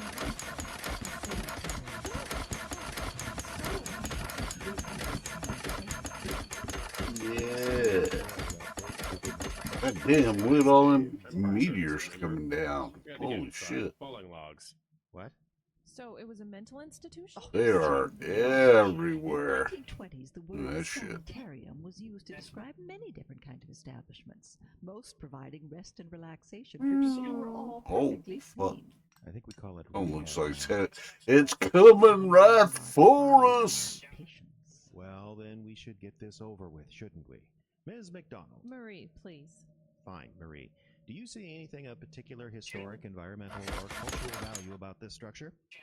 At first glance, no, but So, given the fact that this structure has been in the elements for a couple of decades now, with no heat, probably a few holes in the roof, it's fair to assume that it should be condemned. Now that is completely... It also violates current building codes, which allow for an easement of at least 50 feet between any structure and the lake shore. You know, it is well understood that older structures are grandfathered in... So, for the good of the environment and the good of our two countries, it's obvious that this structure should be torn down in an environmentally responsible manner. Meaning what? he means work crews taking this place apart board by board, loading it onto barges and carrying it away. Sounds expensive. You got no idea, Giff. Don't even get me started on the asbestos. Mr. Honeywell, this is completely ridiculous. No, Miss Markham, it's what was decided 10 years ago. Only real question is who's going to pay for it. Does U.S. Border Patrol have the funding? What do you think? Well, the Ministry of the Interior doesn't have it either. Yeah, I know. Got a friend at Canadian Border Services who told me you've been trying to pawn this off on them for a month. What? How did you... Relax, Sioux Narrows. Small town, remember? So is that it? We took this trip for that. What's your hurry? We have all afternoon. My hurry is there's a storm blowing in. We got us a 15-foot craft with a single outboard, and I'm not going on the lake when the swells get past a foot, and it's close to that now. Oh, then I guess we have to settle in. Dave, you gotta be kidding. What, you scared there, Giff? Don't want to spend a night in a haunted house? This storm won't blow over until after dark, and I'm not going back on the lake until light. If we don't leave in the next few minutes, we're here for the night. Well, what's wrong with that? You must be joking. No, I'm not. Why the hell would I got orders from the director. House cleaning time in D.C., right? They want all those little loose ends like the Haunted Mansion here wrapped up before midterm elections. Prove the guy in the White House is doing a better job than the last guy. So you strand us here? Hey, the weather stranded us here, Giff. I got nothing to do with that. So you arranged to be cooped up and uncomfortable with someone from the ministry? Let me guess, I'm supposed to be so afraid that I'll give you your way? I'm to write you a check so I can run home and jump under the covers? You know as well as I do that if it were up to phones and emails, this thing would never get settled. This way, we have motivation.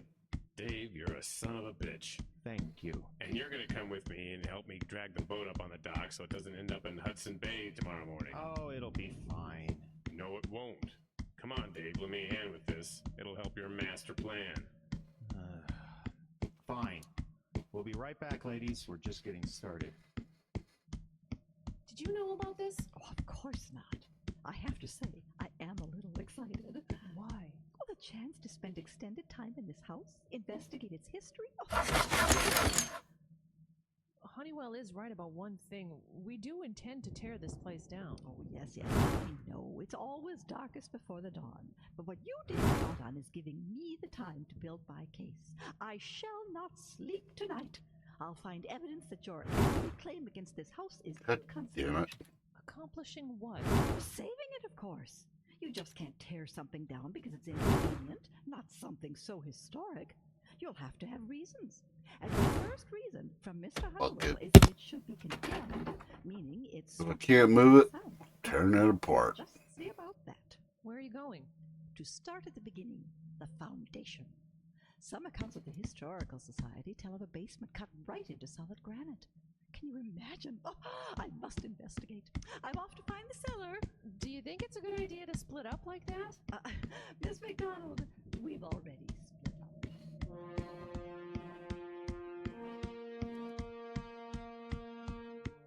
You never split up in a horror story. That's just foolishness. I think the parks could afford fiberglass.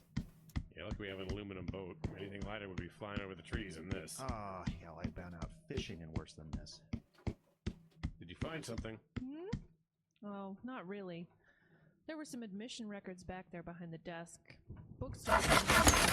Where's our resident nag? That'd be right up her alley. She's checking the foundations, if you can believe that. Convinced she can build a case to save this house. Seems like her best bet would be finding whoever owns it. The deed ties the place to a family named Stone. None of them lived in the area. None of them had anything to do with this house for the past 30 years. That means it's pretty much squatters' territory, but who's going to come squat on this island? No bank owns the note, so its ownership is up in the air. That's what I just said. And even if you wanted to buy it, it's still sitting on an international border. I don't suppose you'd agree to split the demolition cost 50-50 and be done with it, would you? Then what would we do with our evening gift? Roast marshmallows? Well, this fireplace flue looks okay. Breeze coming down is any indication. Some wood left here. Roast marshmallows. Start a fire. When Mrs. Markham gets back from the cellar, she's gonna want one.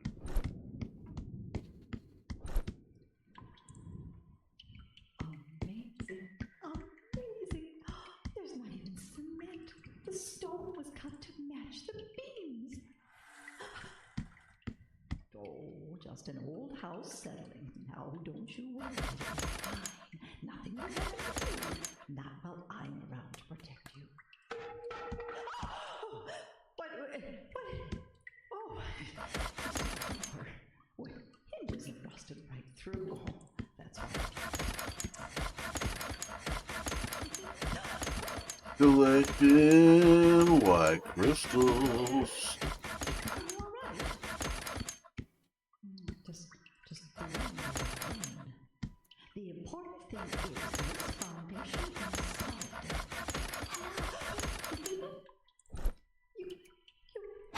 Who are you? Child? Who are you? What are you doing here? Can't you speak? We thought we were the ones in this house. How did you get here? See, Wilfa, she's livestock. What? Wilfa, it's the Phoenix here. I'm sorry, I don't understand. Come and see. My papa had einen Schüchternort. I don't understand. Come. Please, you're hurting me. Come. I'm going as fast as I can. What is it? Do you speak English? Come. I can't see. In here.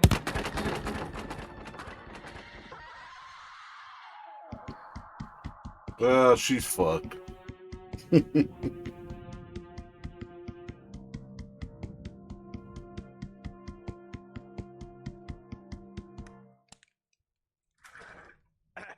Got it. Oh, got it. There. All right, Your Majesty. 2 couches. Well done. I didn't think there'd be 2 sticks left in this place. You gotta have us a place to sleep.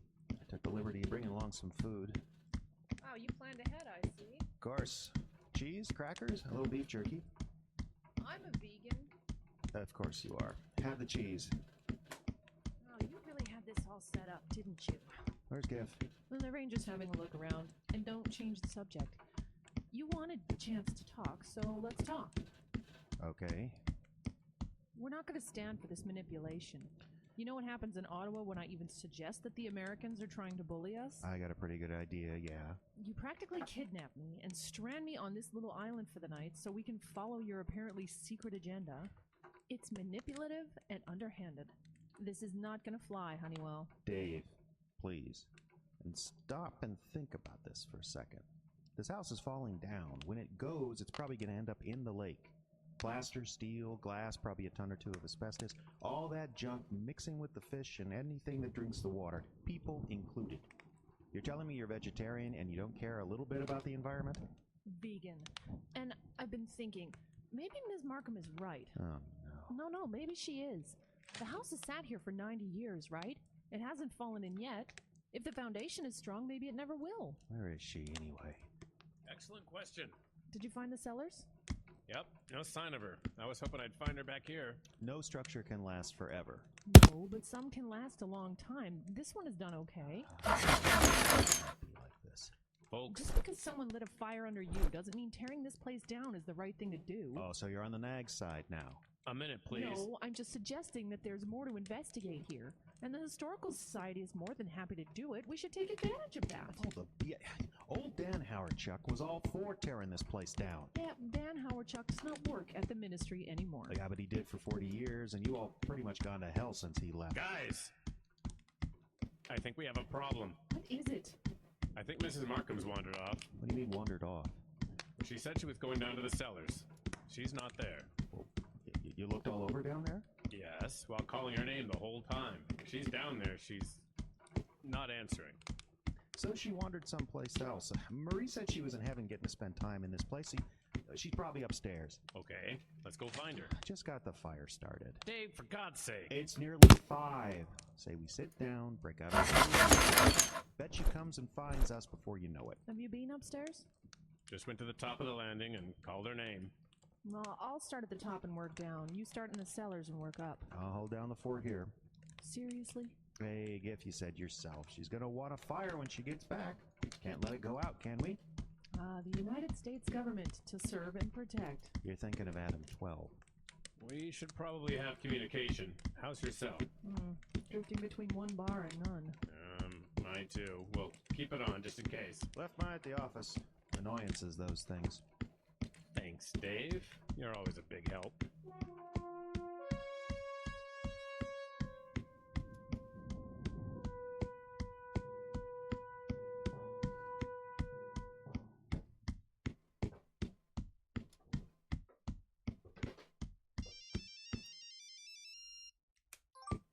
Yes, Ranger? Skiff, please. Oh, I'll try and remember. Honestly, I just saw I had 2 bars and thought I'd check in. Are you in the cellar? No signal down there at all. I'm in the kitchen. Where are you? Well, I climbed up to the 3rd floor and found another staircase. The attic? I guess, but I think it's a finished attic. These stairs look pretty well used, and there's handrails. Be careful. You don't want to... Oh, my. What is it? I'll say it's a finished attic. It's an office gift. There's windows on 4 sides. If we had a decent day, the view would be incredible. This must have belonged to somebody important. Yeah? Oh, yeah. Oak desk, leather chair, and it's untouched. The rest of the house looks empty, but there's still papers on the desk up here. Well, be careful. Gip. Yeah, dropped. Subject 14. Rehab? Honeywell was right. That must have been what they were doing up here. Cassette recorder. Not exactly from the 20s. Okay. No power, so it hasn't been used recently. What are the chances I can find some double A's? Ah, fresh pack. Well, Honeywell, here's something you didn't bother telling us about. Vacant for 30 years, huh? From the looks of the dust, this place could have been clean a month ago. Dreams are like that sometimes. It doesn't mean anything. I know. How's your work therapy going? Good. It is good that the sun has come out, yeah? Work outside? It's a therapy session. You have been complaining of headaches, Corey, but the nurses tell me you haven't been taking your meds. Corey? No. They make me sleepy. We must take our meds, Corey. You do want me well, yes? The moon will be beautiful tonight. No. We mustn't think of that. Damn it, Honeywell. What else is that SOB keeping from us?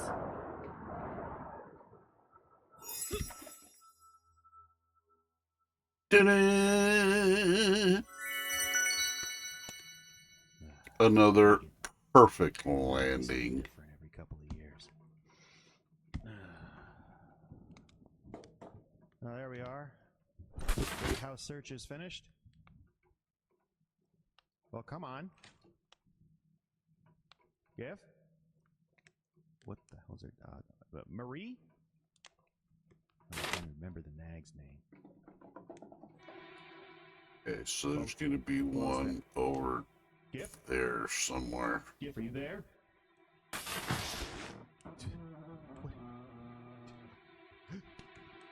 Probably right around here somewhere. What? Or maybe right there. Oh, 1 bar anyway. Hi, this is Gifford George. I'm away from the phone right now, but if you leave a message... That sounded like Honeywell. Or maybe the wind, maybe. Honeywell? Honeywell! Oh, yeah, I thought so. You're here. What's wrong with you? Back in the You're gonna give yourself a heart attack. Well, fireplace. There's a fire. No, I saw it. Well, I would hope you saw it. You planted yourself in front of it quick enough while the rest of us did something. And when I found Honeywell, you have a lot of explaining to do. It's back there. What's back there? I don't know. It was some kind of animal. Something got into the house. What, a bear? What? Was it a bear? No. At least I don't think it was. Well, what did it look like? It was... Well, I only saw it in the firelight. It was on two legs. Like a bear? No, at least... Look, there's a door off that main room. Whatever this was kind of peeked around the door and stared at me for a second, and then it pushed the door open, and that's when I saw it good. Well, it probably smelled that beef jerky you had. We shouldn't be surprised a bear got into this house. There's plenty of broken windows. I don't think it was a bear. Well, what do you think it was then? I don't know what it was. We have to get out of here. Come on. Together we can make that boat flipped over and get back into the water. Well, what about the others? I don't... He doesn't care because he's a coward. Gif? Is that you? Ms. Markham? It's not them. It's not them. Hold on a second. They would have responded to your call if it was them. They would have said something. Take it easy. Get out of here. This house needs to come down now. Come on, the kitchen's right over there. There's a back door. Hands off. Come on. Calm down. You're jumping and creaking doors. Just come on. No, I'm going to find out what that is, and you're going to stay right here and calm down. This is... Honeywell, you are hysterical, and if you don't calm down right now, I'm making sure everyone in Customs and Border Patrol on both sides of the border knows about it. You understand? They'd give you a nickname like Scream Queen, and you know it would stick. I hate you. I'm just getting started. Now stay here. I'm coming with you. Suit yourself. Miss Markham?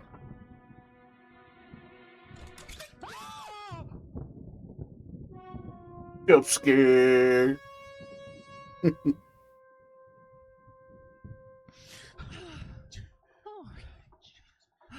What is wrong with you two? Give me a heart attack.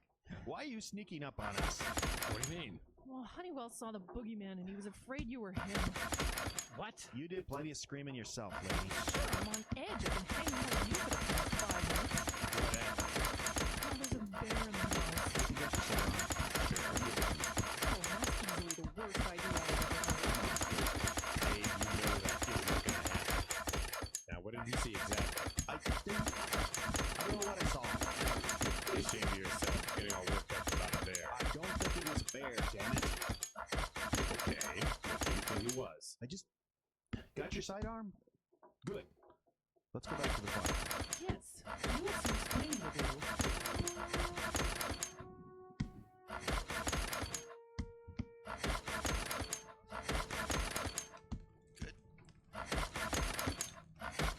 It's good that the sun has come out, yeah? It doesn't mean anything. You said this house hadn't been occupied in decades. You can't tell how old that recording is. I had a recorder like this. I bought it in 1993. Yeah, you remember everything you ever bought. It's just like a woman, I guess. I remember it because it was the first thing I bought when I got to college. I remember stuff like that. Point is, this isn't a recorder from the 50s, and these batteries are dated 1998, meaning they couldn't be more than 15 years old. Someone was occupying this house less than 20 years ago. So why do you say different, Dave? Oh, don't you start. No, really. Why the deception? Why'd you tell us it was 30 years? Okay, I thought it was longer, all right? I didn't really look at things that closely. Thought it was 30 years when it was 20. 15. Whatever, I made a mistake. You gonna hang me? Is that really all it is? Oh, what's that supposed to mean? A lot of stuff going on, and I don't think this is just about you not reading a date correctly. I don't know what you're talking The cellars. It's really something down there. Yes? A maze, first off. Hallways and rooms all over the place. You get turned around in no time. Some of the rooms have iron doors, like cells. A few even look like cells with a sink and toilet and everything. But the weird stuff, that was beyond those rooms. A laboratory with what looks like a dentist chair, the kind that reclines all the way back. Plenty of equipment, but all of it smashed to hell like a mob had gone to work on it. And all over the place, there are pits. What? Pits. Places dug into the rock deeper than you can see. Dropped a stone in one and counted. 12 seconds before I heard it land. That's 384 feet. Didn't know you were so good at math, Gif. You think this is funny? Some of those pits were just in the middle of hallways. I only saw them because I had a flashlight. Did Mrs. Markham have a light? I don't know. Oh my god. Yeah. Wait a minute. Let's not jump to conclusions. What is this place, Dave? Dungeon in the cellar. What else aren't you telling us? It's not what you think. I don't know what to think. Except maybe a woman died in those cellars because you didn't bother to tell her what this place was really like. It's just, I don't know everything, okay? You manipulated this whole thing from the start and didn't know? I'm sorry. I didn't. Then start by telling us what you do know. They're just stories. So tell them. Well, mostly I heard them from old Dan Howard, Chuck. We used to get together for beer, and seems like he always got around to talking about this place. Dave said there was a hospital or something here. They treated people with very specialized conditions. Like? I don't know. We always speculated drugs. Maybe something worse. There was a rumor for a while that this English family, old money, right? They had a son that liked to kill prostitutes. They sent him here for the cure. How exactly do you cure? Oh. Lie on the doc's couch in the attic and talk about how Daddy didn't hug you. Whatever. There were other stories. None of them made any sense. Humor us. Well, tribes used to say shapeshifters lived on this island. Wendigo, werewolves, whatever you want to call it. This isn't coming from some half-crazy medicine man neither, but guys my age, guys that have been to college. They say they wouldn't go near the surrounding lands at night. Sometimes things would swim from the island to the shore to go hunting. Across that North Channel, there's an old cabin site. The family that built that cabin was supposed to have disappeared in 1968. Police covered it up because all they could find was a few bloodstains. Blamed it on drug-crazed hippies. There were more stories, but you get the idea. This is just a mystery house, a spook house. Kind of place you tell your kids about around the campfire. Only some of these stories. I'm going back. What? I'm going back to that office. Whoever he was a doctor. He kept notes and files. I'm going to find out what happened in this house, and in the meantime, I'd suggest... I'm going to search the cellars. There's a chance Mrs. Markham is still alive. Both of us should go looking. I really need to look through those records. I didn't mean you. What? Me down the... Hell no. I'll stoke the fire. Honeywell, you can go with Gif and his gun, or you can stay here and see if your friend who peeks around the doors comes back. Fine.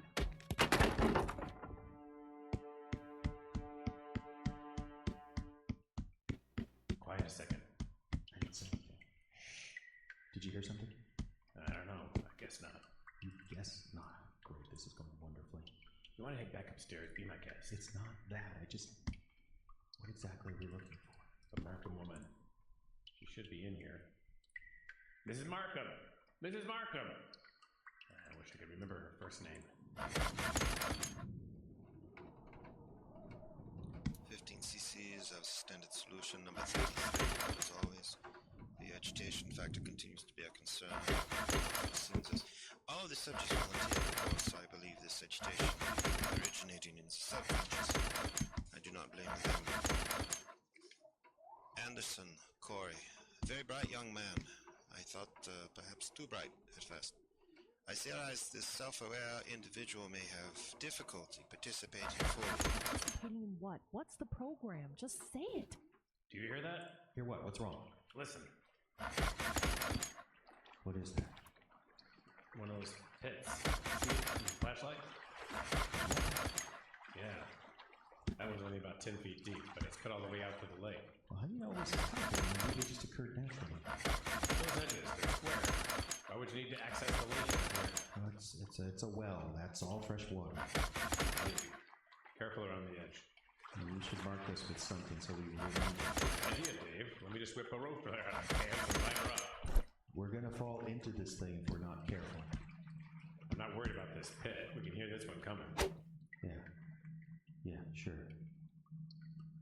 You feel that? Wind. It's warm. There's something at the end of this tunnel. The loss of funding has made our diet rather meager.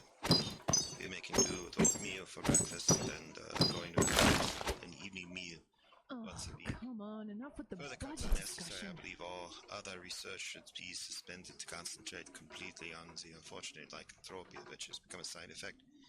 Staff should be made aware that snacking will no longer be tolerated as a food budget.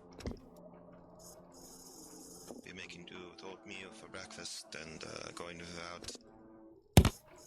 Staff should be made aware that snacking is the unfortunate lycanthropia which has become a side effect. Lycanthropia. Lycanthropia. Lycanthropia. I know that word. You say anything? I think there's a light up ahead. The tunnel curves, I can't tell for sure. Too far. We should go back. Yeah, I know what you mean. What do you mean? Lake's only about 10 feet deep on this side. They could have tunneled under it. Is it safe? You know, maybe you should head back. No. It's a maze back there, a complete maze. Keep quiet. There's a room up ahead. Look at the light. I see it now. That's where that warm air's coming from. Come on. You have the sidearm is out. Oh no, Mom, what is this? It smells like a stockyard. It is a stockyard. Look at the bones stacked everywhere. There's a deer over here. Yeah, a cow too. Someone had some livestock go missing. Shine the light on the wall over here. There's something in there, I think.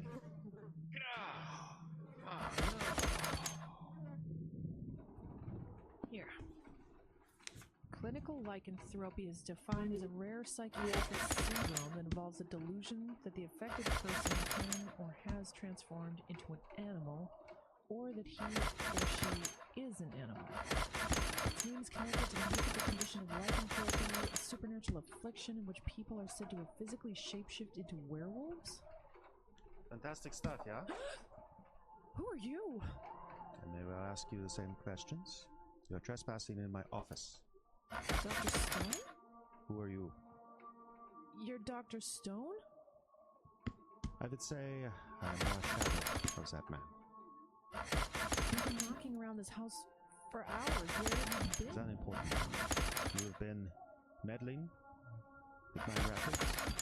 I'm sorry, we were under the impression that this house was abandoned. But you thought of this house was unimportant also. I'm fascinated to know what you thought of my research. Perhaps I should go. No, please. I'm curious. What do you think of my research? I don't understand. What do you understand? You were looking for something? Yeah? Something to do with healing, the mind's power to heal. Yeah. Since I'm young, I've been interested with the mind's ability to trick the body, to cover pain, to do a variety of these things. As a boy, I played football in my country, yeah? It fascinated me how the tiniest cut or bruise in training stung on the matches in the heat of the battle. I felt nothing till the match was over. I once played an entire half on what was later learned to be a broken ankle. Fascinating. So you were hypnotizing people? Of course not. Hypnosis. One step away from the carnival. No, I am a chemist. I was attempting to distill that combination of adrenaline and glandular secretions that made this remarkable power possible. What does this have to do with lycanthropy? Nothing. There are no werewolves, Ms. McDonald. How did you know my name? There's only the power of the mind. And the power of the mind is enough. What do you mean? Tell me how you know my name. June 6th. What? The answer you seek is June 6th. Doctor? He walked right through that wall. Ooh. Got on me. Man up for 5 minutes. What did that to her? Do we even know for sure that's the Markham woman? He's been close. Of course, we can't identify her face right now. But there'll be animals.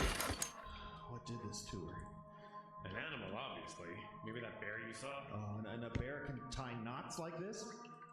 I know. I'm gonna wrap her up in my coat and carry her out. That means I need you to carry the light and my son. Okay. How much time have you spent on the shooting range recently? Yeah, well, why don't you go in front of me? I've got her. Let's go. None of these are organized by groups. Patient. All of them?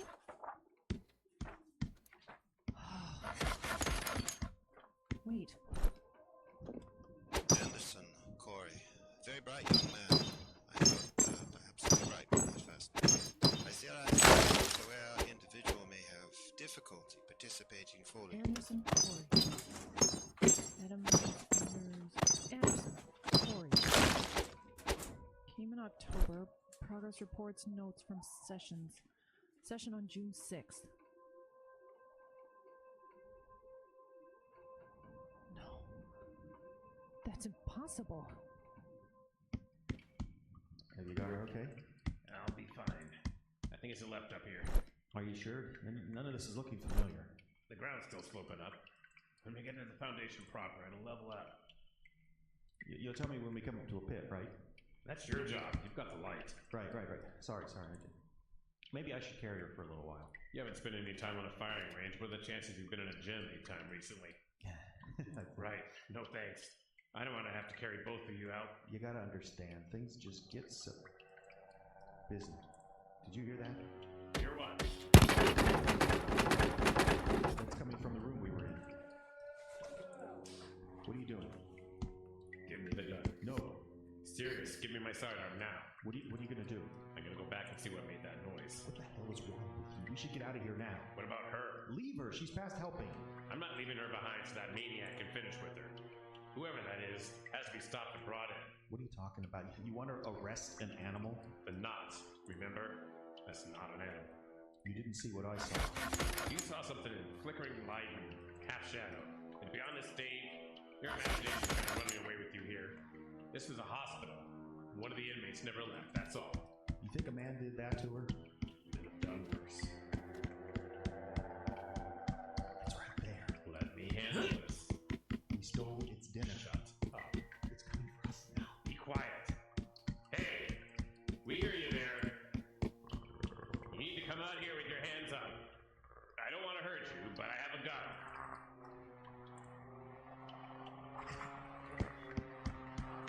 I don't see it. Why can't I see it in the light? Do you understand me? I don't want to hurt you. I saw something. Down. There, just in the light. There. Can't see anything. That sounded like shots. What? Ah!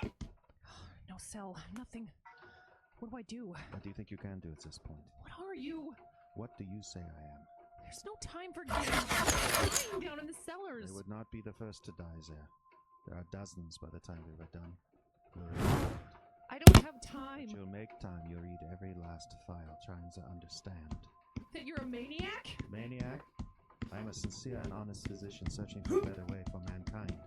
That's a lie. It's there in the files. It's a lie! Why? Because I must be to blame? Because of my accent? My need for solitude? What did you read about June 6th? What? June 6th. You're holding the file right there. I can see it. It doesn't make any sense. Of course it doesn't. But it still explains everything.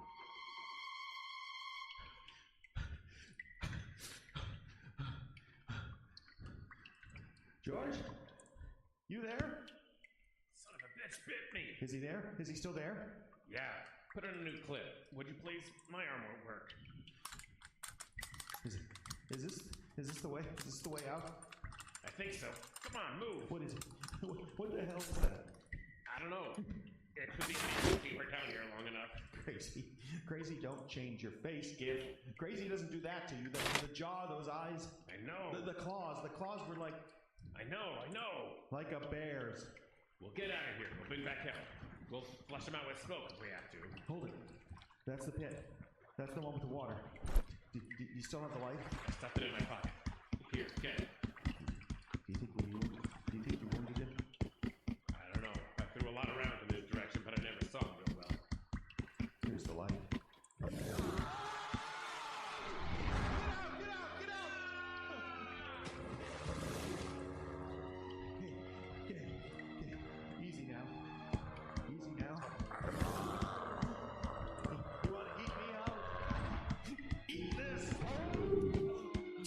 Get them all. Honeywell? Where? Right here! You're almost out of the stairs! Run! Hold the door! I got it! Put your weight against it! What is that thing? I don't know. We gotta hold it. Find something to block the door! What? We block this door, we make a run for the boat. It just needs to hold it for a minute, just for a head start. There, that chair. Do you have the door? I got it. Hey, hold it just a second. Hurry! Is that got it? Is that gonna hold? You have to go. All right. Now!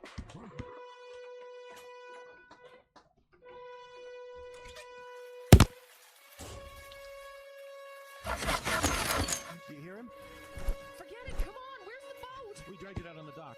With the outboard? We have to take that off, but take that off first. It's just sitting on the dock. Here, get the boat first. I think that door might be holding. You're right. You get to the boat, I'll ease the motor down to you. Can we do this without a hoist? We'll have to. I'll just lower it down. You just to make sure it doesn't drop and hook a hole in the bottom. You got it? Let me get in. Okay. Okay, hang on. Are you alright? I will be. Give me a second.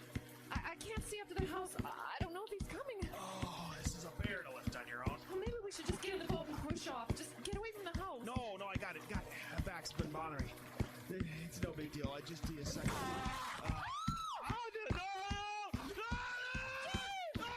Oh no!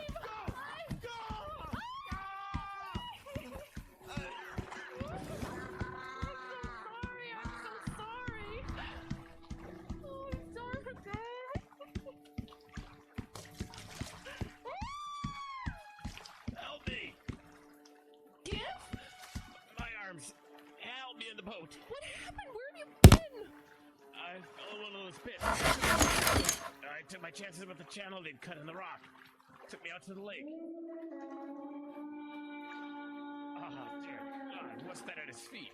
Dave. Markham? We found her. The same. What is that thing? It's a man. It's just a man. What? I brought the file. It's soaked now, but it explains everything. We'll dry it out and try to make sense of it.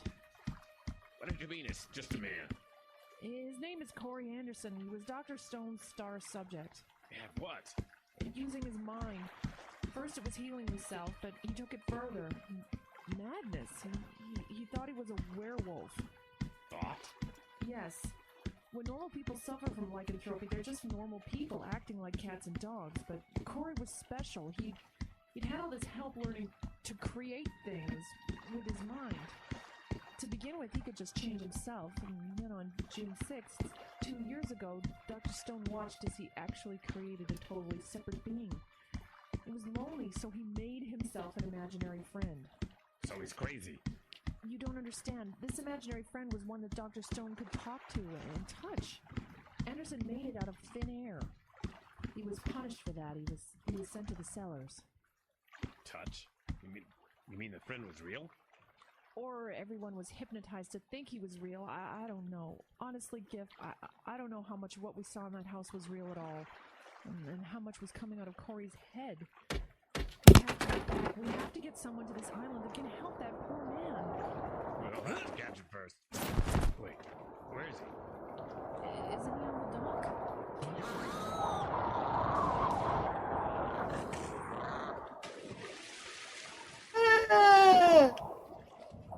Did you see it? I had no choice. Where is it? There, I think I wounded him bad. Can we help him? How dare I rip us to shreds? What the?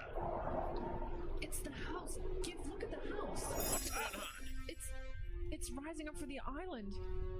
Wait, it's not a house at all. What is that? That's Dr. Stone. He's projecting Dr. Stone, but he's huge. He's massive. It's gonna crush us. Where's Anderson? Can you see him? I think. There, he's floating. You got any bullets left? What? One in the head, Giff. It's the only way. Giff. Giff!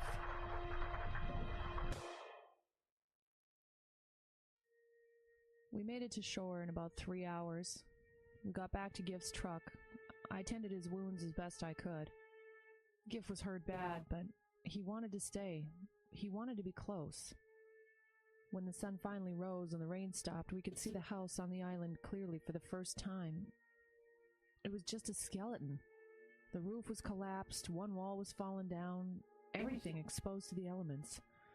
It was covered with ferns and moss and grass, and had been like that for a very long time. When we were in that house, when I climbed those stairs to the attic office of Dr. Stone, I don't know what I was climbing or where I was. But once Corey Anderson was dead, the whole thing ceased to exist. Later, when investigators visited the scene, they found the cellars more or less as we remembered them. The deaths of Judith Markham and David Honeywell were attributed to an animal attack. Ranger Gifford George transferred to U.S. Customs. He sits in a booth now and deals with tourists. And the thing that we thought was Corey Anderson was never found. I stayed at the ministry and transferred to the West Coast as soon as a position became available. Corey Anderson's file sits in the bottom of my trunk. Sometimes I dream of Rainy Lake and that island. And every time I see the house in my dreams, I wonder, is it really gone? Or did I just make it real again? Ooh.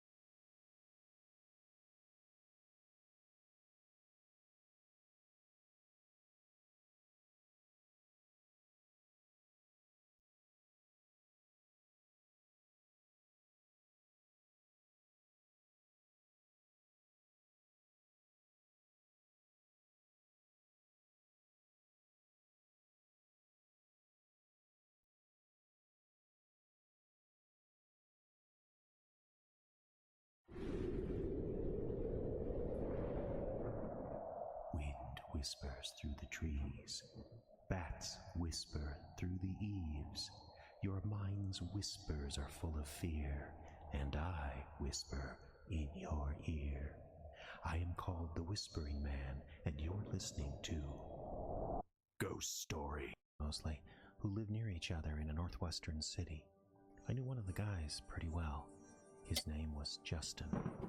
This group were all single and had known each other since college.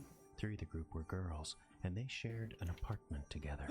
Whenever the guys would come over to hang out, the girls would always warn them about their landlady. She's really weird, they'd say, really different.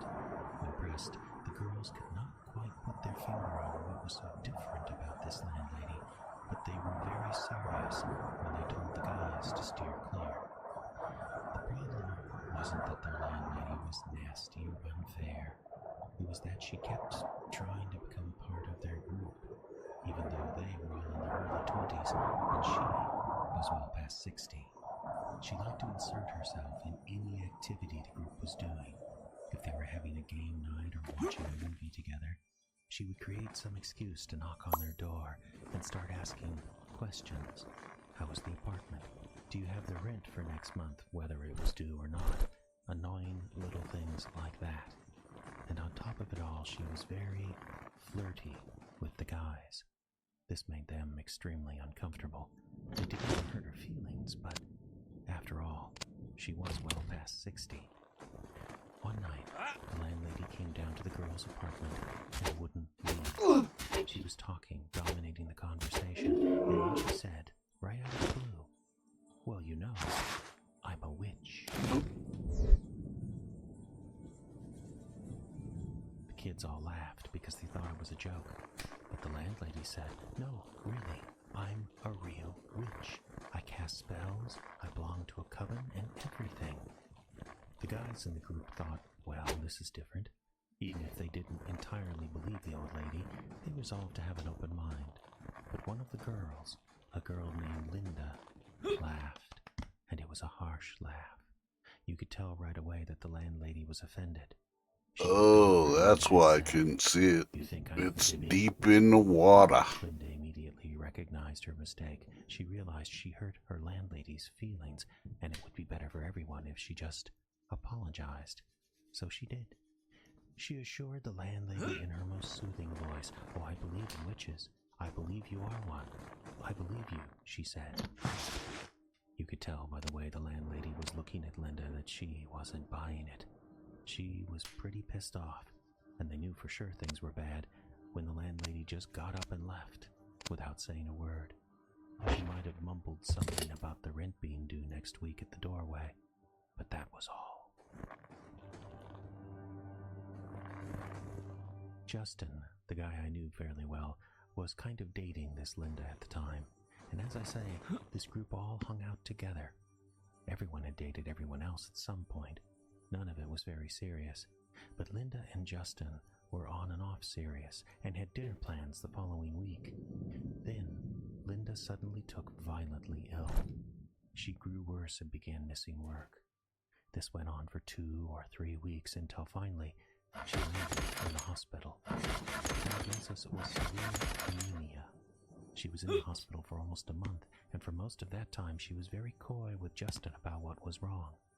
He tried to give her privacy, but finally he couldn't stand not knowing. He went to her room and demanded to know what was wrong. He feared the worst, that he cared for her and not know he was driving her crazy. She was embarrassed. She told him Justin was important to her too. It was about her period. Linda had started normally weeks ago, but then it just didn't stop. The flow had been steady for a solid month, and it was heavy, and the cramps were much worse than normal. Linda was in so much pain it induced nausea, and the nausea was impossible for her to breathe. The doctors were trying all kinds of therapies to get her cycle back on track, but nothing seemed to work. When Linda told Justin all this, she asked him a favor, a big favor. The landlady was responsible. She was convinced that she was the victim of a hex.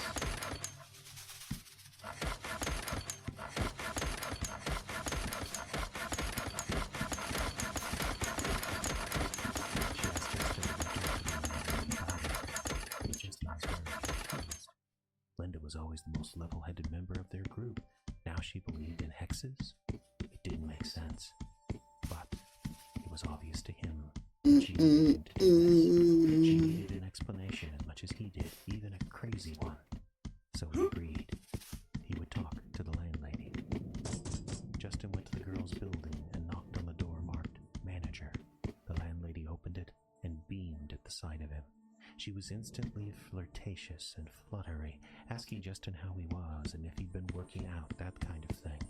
She liked to wear her hair in braids, and she twirled one of them, biting it suggestively. Honestly, Justin was a little put out by all of this. It was kind of gross. But he promised Linda he would talk to this woman, so we got to the point. He asked her if she'd put a hex on Linda. The landlady looked at him steadily. She tossed a braid over her shoulder. "What if I did?" she asked. "Well," Justin said carefully, "that would be a pretty shitty thing to do. The important thing is, Linda thinks that's what happened, and she sent me here to find out what we can do to..." The old woman thought for a while. Then she dropped her voice to a whisper and said, "Well, you could have dinner with me." Justin was expecting a lot of things, but he wasn't expecting that, and he did not respond well. He turned without a word and marched off to his car. He was pretty angry. He was feeling manipulated. He sat in the driver's seat to cool off, and after 5 minutes, he began to reconsider. One date?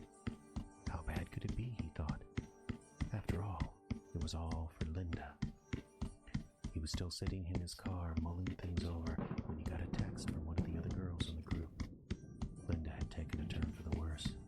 She said Justin should come to the hospital right away. Between the lines, her message was clear. Justin should come ready to say goodbye. Now, he knew he had no choice. Justin ran back to the landlady's apartment and apologized. He fell all over himself, explaining that he was just out of a relationship that was a lie, and that he had reacted terribly to her suggestion. And would she please come to dinner with him? The landlady positively glowed.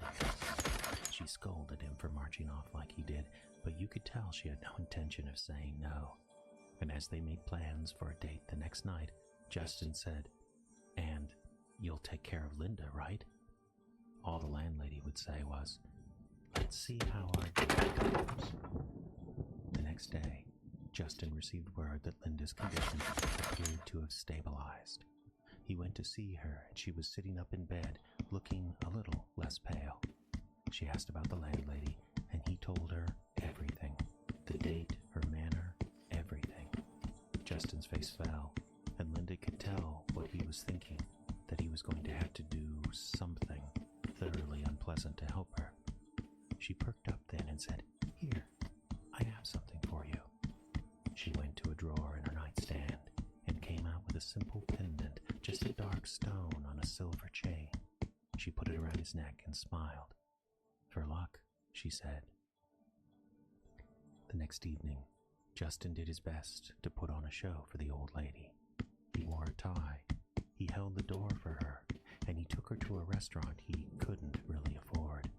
She was practically drunk on the attention and on all the wine. After a couple of bottles, Justin drank little of it. She suggested they go back to her place. His heart sank, but he knew what he had to do. He ground his teeth, thought of Linda, and agreed. The landlady's apartment was a hoarder's hovel that smelled of cat piss. Whether she was a real witch or not, she clearly thought she was. There were little altars and trinkets everywhere. There were whole cabinets of bizarre plants and herbs. Justin even thought he saw a bottle marked Eye of Newt. It would have been ridiculous if it hadn't have been so disgusting. The lady wasn't much of a housekeeper. She said something about getting more wine, and Justin took a seat on a filthy couch. While she was gone, he sent a quick text to his friends, thinking he might yet escape his fate if Linda had improved. He waited, but no messages came back to him. Time passed.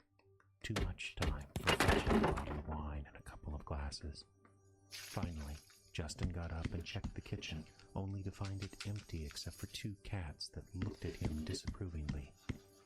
Then, he heard his name spoken from down a darkened hall off the kitchen. He looked down to the end of the hall and saw the flicker of candlelight coming through an open doorway. He walked, slowly, like a condemned man toward the light. He came to the doorway and discovered the landlady's bedroom. She'd done it up like a ridiculous boudoir photo set, with candles everywhere, rose petals on the bed, and the coup de grace, the landlady herself, completely naked, stretched out on the bed before him. She reached out a bony hand. "Come on," she said.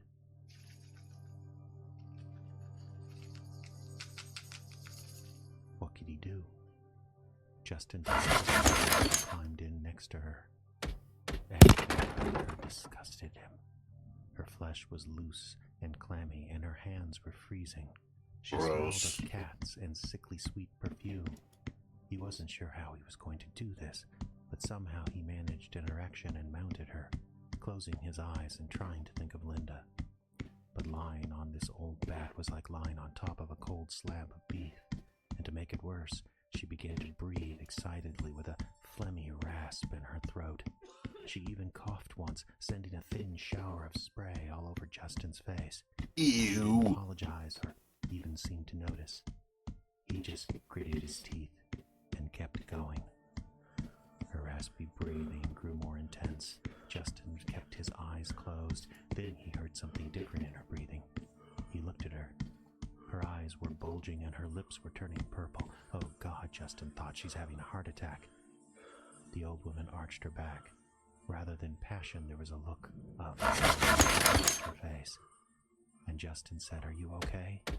But she did not answer. She could not answer. because just then, a cockroach the size of a mouse crawled out of her mouth.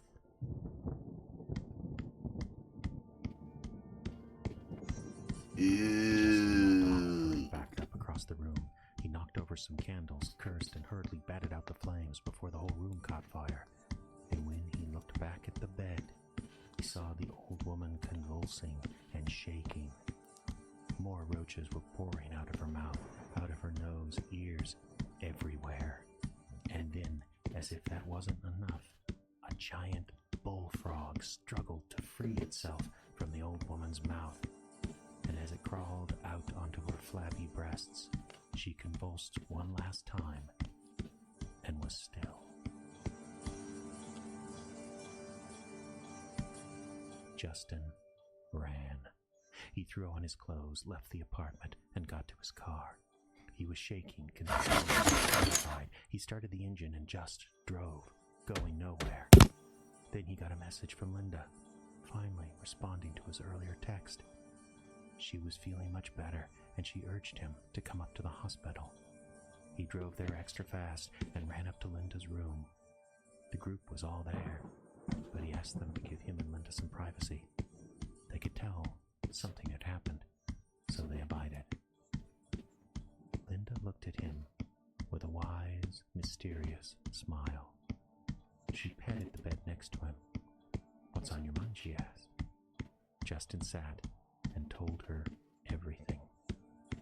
Linda simply nodded through the story, never-changing expression, even though he didn't spare her any of the gory details. He told her of the roaches and the frog and the surety of the old woman's death, and she just nodded. It was all so freaky, Justin said. I mean, what could possibly cause that? Bugs crawling out of a person? It doesn't make any sense, does it? He looked up at Linda and was met with a look of utter contentment. It has been so dark. He couldn't remember. Now her eyes looked black and deep as he gazed into them, and he felt all the panic and fear in him ebb away. She took his hand. "It's all right," Linda said. But not willing to let go of his questions, Justin said, "But how can that happen? How can a person be filled with insects?" Linda smiled and said, "She dabbled in witchcraft, didn't she? All kinds of things can go wrong. I should know. I've been studying about it non-stop the whole time I've been in the hospital." Justin blinked in surprise. He looked past her and noticed, for the first time, the stack of old and dusty books on her night table. Why had he never noticed them before? She's the witch. Pendant around his neck. It was the only thing he didn't take off during his tryst with the old woman. And then he looked back at Linda, who smiled. The stone grew hot against his chest, and he discovered that he could not. At that moment, he knew he was completely, utterly under her power. But he also knew he kind of liked it.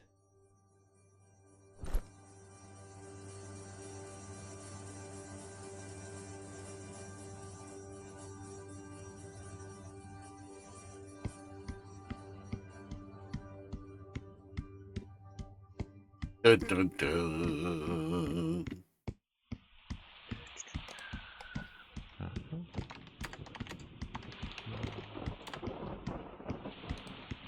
A lonely man, a scholar and writer, organizing some recent research in a subject with which he is not familiar. The story is called Background. Imagination X. I'm not exactly sure what that means. Hello? Johnny, you're home. Yeah, hi Rick. Can you call me back? I'm transferring those tapes to my computer. What? What for? I burned them onto a CD. It's a lot easier to index the notes that way. It's all geek to me, man. I never even understood a self-correcting typewriter ribbons. So tell me, what happened? Nothing. No, I walked around the house for an hour, I took some notes, and I shot a roll of film. What about the medium? The what? Oh, your Ghostbuster. She wouldn't even walk in. Why the hell not? Something about the tangible evil in the aura of the place. I don't know. I don't know what I'm doing this, to tell you the truth. Publishers have to trial for a ghost book, Johnny. I write true crime, Rick. It is true crime. There was a murder. Yeah, and the guy confessed and he was convicted in 10 minutes and now he's doing life. Where's the mystery? But the story's a killer, right? Axe-murdering dad claims of hearing voices and seeing strange things, chopped up his kids with a hatchet and left the pieces piled in front of doorways and windows. It's easy, Rick. All to keep the spirits at bay. This is fantastic. Superstition. Hey, I don't believe in evil spirits and neither do you. Hey, wait, hey, I got another call, and I'm expecting Cindy from Doubleday. Can I call you back? No, I'm working. I'll call you back. Jeez, fine. Two little ghosties sitting on the posties eating butter toasties. There. Some dry rot That's pretty scary. up along the ceiling. Well, Here's the bedroom. it's storming. Okay, this one's Well, it's been a while since I heard that noise. not exactly sure what that means again because my impressions of the place are that it's an old house. Well, moving out of the kids' rooms now, back into the hall. Oh, got some termites here. Hello? Maybe it's John, you okay? Rick? place obviously I've been trying your line for 10 minutes. It was dead. 10 minutes. We just got off the line a minute ago. Can't really see. It's just something I've been playing with. Hey, what's wrong? John, you never believe it. He's escaped. Who? The guy. His father broke out of the state pen yesterday. Well, I guess I could make a more interesting book. Don't you understand? He's loose. So? So lock your doors. You're not safe. Me? Rick, I was in the guy's house for an hour. He doesn't even know I exist. Why would he come after me? What time did you say you went into that place? 4:30, I guess.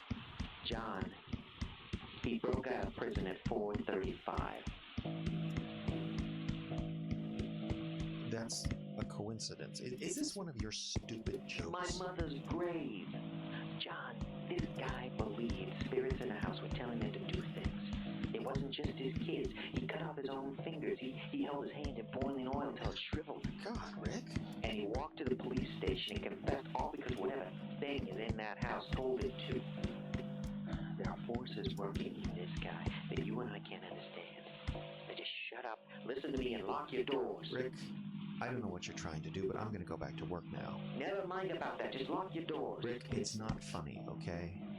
And if this is your attempt at literary inspiration, it really sucks. John, call me if you need anything. All right? Idiot, what does he think he's doing? Not exactly sure what that means again. If I have them, I should lock up all of these tapes. I should nail them My to him. impression Erase all these are that files. it's an old house. What is that anyway? Well, moving out of the kids' rooms now, back into the hall. Okay, John, calm down. You just keyed up, that's all. Keyed up because of one of Rick's stupid jokes.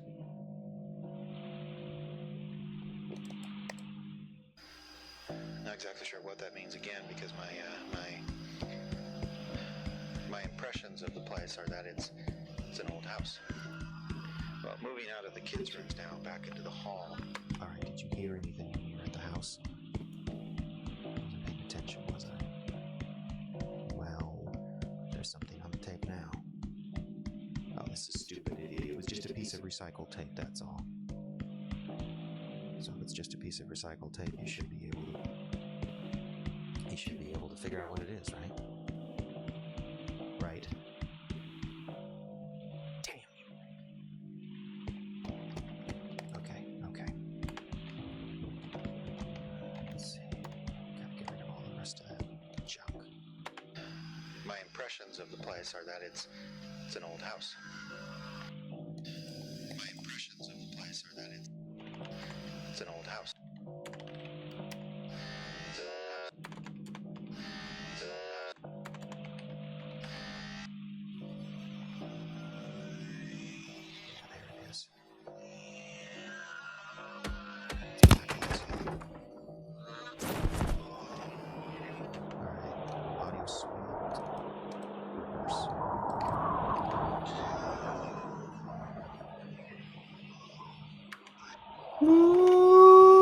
Just go. Mach 5.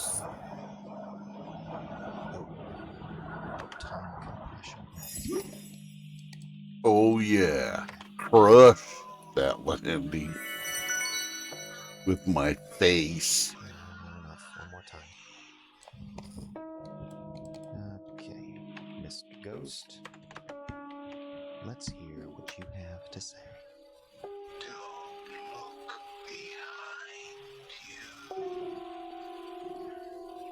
Oh, that's not creepy at all.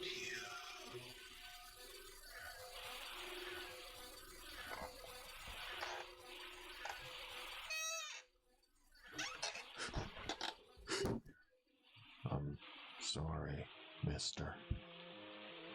But he told you not to look. You don't understand.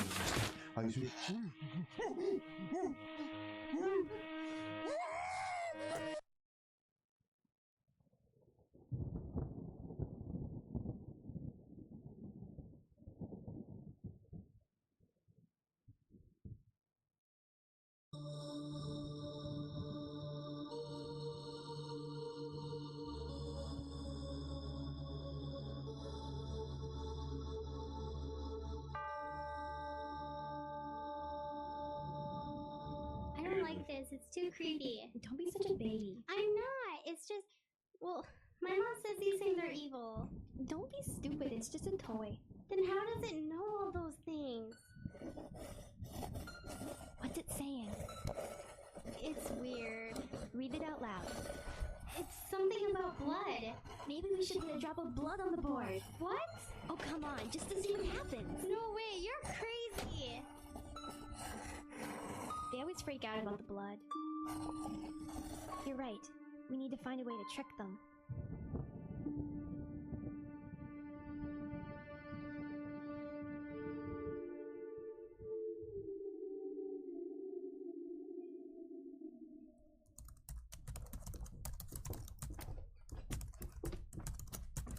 Hold on a minute, where are you going? Eric's picking me up. No, he's not. Mom. Marissa, he hasn't even had his license for an entire week, and he's already backed over the Morgan's mailbox twice. It's not his fault that their dumb mailbox is bizarrely close to the street. Honey, you can hang out with him, but you are not getting into a car with him. I'm 15 years old. I know you are, but I'm So just... doesn't that give me any rights? Marissa, I really need to finish this report for work. Can we debate your rights later? You never listen to me. I always listen. I just don't always agree. Whatever.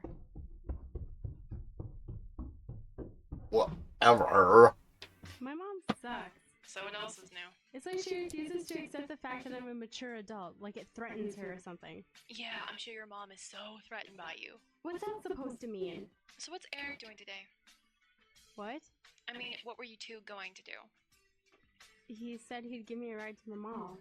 How romantic. Well, it could have been. Is he still coming? What? To the mall. Is he still coming?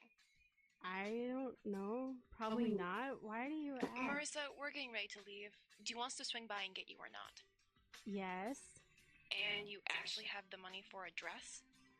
Well, not exactly. What's the problem? Just ask your mom. She'll say no. Well, then maybe you should sit this one out. But Emma... Sorry, Marissa. This isn't a social trip. We've got to buy dresses for the dance, and if you're just gonna tag along and whine about your mom... But I wouldn't. Jenny's here. I'll see you at school tomorrow. Don't mind.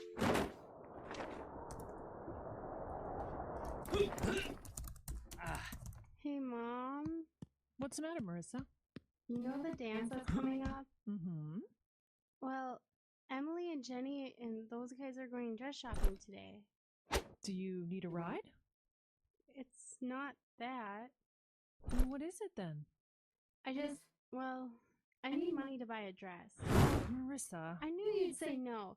You never let me have anything. You know that's not true. None of my friends' parents say no as much as you do. I doubt that. Whatever. And I didn't say no. But you're going to. Marissa, you know, I don't think I'm doing you any favors by just handing over money to you anytime you ask for it. See? I knew it. Would you let me finish? I'm not gonna just give you the money. I'll pay you for it.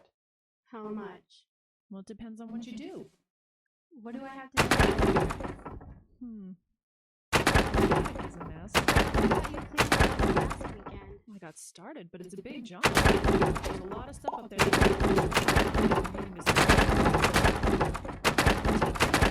And you can value whatever dress you want within reason. Really? Mm-hmm. Fine, whatever.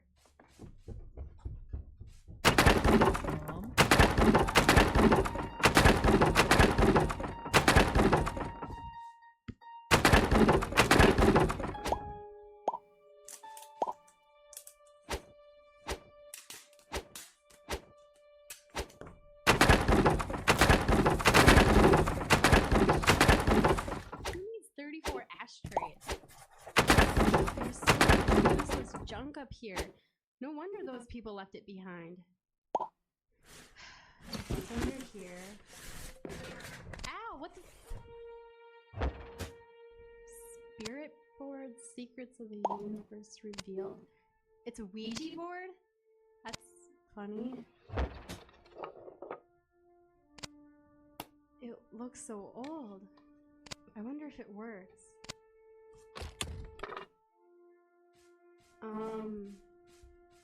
Hello? This is stupid. Hello? No, I just asked a question.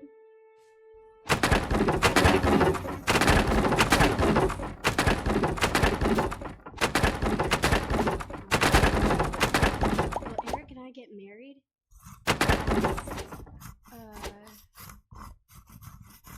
Serious question.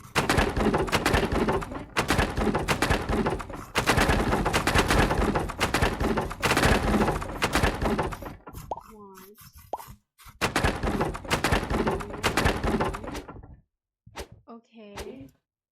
What's your name? Lily? How old are you? 15. Me too. I know. Ma. How do you know my name?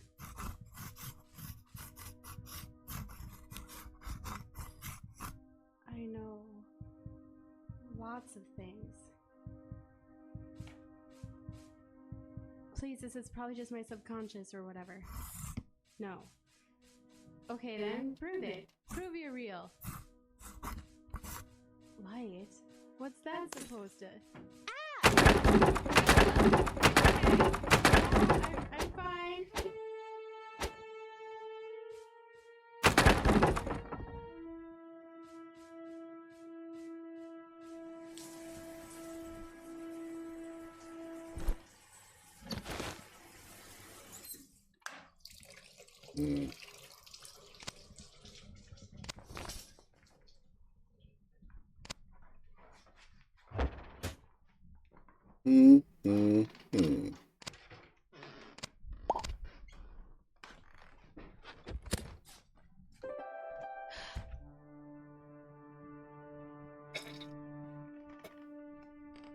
Mom? Were you in my room? No. What's the matter? Nothing. Never mind.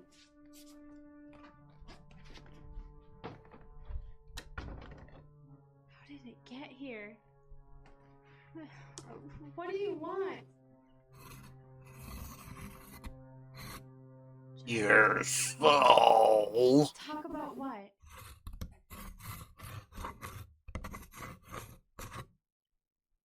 About me? What about me? Your friends are not your What do you mean I friends. need a friend? I have lots of friends. Those girls are not your friends. You're lying.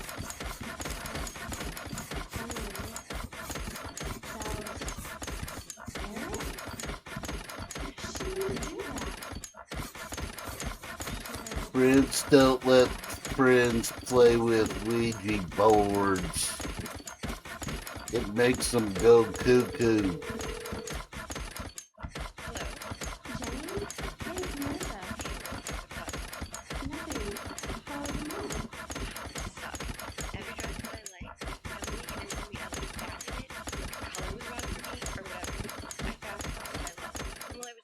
the clutch to match it, she snuck off and bought it herself. No. Yes. So what was I supposed to do then? Ugh, it's like sometimes I just want to strangle her, you know? It's like if you have anything of your own, she has to take it from you, and no one ever does anything about it because they're too scared. Yeah, like what? She's got too much dirt on me. Hey, why did you come with us? My mom wants me to stay home all day and clean up the stupid attic. I know, it's totally lame. I'm gonna see Eric at the mall with you. No, but Emily was looking for us. What? Yeah, I got your back on that one, but I read it. What do you mean? She's been talking about him a lot lately. You know Emily. She always is right. But I'm dating him. I was dating Mark last summer until Emily met him. I'm not trying to freak you out or anything. I just be aware, you know. Yeah. That's her. I gotta go. But see you tomorrow. Oh, and don't think I said, well, anything I just said, okay?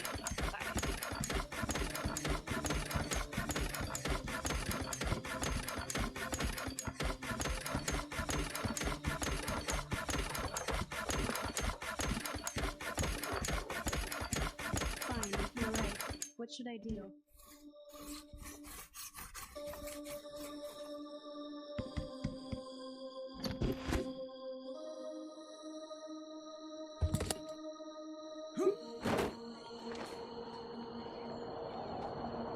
You really missed out yesterday. Marissa, hello? What? What's with you? Nothing. I didn't sleep very well. Ew, you're not sick, are you? No, Because I'm not getting sick right before the dance. I was up late. That's all. Doing what? Just talking to a friend. Who? You don't know her. Is this someone online? Marissa, web pervs are not your friend. She's not. Just never mind. Did you find the dress? Yes, and it's amazing. Jenny totally tried to steal it from me. Steal it from you? I mean, sure, I guess she technically saw it first, but she looked gross in it, so I'm really doing her a favor. Do you have a date yet? What's that supposed to mean? Nothing. I was just asking. No, I don't have a date yet, but I'm not worried. I didn't think you were. What about you? I guess you're still waiting for Eric to ask you? No. Did you give up on that already? He asked me last week. That's the first I've heard of it. Well, then you haven't been listening. Whatever. I guess I'm just surprised. Why would you be surprised? We're dating. You usually go to dances with the person you're dating. You just seem like a weird match, that's all. Why is that? Jeez, what is with you? Nothing. What's with you? Honestly, I'm just feeling a little sorry for you. Oh, really? I mean, you finally get a date, and you can't even afford a dress. Didn't I tell you? My mom gave me the money. She did? Mm-hmm. Well, I just hope you can find something that's not totally disgusting before. Emily, your insecurity is boring me. Excuse me? I'm going to class. What just happened? She got put in her place.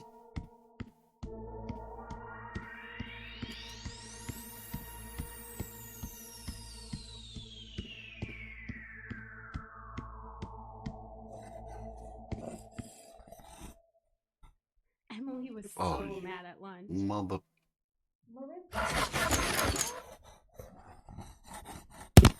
I don't know what I said to her. It's weird. I can't even remember going to class. Marissa? What? Can I come in? Hang on. The school called. They said you were sick. What's that? Nothing. Oh, Ouija board. I used to have one of these. Wow, it's so old. Where did you get it? It was in the attic. Oh, I'm glad you found something worth keeping up there. Yeah. Oh, I used to use mine all the time. Mom, can I have it back? Oh, sure. I just had a little nostalgia flash there for a second. Are you feeling okay? Do you have a fever? I don't know. I've just felt weird today. Well, you look sick. Gee, thanks. I didn't mean it like that. I can just tell you don't feel great. A lot of people have been sick at work this week. Maybe you should just stay home from school tomorrow, just to be safe. Really? Don't sound so surprised. I don't know. I thought you'd be mad that I came home early today or something. Marissa, you can't help it if you're sick. And I don't want you to go to school tomorrow and make it worse, especially with the dance on Friday. Okay. Just relax and get some rest, okay? Hey, Mom. Yeah.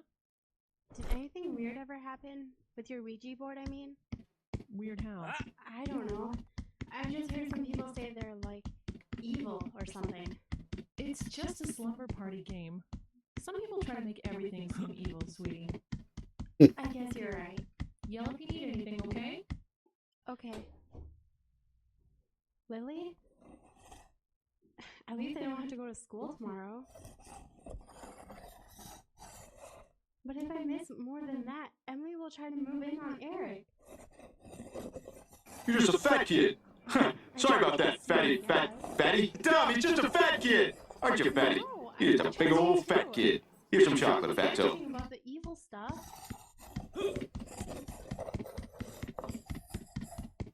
So what should I do? I'm just so sick of Emily always getting everything she wants. If I could just put her in her place, I know everything would change for me. Scare her? How? To death.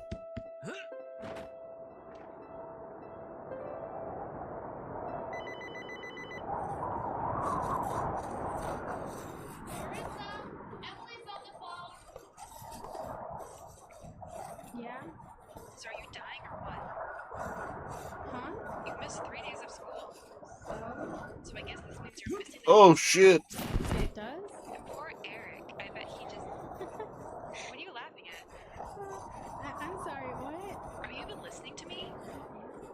Who are you talking to? Are you on voice chat? Yeah, sort of. You know, I was calling to do you a favor. You were? Yes, I was gonna bring you your assignments, but if you're too busy. No. You should bring them over. I don't know if I have time to now, since you don't have time to even talk to me. No, I do. I'm sorry. I just wanted you to come over so I could show you something. Show me what? I can't explain it over the phone. Does it have anything to do with how weird you've been acting? Yes, it does actually. So just tell me what it is. I can't. I have to show you. Okay, fine, whatever. Cool. I'll see you soon. She's coming over. She's going to be so freaked out. I'm going to set up my camera and record the whole thing. I can't wait for the whole school to see her cry like a baby. I'll do it just This has terrible written all over it. everything. It won't hurt, will it? Are you sure it'll work? Then it'll be worth it to take Emily down.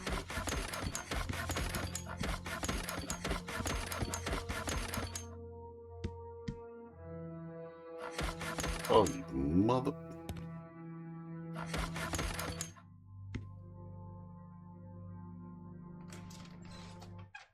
Hi, Mrs. Hendricks. Marissa wanted me to bring over all the work. Thanks, Emily. Come on in. Gosh, it's freezing out. Can you walk? Yeah, this stupid mom will drive me. Gee, that's too bad. Marissa! Emily's here!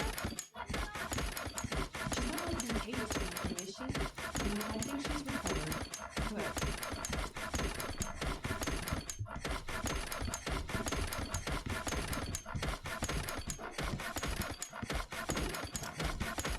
You really are the bank.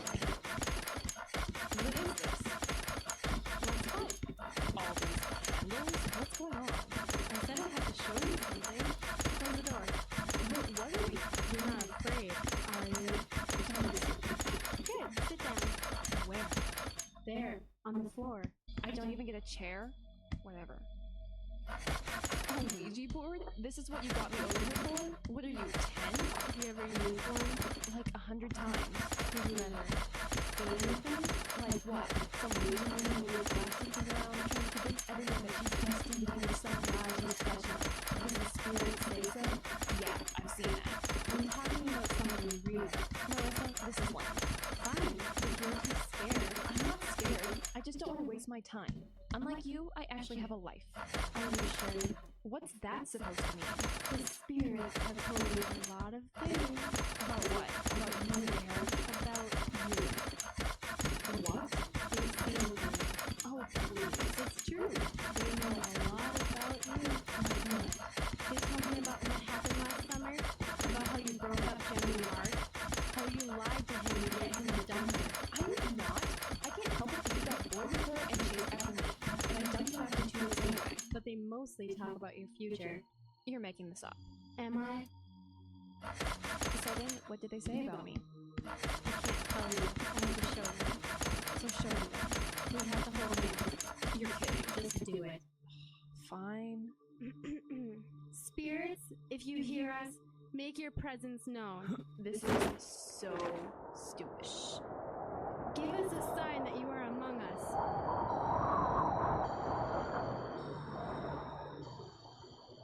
What's that? Shh, it's working. Did you hear that? Be quiet. Something just touched me. Something touched my hair. With the breaking of the circle, I offer unto you my blood. Marissa, what are you doing? With this knife and with this blood, I open up the gateway. Are you insane? Marissa, what are you doing?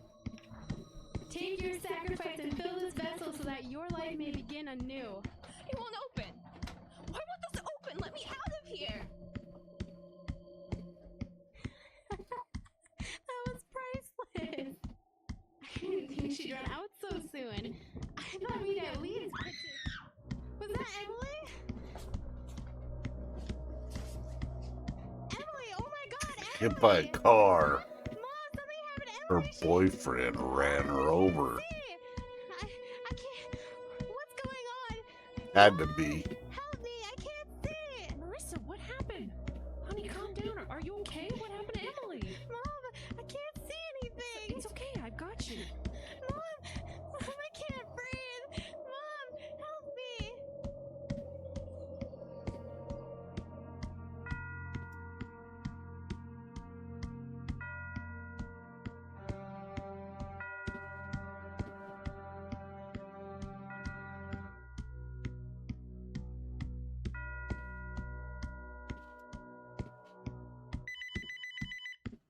That's why you don't play with Ouija boards, boys and girls. Hello? Anna, how's Marissa doing? Oh, hi, Mom. She's doing really well. She's just resting right now. Oh, poor thing. I can't even imagine. The doctor said it was probably shock. She must have seen Emily fall, but she doesn't remember it. Did they ever figure out exactly what happened to Emily? Well, looks like it was just a freak accident. She must have slipped on some ice and hit her head on the curb. Oh, that's terrible. Well, how's Marissa taking it? I think she's still trying to process everything. Losing a friend like that, well, it has to be just surreal for her. It is, but she'll be okay. Well, I know she will. I don't want to bother her. Just tell her I called and that I love her. I will. I'll talk to you soon. Yeah, I love you. I love you too. Bye-bye. That was my mom. How is Alice? She's good. You know, I always liked her. It won't be hard pretending she's my grandmother. Mom's easy to love. I still can't believe I'm really here. We finally did it. And it only took 30 years. I know. I'm really glad to have you back, Lily. You know, you've always been my best friend. You've always been mine too, Anna. I couldn't even imagine having to pretend to be friends with that awful Emily. She was a nightmare.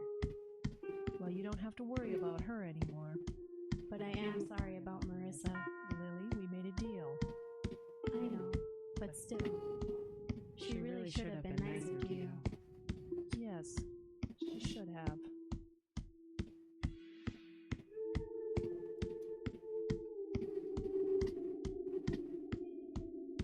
Ooh.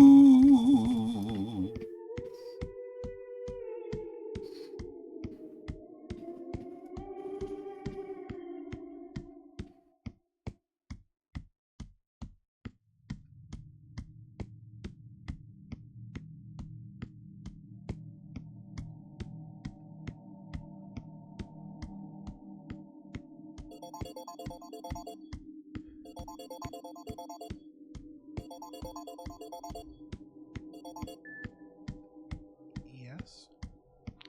Hello, Carl. Hello, Edith. I didn't think you'd answer my ring. So many of my calls have been going to... What is that thing? Voicemail?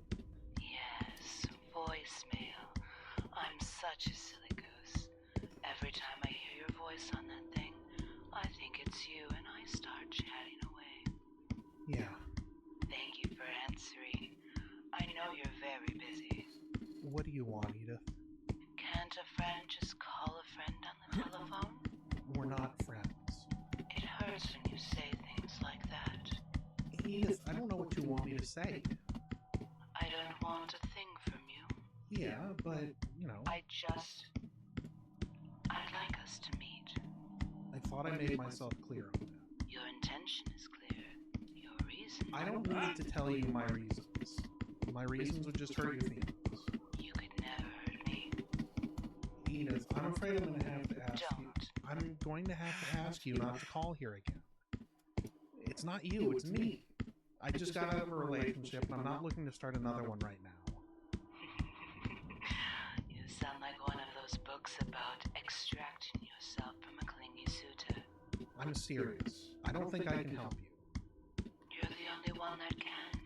You've called me, what, a dozen times so far? Who's counting? And I still don't know what you want. I want us to meet, silly.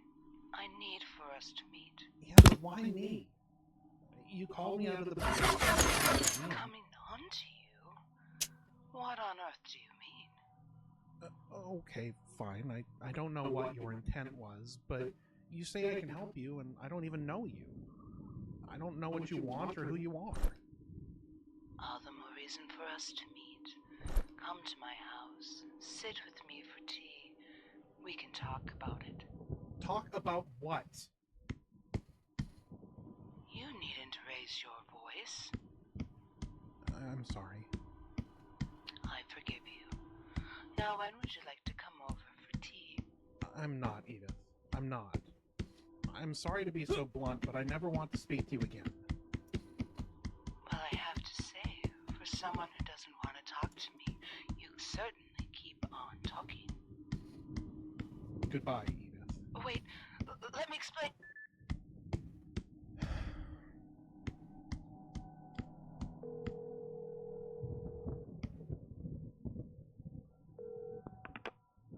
I wish I could tell you how much I'm sorry, Larry. If there was anyone else I could call. Supervisor's on my ass, man. He's pissed. They won't let him put a clock in our private cells, so he's watching everybody like a hawk. He finds me with this phone in my ear, and he'll put me on graveyard shift. What for? This is official company business. You work for the mobile company, and you're helping a customer block a number. Private favors for friends are not official company business. At least not for my pay grade. Well, I don't know where else to turn. I put a ticket in, man. You should have been able to block her by now. She called again. Like I say, you should have been able to block it. If she's still getting through, well, bitch has some skills. That's all I can say. Yeah, this is pointless. New phone, new number. That should solve it. I can't afford a new phone right now. I don't know what to tell you. It's the best solution. Is that what you would do? I'd go with a prepaid burner for a few months so she'd lose the scent, but basically, yeah. I was thinking about another idea. Why do I not like the sound of that? Reverse directory. Reverse directory what? Are you thinking it's a landline? I don't know why, but yeah. Got a feeling there's something old-fashioned about her. Well, I can't help you, man. We're a cellular company. You'd have to contact Ma Bell or one of the other dinosaurs for that info. They even keep those directories anymore. Besides, what's your plan there? Go and talk to her? I don't know. Because that's exactly what she wants. You show up at her house, she's going to interpret that as interest, which is exactly what you don't want to do. I guess. I just want to know something she doesn't know. Get something on her for a change, you know? Really? You're being stalked, Carl. The general strategy for that is to stay away from your stalker. Don't go to their house for tea. What? I said don't go to her house. No, that bit about tea. What was that? What? Did I say something about tea? Yeah, you know what? Never mind. Do you know someone at the phone company? The old phone company, I mean? No, but God, why do I keep doing this? I do have an idea. What? Well, in college, this young lad used to work at Process Servers downtown. Young lad. School outfit in the basement below an office supply store. They had a shelf full of reverse directories. If I call them up and find someone who remembers me... Could you? I just need her address. Your wish is my command, apparently. But you and I are going to have a talk about identity security over many, many drinks, which you'll be buying. Get me? Of course, of course.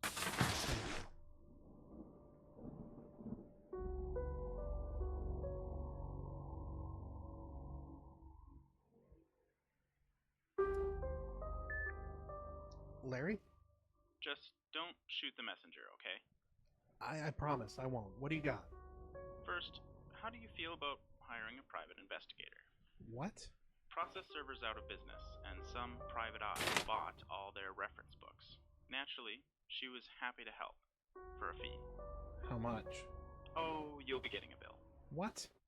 Rather than listen to you hem and haw for 2 weeks, I hired a lady and told her to bill you because you want to know the address, right? Or does the wind blow from the other direction today?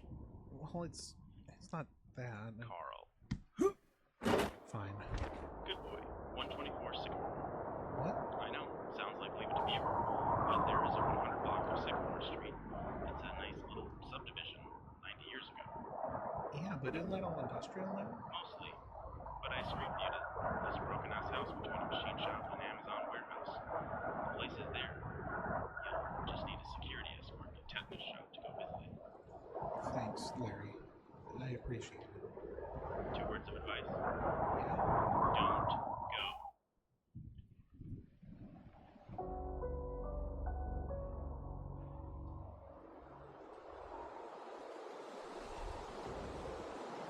This can't be right. Just can't.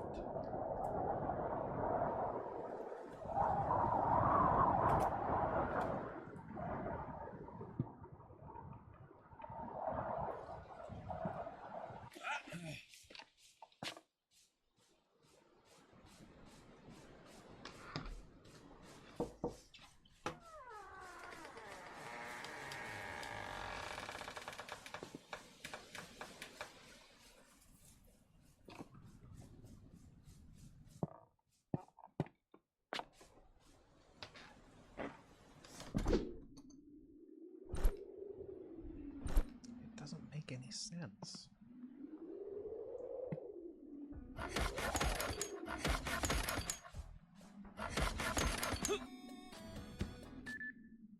Larry? Are you in? Why are you calling me? You can't expect me to do all that legwork for you and not be a little bit curious. Plus, if you're on the line with me when the maniac stabs you in the face, I can call 911. Well, you're very reassuring. So are you in? Yeah, it was open. What do you mean, open? I mean, I knocked on the door and it just fell open. The place is abandoned, Larry. Weird. A neighborhood like that, someone should have bulldozed it by now. Yeah. And it's not like other abandoned places I've seen. Remember when I worked for that hazard cleanup company? Your hazmat and bleach period. Sure. We did a lot of drug houses. Not where they were cooking meth or anything, but we did a lot of places where users were squatting. The far gone people, you know? Yeah, hang on. I just got an email from our investigator lady.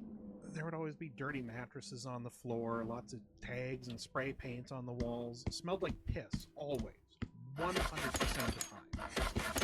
This house has none of it. I mean, it's not clean, but it's not wet either. It's like everyone just steered clear. There's your rotary phone. You have the number on that little sticker right in the center of the dial. It's the same. This is Edith's house. About that, you need to get out of there. What do you mean? I had the time to get you for a report tomorrow. Did you ready to? No, I just came. Just get out of there. That house. That woman Edith. There's history there, Carl. You need to get out. Why? It's murder. What? Back in the 70s, she killed her husband, man. He was gonna leave her. She offed him with a kitchen knife, and then she slit her wrists right there. What? Just get out of there, man. Hang on, I got another call. Wait, no. Hello? What? You came at last. Oh, darling. You don't know what that means to me. Edith? Make yourself at home. There's so much to talk about. Edith, where are you calling? Of course. This place is a mess. I've missed you. You should have warned me, dear. I would have fixed my face for you. No matter now. You're here. You're actually here. Oh, I can't tell you how wonderful this is. Where's you? Edith, where am I? Oh, you're in my home, darling. Then where are you? Oh, of course. You want to see me in the flesh, don't you? That's simple. Just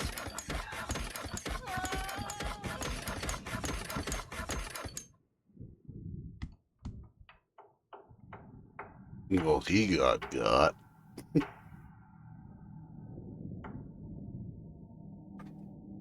This has been Edith from the Icebox Radio Theater.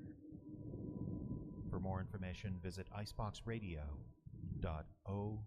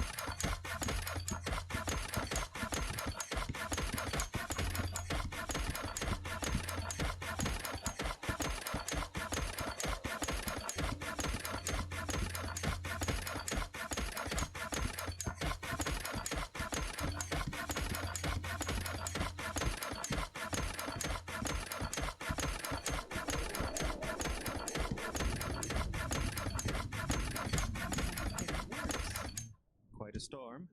Do you think it's gonna be... Everything's going to be fine. I know. I was just gonna ask if it was gonna interfere with the beach trip tomorrow. Such priorities. We're teaching our youth now. Cassandra, please. Cassandra, could you check her? I said it's Is that We can keep the women calm and get them to safety. stopped? Brittany's injury. God, she's. It was over there in the grass. Good. Church every day. You're always. Yeah, that's a repeat of the demon. Can you... Moments? When you came in, you were very shaken. What? You wanted to know if there really was... to find it, but I won't. She's in a better place. What?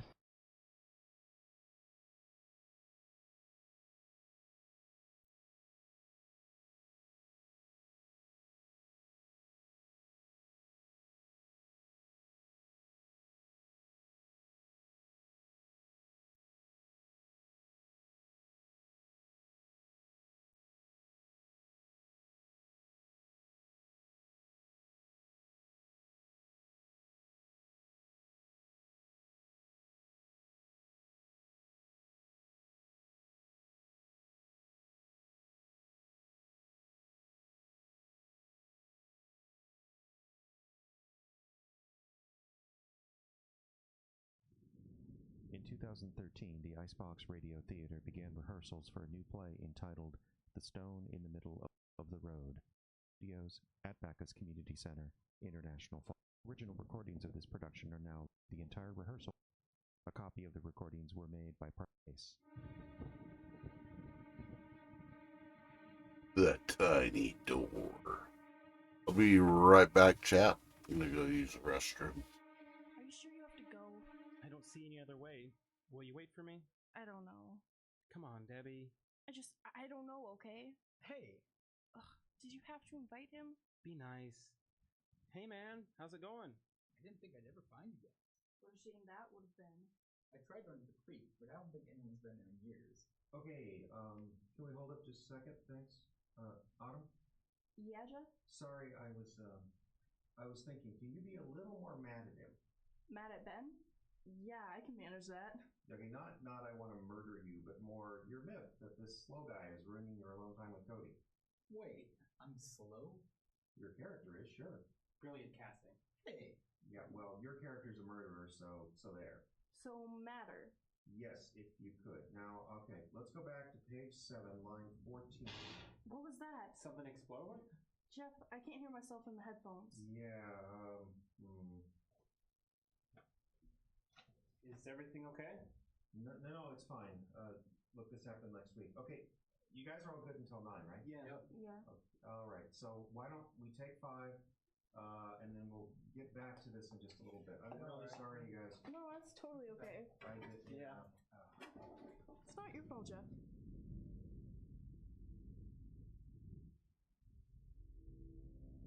Why would you tell him that story anyways? I don't know. I mean, he's my little brother. Aren't I supposed to scare him? I hate ghost stories, too. It wasn't a ghost story. It was a sea monster story. Totally different. Hey, Ben, you want to hear a real freaky story? No one wants to hear it. Well, what? I want to hear it. It's about this building, this very room even. Really? Yeah. Hey, Jeff? What? Lord. What was that story you told me? What? That story about the room and the kid here? Oh, don't tell that story. Autumn will freak out. I will not. Tell the story. Come on. Okay, so this place used to be a school, right? Yeah, right. Well, this room has been used for everything. It was a storage room, it's a classroom, it was... Wait. You mean the story was about this room? Yeah, that's what I said. Freaky. So it's been used for everything, right? There's that sign that says health room above the door. Right. So the story's like 50 years ago. There was this really scrawny kid who was always getting picked on. That's not funny. Shut up, I'm telling you. So, he was always getting picked on, right? At the time, they say he used to hide here behind some boxes, way over in the back corner. You know, oh yeah. He made himself a little nest back there by that. So, one day, the bullies are really had it in for him, right? They chase him all day, but by lunch, he managed to get back here and hide. Only this one kid with the bullies knew about the hiding place by then. Oh, Lord. Are you okay? I've been bullied before, and it's really scary, and the schools don't take it seriously at all. Poor kid probably got wailed on every day. True. But, thing is, these bullies were pretty mad by the time they found him. So they grabbed him and shoved him through that little door in the back room. What's back there? Just a crawl space that goes under the stairs. But it's a dirt floor, no light. So, they locked him in. Oh, no. They locked him in. And you know what happened? What? They forgot about him. Everyone forgets about him. It was a Friday. Could he call for help or something? For sure he did. But the room was just a storage room then, right? Crawl space was beneath the stairs, which were made of concrete. No way anyone could have heard him. So what happened to him? Well, the janitors left early, Friday, so no one was in the building all weekend. And the kid didn't turn up in class on Monday. One of the bullies, like, not the main one, but one of the underlings, he starts to panic, texts the vice principal, everything. They go down and check behind the door. They found the kid dead. That is such a lie. You can look it up. It was in the paper and everything. Who killed him? They didn't really know. He wasn't bitten by anything. There was plenty of air down there. The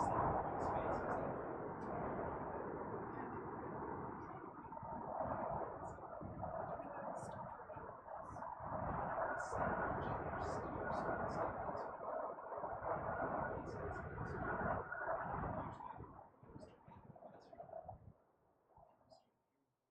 Guys. Some people say they heard crying. Morning, Will. Stuff like that. Whenever it opens up the crawl space to check. How are ya? Before they closed down the you make yourself some waffles yet? And now, Waffles and a cup of coffee. Is that story true? I have no idea, but it's after 8, it's a school night, and I promised you folks we'd get this thing recorded by a decent hour, so everyone, let's away to the studio, please. Sleepy? Cody, you are such an idiot. Come on, it's just a Sleepy little Will?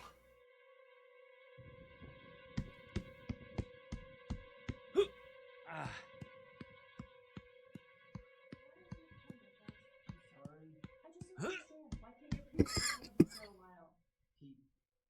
Guess he likes hanging around with me. I'm his big brother. What about us? Well, we'll have some time. We don't have any time.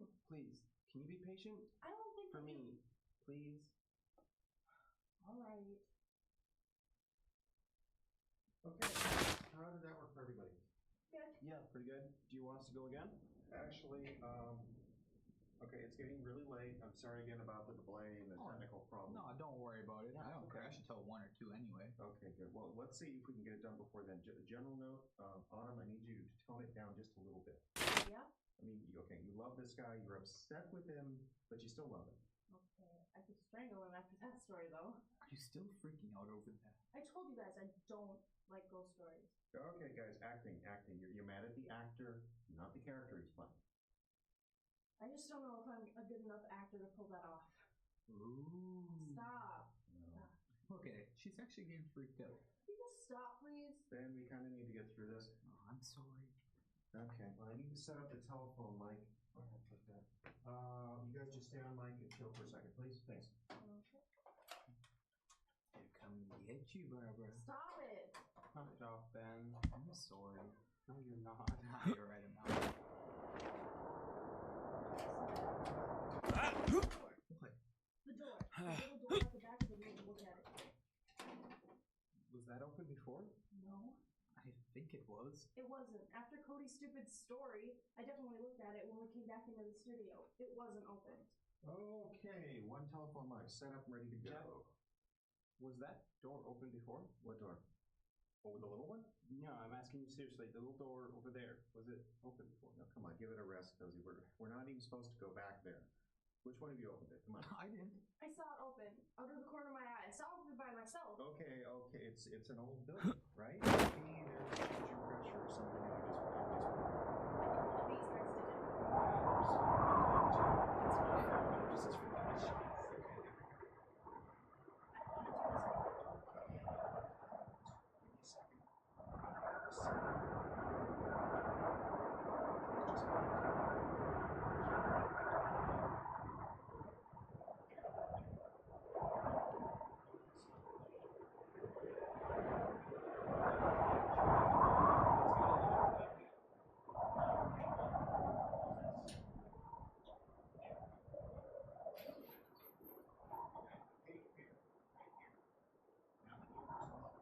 Nothing can get out. I'm not an idiot. No, I didn't. I didn't mean that. I'm really sorry. I'm just trying to put your mind at ease. I mean, the door swinging open like No that, coffee, only tea. It's all kinds of weird. I just want you to relax so we can finish the scene. Banana, dark chocolate chip stuffed waffle. Cody, Yum. you're over here on the telephone mic. Yummy. And let's see. This is the phone call when you tell her your brother is missing. Okay. So you're scared. You need emotion here, real emotion. I can do that. All right. Let me check on the recorder. Looks like we're rolling. So whenever you're ready, whenever you're feeling it. What was that? They came from the door. Oh my god, they came from the door. What do we do? Jeff, What? what do we do?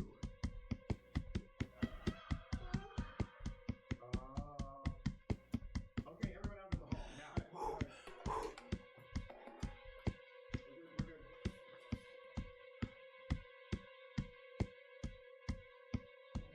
Stir spritz. Hang on. Is that the recorder? Yeah, I just want to see something. Except I'm on a ramp. Let me think about this. Jeff, I'm sorry. I'm really sorry. I know. I just can't do this. Maybe we could go someplace else. Has anything like this ever happened before? Not really. Mm. Oh, okay. I've been here at night when I thought I heard something, but nothing like that screaming. Can we just go, please? Okay,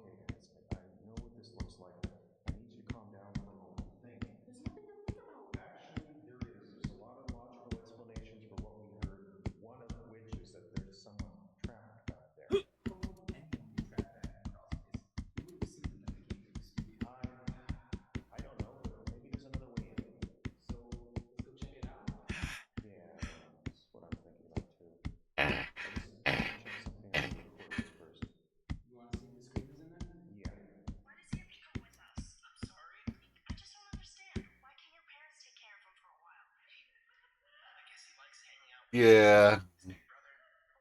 I think it's this horrible outfit. Hang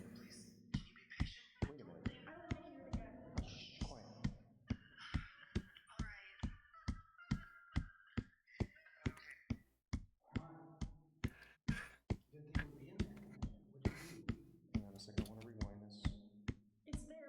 It's the turtle head outfit.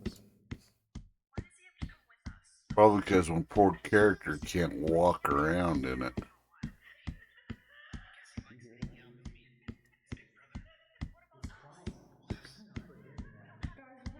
It'll be alright. No, I saw this documentary on ghost hunting like this.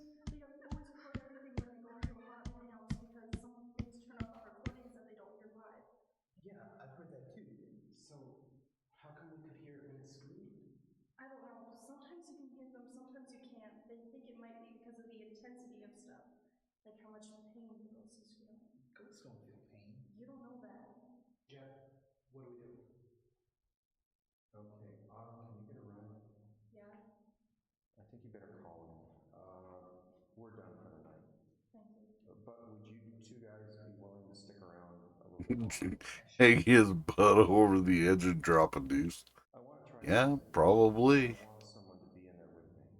I'm in. Come on, stay. What do you need? We are here,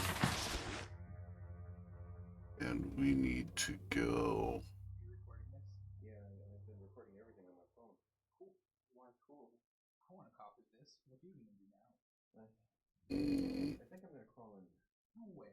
Are you sure that's a good idea? Look, if it's a ghost, I don't think it can hurt me, and if it isn't, So that one right there.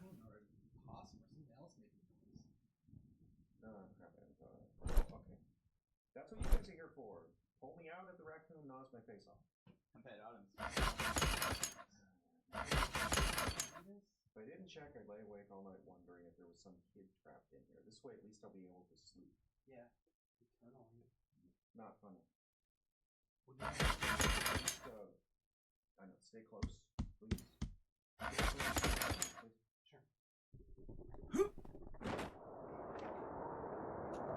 Express elevator downhill.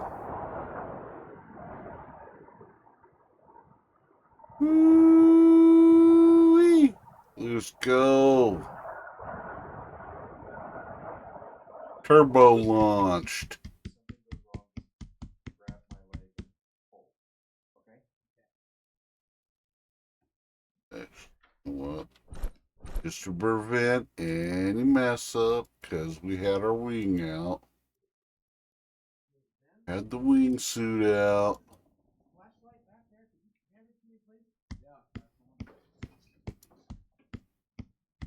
thanks.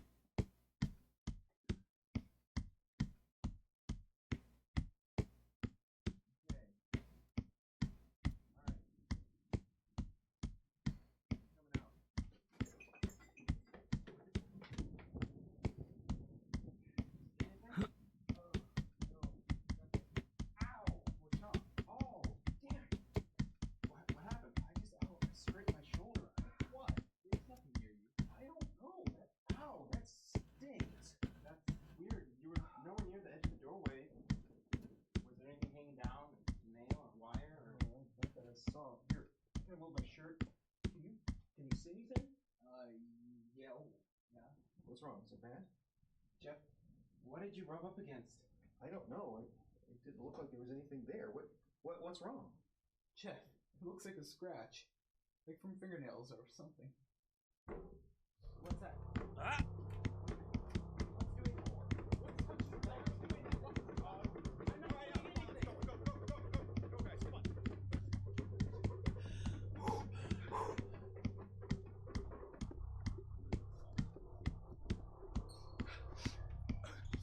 Yeah, with this steep of a ramp, you just drop a deuce on the ramp and it'll roll away.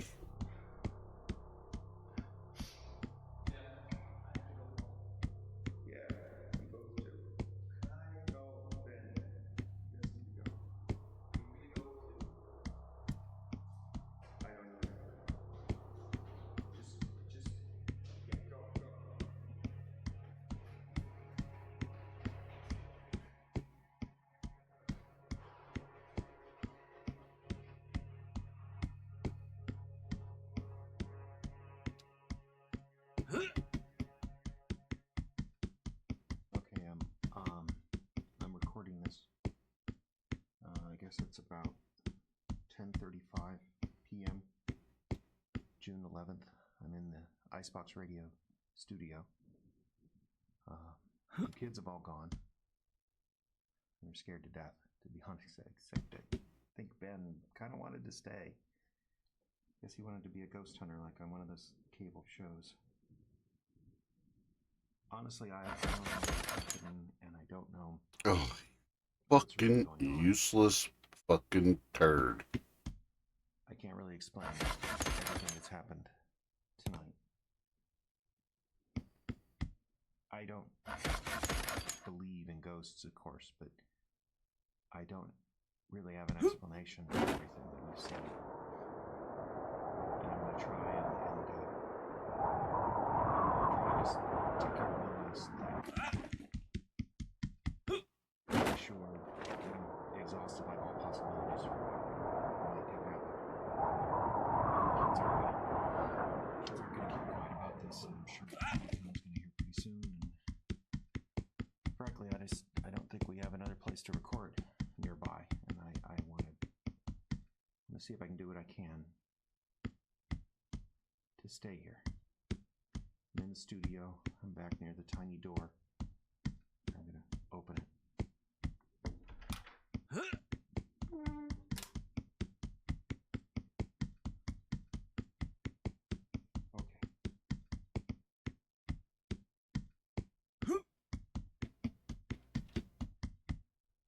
Hello?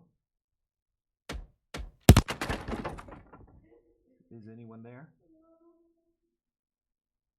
Hello? Can't hear anything. Okay, if someone's there, please let me know. I still can't hear anything. Okay, this is ridiculous. I'm closing the door now.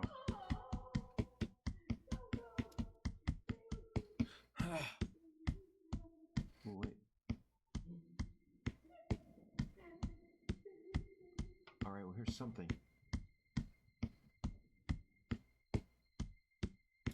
Okay, I think I have an answer for at least one of the questions. Yeah, there's a little wire right up here. I didn't notice before. I bet this is what I scratched my shoulder on when I was crawling out of it. It's old. It's really old. It's a, what do they call it? Tube and knob insulation. There's no way this thing's even hooked up anymore. It's called knob and tube, not tube and knob. Just, I want to get a closer look.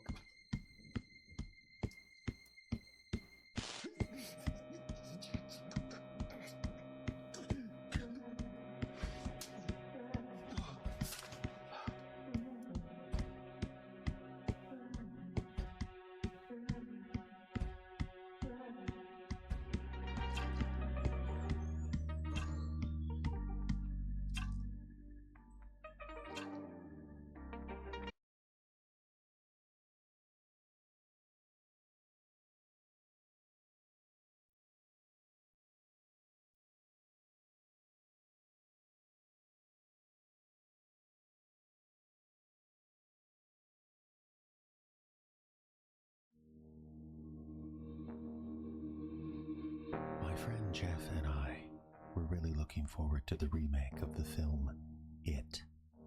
Like a lot of kids these days, we are fascinated with all things from the 1980s. We love Stranger Things. From the public library, we even got a VHS copy of the old TV miniseries of It, starring Tim Curry. We love that too. I guess you could say the 80s were kind of our thing.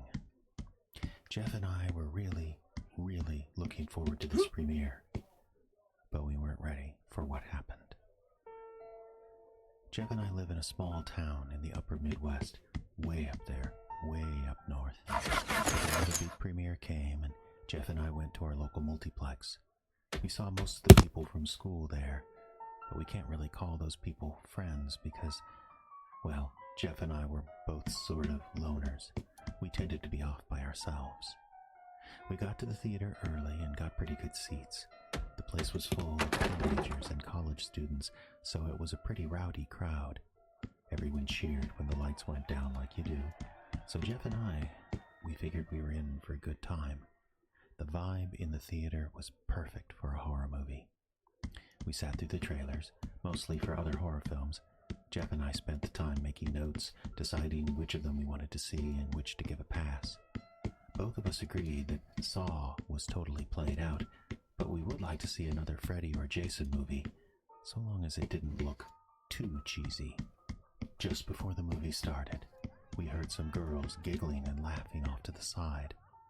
This giggling was really loud, not the normal movie theater giggling you kind of half try to suppress. I looked over into the darkness towards the sound, and I couldn't believe what I saw. There was a man in a clown outfit, holding a balloon, walking down the aisle. It was a helium balloon, so it stood straight up on its string. And when the picture on the screen changed to something brighter, I could see the balloon was red. The guy was dressed up like Pennywise, the original Pennywise from the made-for-TV It in the 80s. My first reaction was to think this was pretty cool. Even though we were a small town, it wasn't unheard of for people to get dressed up for a movie premiere. When Star Wars Episode 7 came out, a guy brought a full-sized R2-D2 model he built himself. Radio-controlled, it beeped and beeped all over the lobby. So costumes weren't that unusual. But the thing about this guy and this night is that he really, really looked like the clown from It. The girls' giggling stopped abruptly, and then it was like the air went right out of the theater. The rowdy vibe was gone. This theater had 2 aisles, and the clown walked down one to the front, crossed over to the other, and then started walking back up. And when he came to the aisle Jeff and I were in, he stopped, and for a moment kept staring forward, that red balloon hovering just above his head. And I could feel my heart pumping in my chest. And then the clown looked down at me, moving his head really, really slowly. And he smiled. And that was when I about jumped out of my skin. Because not only did this guy have the clown outfit, and the makeup, and the fright wig, he also wore a set of needle-sharp teeth, just like Tim Curry wore in the original film. Hundreds of tiny daggers in his mouth. And he pointed at Jeff and I, and he laughed. His laugh was a little too loud, like a high-pitched hyena. And then he kept walking up the aisle.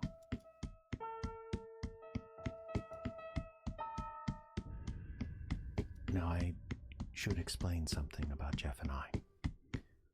I say we've been friends for a long time, and that's true. We've been friends since we were both kids. But recently, in the past year or so, we've been thinking about being more. Both of us are pretty nerdy-looking guys. We've never had any luck with girls. And it just seemed right being with Jeff, spending time with him. Though I was never with Jeff in that way. I think both of us are just terrified of the idea. And like I said, this was a small town, and everyone's attitude was, if you want to be out and proud, that's fine. Just do it someplace else. The last guy to be openly gay at our high school was dragged behind a snowmobile for 1.5 miles and ended up needing reconstructive surgeries. And the guy who did it only got 6 months plus probation because his uncle was the sheriff. Yeah, it's that kind of town. Oh, we're in the north. Everyone is supposed to be super liberal, but it's all for show.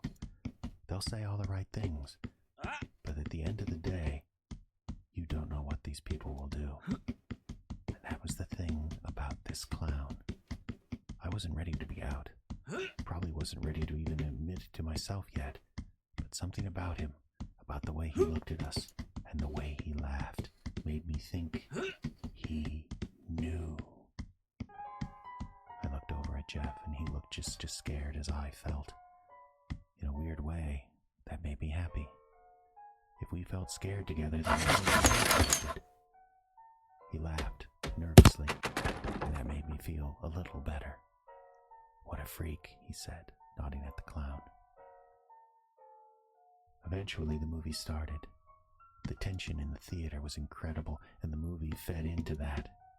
The first time Pennywise appeared in that sewer grate, a couple of girls to our right screamed, and not a horror movie scream either, not a scream half filled with laughter. Their screams were real. For my part, I could barely watch the movie. First of all, I knew the story pretty well, so there wasn't a lot to keep my attention there. The reason Jeff and I came was to see how they would handle the story, how Pennywise would look at the end, whether or not they'd include the orgy scene, things like that. But I was distracted. I kept looking around the theater, looking for the guy in the clown suit, and that was the thing. Sometimes he was there, and sometimes he wasn't. You could always spot him by his red balloon, but the balloon wasn't always there. About 20 minutes into the film, I heard this guy cussing a blue streak off to my right. I looked, and there was the clown. We all float down here. The cousin was just trying to get away from him, tripping over seats and people to try and reach the aisle. I even heard some people behind me get up and leave. It wasn't fun in that theater. It was real horror. At one point, the manager even came in with a flashlight. He searched around, looking for the clown. Everyone stopped watching the movie and paid attention, waiting to see what would happen. It was like the whole theater was holding its breath. But the manager couldn't find a thing. After that, I think we got a good 30 minutes of the movie without the real Pennywise in our midst. By then, we were well along in the story. The Losers Club had officially been formed, and they were talking about what they might do in the sewers and how they might fight it when they confronted it. I lost myself in the movie for a while. Then I glanced over at Jeff during one of the scenes at the river, a daylight scene where the screen brightly lit the theater, and I saw the clown. He was sitting in our row, just 2 seats beyond Jeff. Now, Jeff had a weird habit. He had a Leatherman tool, one of those Swiss Army pocket knife plier things, and he used to fidget with it. He'd open and close the blades, click the pliers, all kinds of things. He used to drive people crazy with that thing, and he'd been fidgeting with it in the theater up to this point. And then I realized, staring at this clown, that Jeff wasn't fidgeting anymore. And I looked down at my own hands and discovered I was holding the Leatherman tool. I looked up at Jeff, and he was just gazing up at the movie screen like you do. I looked at the clown, and he was looking right at me. A big grin of needle teeth spread across his face. And that was when I looked back at Jeff. Another daylight scene came onto the screen, so I could see him clearly. His jaw was slack. His eyes were glazed over. I was just about ready to ask him if he was okay when something hit my eye. I reached up and brushed something wet off my face. Something was in my hand. I held it up to the light, and I saw that it was a chunk of dead flesh covered in blood. A big wad of pink flesh pierced and bleeding. That's when I looked at Jeff's chest and screamed. My left hand, not my dominant hand, had the Leatherman tool. The largest pocket knife blade was out. I was working on Jeff. Impossibly fast. My hand was a blur, like it was a visual effect from a movie, 1,000 jerky movements crammed into a single second. And I couldn't even tell where my hand stopped and the knife began, and I had no control over any of it. I was just stabbing him, over and over, practically turning his chest into hamburger. I was stabbing the boy that I thought I might love, and I had no control. At that moment, the screen went dark, and the lights in the theater came up, and all the people around us started screaming and yelling and trying to get away from me. Reality came crashing down, and I saw my hand holding the knife. Normal now. No special effects. I saw Jeff, or what was left of Jeff, slumped in the seat next to me. His blood and viscera was spread all around us. There were 6 seats in every direction. And I looked around the theater, but I couldn't see the clown. He was gone. At first, I tried to fight the charges, but my lawyer told me we'd be better off going for an insanity plea, because no one else in the theater that night remembered seeing a man dressed up as a clown. So that's what we're going to do. We're going to see if I can live out the rest of my life in a cell, in an institution for the dangerously insane. I think about Jeff often. I tried to go to his funeral, but his family refused. All I have to remember him by is a bunch of photos on my phone. The high 50s? Have it. Holy fuck, dude. Funny thing about that clown, though, I still see him all the time. Right now, for example, I can see him through the bars on my window, across the jail parking lot. He's standing under a streetlight, and his balloon is straight up and down. There's plenty of wind tonight. The trees are whipping back and forth. But that balloon never moves.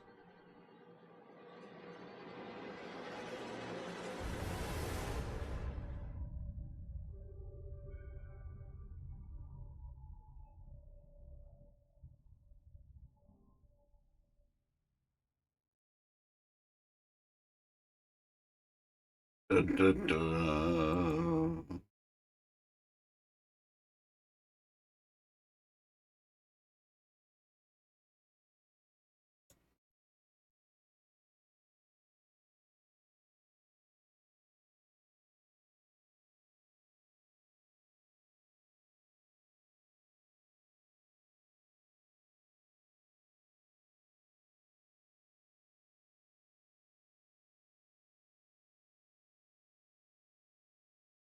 The Diary, a ghost story. It's never easy going through the things of a loved one who has died. You always hear stories of relatives fighting over treasures or property or money, but it's never like that, not in real life. In real life, it's just painful.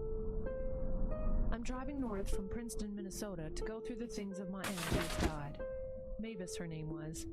I was her favorite. I'd come to visit her every summer for a week or two when I was little. I told my mother it was because I hated the heat. We lived in farm country, and Mavis up on the border where the lakes are cool and the breezes blow in from Canada all summer long.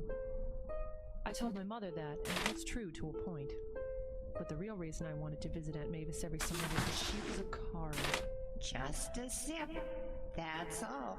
You're only 11.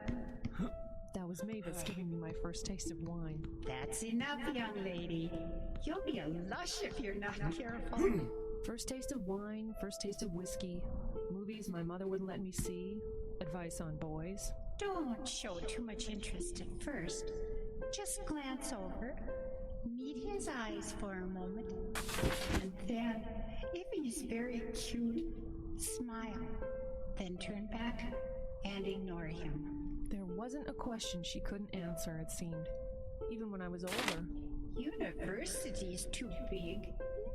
No, that's your mother talking, dear. Look, it might seem big, but it won't be that way for long. You'll find your friends, your room, your classes. Nobody goes to the whole university at once, do they? And she'd been right. I did love it there. That meant Mother had been wrong and Aunt Mavis had been right. I knew Aunt Mavis and Mother didn't get along. Sisters do that sometimes. I never asked Mother why, and I only asked Mavis once. I suppose it's silly, she'd said. But your mother took something that belonged to me once.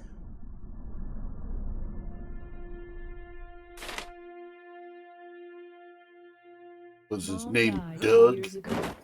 I bet his name was Doug. Dad's head is filled with lawsuits and figures and which doctors can testify on our behalf.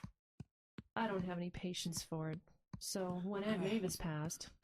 Why don't you take care of it, hon? I'm up to my eyeballs with this. Dad never finishes his sentences anymore. So I drive north. It's ugly this spring here. Not even really spring yet. It's just the whole dead time as the snow melts, revealing what was underneath. The frost line is 5 feet deep this far north, so it'll be weeks before the grass really comes back and the trees leaf in and the real spring arrives. It's as if the world is giving birth to itself again, and it is still fresh from the womb, covered in the fluid of violence, awaiting its chance to be cleaned up and wrapped into a perfect little bundle. It's so easy to look past this time of spring. We all know what's coming, and that's what we focus on. We don't pay attention to the mud and the sand, the leftover death that's everywhere. We just ignore it. It's just that I can't. Not this year.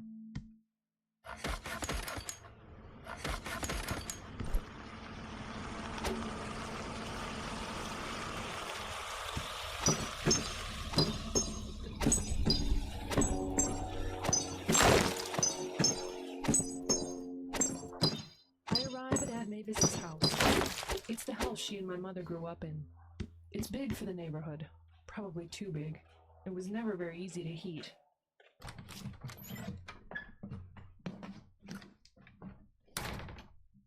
Her furniture is gone, divided up amongst the relatives, the cast-offs to the Salvation Army.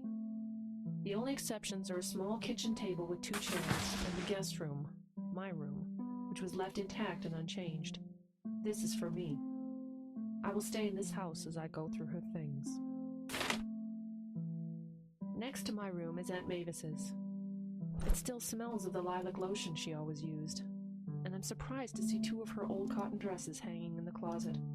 They are simple, plain, the kind she wore late in life when she was, in her own words, past the point of caring. I arrive as the sun sets on that first day. The house seems to welcome me, as an old woman in a hospital bed might welcome a visitor.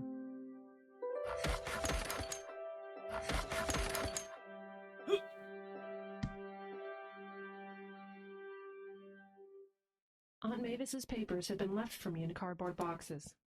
The desk they were in, a prize now belonging to some cousin in Duluth, is gone. I'll work from the kitchen table. The next day, I begin.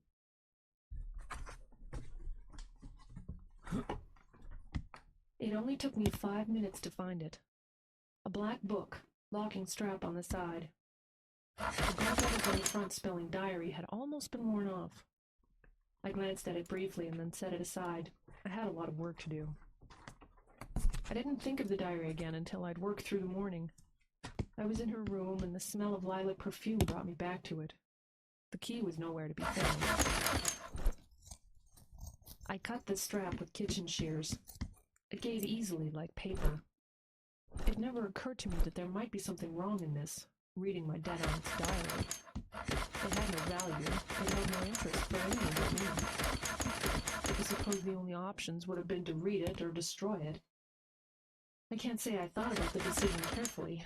I didn't even make a decision. I just acted.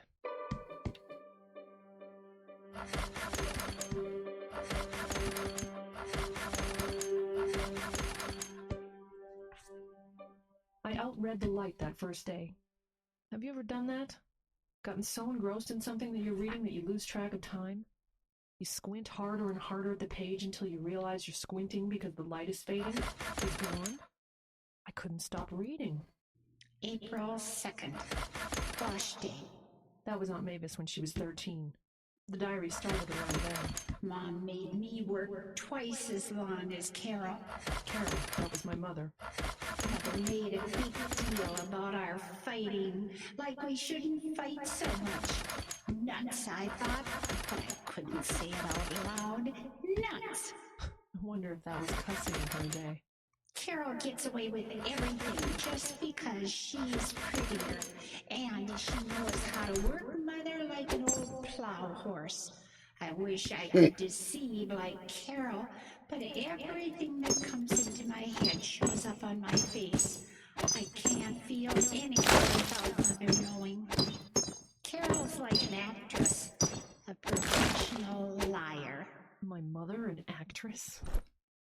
never thought about it before, but I began to see it. Mother always did seem so controlled, specific, and she always knew what I was thinking no matter how hard I tried to hide it. Aunt Mavis had lifted a veil for me. That night I took the diary to bed and read for hours. I didn't look at the clock when I turned out the light, but I couldn't sleep, and I read to the sun.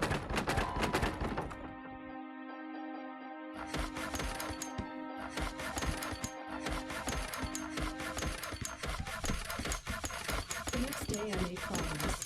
I worked most of the morning and then sat with the diary for the afternoon. There was a lot of Mavis in that diary, a lot of the women I recognized. But there was a lot of new things, too. A 14-year-old girl, then a 15-year-old. Her first kiss was a boy named Elmer. He smelled like scented motor oil, and he seemed afraid of her. She was invited to the snowball dance before Carol was that year. That was a monumental event in Aunt Mavis's life. There would be 2 full pages in the diary. January 23rd, the day after Snowball. I'm shaking all over. I can't think straight. I dropped the canned peaches, helping Mom with dinner, then cut myself picking up the glass. I'm in a fog because of him. I saw him at the dance. Jenny Fulton said he was Mike Parker's cousin from Duluth, dragged along to Snowball because they had an extra ticket. His name was Robert, but he insisted I call him Robbie. But it wasn't like he was a little kid, Robbie. He seemed older even though he was only 17. He asked me to dance. Then we danced again. He got me punch and we talked. We danced 7 or 8 times, and by the end of that night, he was spending all the time with me. Carol came with stinky old Billy Adams, who was drunk. I could have told her he would have been. Once, I caught her staring daggers at Robbie and I, like I didn't have the right to have a good time if she couldn't. Like Cinderella was the only one entitled to a carriage. I looked up from the book. My mother's face popped into my head. I knew that look, that dagger look. I knew it boring into my back as I left for a date or a dance. It went like that for another day. I worked in the morning, read from lunch straight through to bed. I knew I'd catch hell at work for missing more days, but it seemed important to read the diary here in this house. I didn't know why then. Just a feeling, I suppose. Robbie called again. A feeling that this was the only way to really know Aunt Mavis.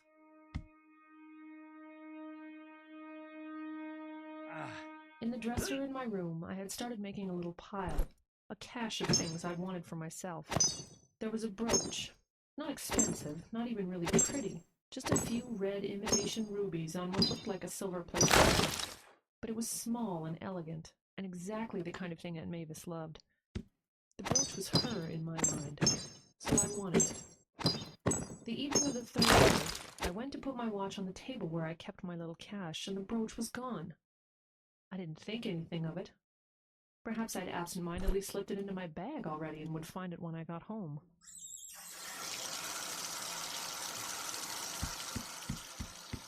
I drew a bath and carefully slipped in, making sure my hands were dry before picking up the diary. We went to Bemidji to Christmas shop. I wanted to go to Duluth, but Carol was the deciding vote. She looked right at me and pointed Bemidji, which she hates. I knew she did it just for spite. I read on about sibling rivalry, the indifference of parents, her ever-growing affection for Robin. The water wasn't that warm, but I got drowsy. I made sure that Ellen was safe on the ledge above the head before I closed my eyes. In the dream, I was in the lake. It was warm, warmer than I ever remembered it. I looked back on the beach, and Aunt Mavis was there. There was a campfire, and she was standing on the far side of it. as I watched, Aunt Mavis walked right through the fire towards me. I was laying down in the shallows, just a few inches of water, but I couldn't move. My legs felt heavy and soft. I kept breathing harder and harder, but it wasn't enough. And she was walking towards me, and I began to realize there was something wrong with her face. She was dressed just as I remembered her. The old cotton dress, a red one with white flowers. But her face was shriveled and wrinkled, and as she got closer, I began to see that was just a reflection of Aunt Mavis. Her face was like an apple, dried in the sun, and her hands were like claws. Her fingertips were purple, and the nails were yellow. Where are we building tonight? We are... I woke just in time to stop the diary from falling into the tub. I was sure I'd set it back on the ledge. Sure I had. But when I woke up, it was barely teetering. We are just doing more exploring, unlocking more of the map. The diary with tremendous care. At least for a little while. Put it out of harm's way on the chair near the tub when I heard it. And I froze. Been at it for 5.5 hours almost. To my throat, and then But we got quite a bit unlocked over here. I picked the book out of the water, but it was soaked. I couldn't catch my breath, just like in the dream. All the way from Something here. knocked the diary out of my hand. All of this has been opened up. Something was in the house with me. We're going to go to that one. I knew that as long as the humidity stayed low, it would be an easy thing to dry the pages. I just had to be patient, that was the key. But I kept thinking of ways to do it quicker. I even turned on the oven once before I realized what I was doing and shut it off. I didn't want to have any more dreams of Aunt Mavis. I didn't want to see her diary burned. It grew late, past midnight.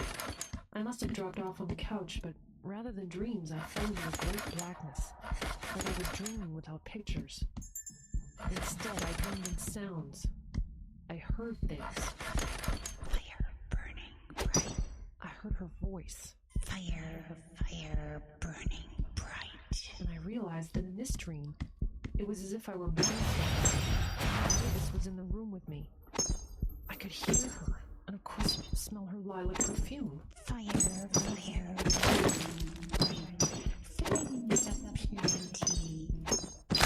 Sight. What do you want me to do? Burn. I don't understand. Burn. Aunt Mavis? I jolted awake when I heard it and ran to the kitchen. I'd forgotten the pot I put on for pasta. It had boiled dry. It was ruined. I stood in the kitchen a very long time, shaking, listening. There was nothing to hear.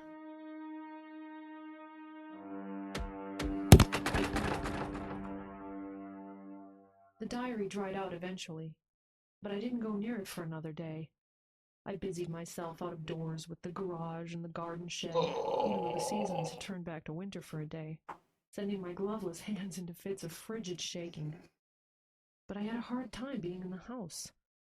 I even went out one evening to the movies. Left the center square open like a sky toilet. When I was in the house, I could feel the diary. Only if you gotta drop a deuce. Sat on the table in the sunlight, tissue between if you gotta make a poo. My sleep was haunted by more dreams. Always there was fire. And though I never saw her in dreams, Aunt Mavis was like a presence there. I felt her nearby. I could hear her, smell her, but it was as if she refused to speak to me. I always woke when I had her, and I usually couldn't go back to sleep. The sixth night I was there, I couldn't sleep at all, so I came out to the front room. The diary was completely dry by then. The pages were still bloated and wrinkled, but it was possible to turn them.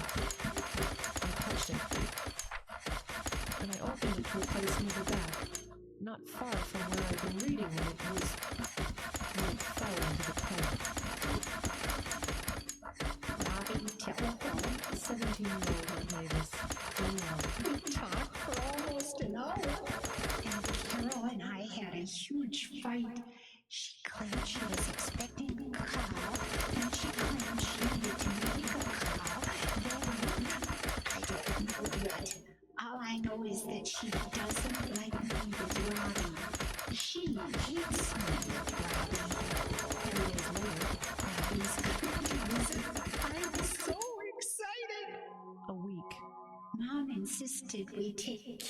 to the movies with us.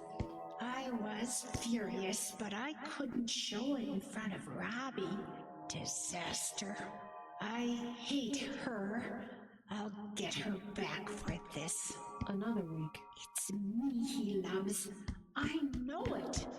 No matter what she says, she's just a liar. And another. I came home, and Carol was on the phone, giggling and cooing. I knew who it was. I just With had to Robbie. pay extension to be sure. And on and on and on. Aunt Mavis tried to kill herself, but never got past the point of collecting sleeping pills. My grandmother found them and punished her by sending her to a psychiatrist. Carol, my mother, rode back and forth with Robbie for another 6 months and then went off to college. They broke up sometime thereafter. Of course, I didn't know for sure that my mother had stolen Robbie out of spite, but that's what Aunt Mavis believed.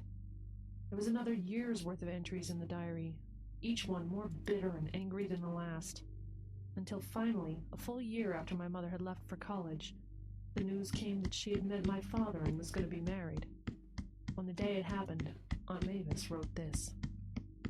My sister doesn't deserve happiness. My sister is a thief. She had everything, but she always wanted more. She's always wanted whatever I had. Well, I think I know what to do. I'm going to give it to her. I'm going to be the perfect sister. I'll be at her side as a bridesmaid. I'll be the perfect little aunt to her children. Because sooner or later, my sister is going to need me. She's going to be in poor health or in marriage trouble or something, and because I've always been so good to her, she'll turn to me for help. And at that moment, I will remind her about Robbie, and I will turn my back and I will leave her to rot in whatever hell she's living in. Wow. She became a bitter old I remember woman. a day when my mother was in the hospital and Aunt Mavis was supposed to come to visit. When I arrived, my mother was crying. I asked what was wrong, but she said nothing. My mother died a month after that day, in excruciating pain, in a care center that was very likely ignoring her. Aunt Mavis had had her revenge. I closed the diary. I felt mad. Burn it. No, I wouldn't. My mother may have done a horrible thing, but she was just a girl. She was 17. Mavis was in her 70s when my mother died. I stood up and looked around the house. I spoke out loud directly to her. I'm not burning it, I said. I'm not covering your sin. I'm going to show this to Dad and to my cousins and to anyone else I feel like showing it to. Do you hear me? Aunt Mavis, do you hear me? And with that, the lights went out. The fuse box was in the basement. I didn't know where the flashlights were. I remembered some candles in a drawer in the kitchen. I opened the door to the basement and walked through. Aunt Mavis never used her basement much. It was just a big empty room, dirt floor, the old oil furnace in the corner. The candle threw poor light on the stairs. I felt the cold seep into me with every step. The ground had not yet thawed outside, so I was literally descending into a room with walls of ice. At the bottom of the stairs, I looked around, trying to find the fuse box by feeble light, but the candle's rays only seemed to reach 5 or 6 feet in front of me. The only thing to do was follow the wall, inch by inch. I stepped down off the stairs. With every step, the darkness seemed to press in closer. The candle flickered now, even though I could feel the wind. I came to a corner and turned. Still no fuse box. I became aware of another sound, a pounding I could feel as much as hear. and I realized it was my own heartbeat in my ears. My eyes got cloudy. I couldn't even see my hand in front of me now, candle or not. This was crazy. This was insane. I didn't know this cellar. I didn't know this house. I could break my neck down here. And then I felt a gust of wind colder than any I'd ever felt before, and the candle suddenly and completely went out. I froze to the spot, my heart pounding louder and louder until I was ready to scream at it for silence. Slowly, cautiously, I turned around and began to move back the way I'd come, my hand brushing against the wall as I went. The cold stayed with me. I felt it sticking in my middle like a knife. I walked hesitantly, slowly. I came to the corner and turned, and I kept walking, a little faster, my heartbeat in my ears, my breathing fast and shallow. I couldn't catch my breath. I didn't know how many steps it had been since I turned the corner, but the stairs had to be right there in front of me. With my other hand, I reached out, groping for them, reaching into the blackness, desperate now for some sign of my escape. Why couldn't I see the stairs? Why couldn't I see the light above them? Why was everything so black? So unbelievably, desperately black? And then my hand, reaching, grasping, desperate for anything to hold on to, came to rest on something made of cloth, but firm. Something heavy. Something unyielding. And then my nose was filled with the scent of lilac perfume, and I realized I was touching a shoulder inside a cotton dress.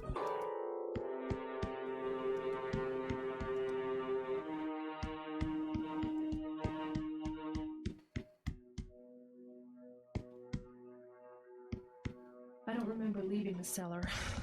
I just remember being in the living room where the diary was. And then I remember being outside in the backyard where there was an old oil drum filled with bits of wood and paper. I stared at the diary as it went up in flames, wondering if I should still tell my family, wondering if they would believe me or if it would even do any good. Deep down, I knew it wouldn't. I knew this was my secret alone. I don't know what it was that I encountered in that basement, but as I watched that diary, I was filled with an overwhelming sense of relief. And all in a rush, I saw everything from her side. The horrible sin, the terrible years of holding a grudge, nursing it, fanning it, keeping it alive. And then realizing, maybe not until after death, that the grudge was your only legacy. With the diary gone, I bore the memories alone. Well, not quite alone. As I turned to go back into the house, the scent of lilac perfume wafted in on the wind. Just short of the door, I reached into my pocket. And there in the pocket of the jacket I'd been wearing off and on for days, I felt the cold sensation of silver against my fingers. And I smiled and I sighed, and I brought the missing brooch out of my pocket into the rays of the cold early spring sun.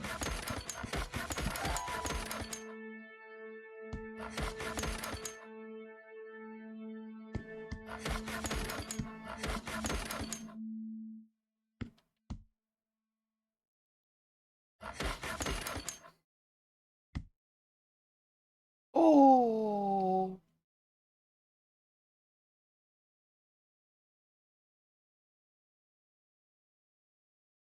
Mavis was a mean old biddy.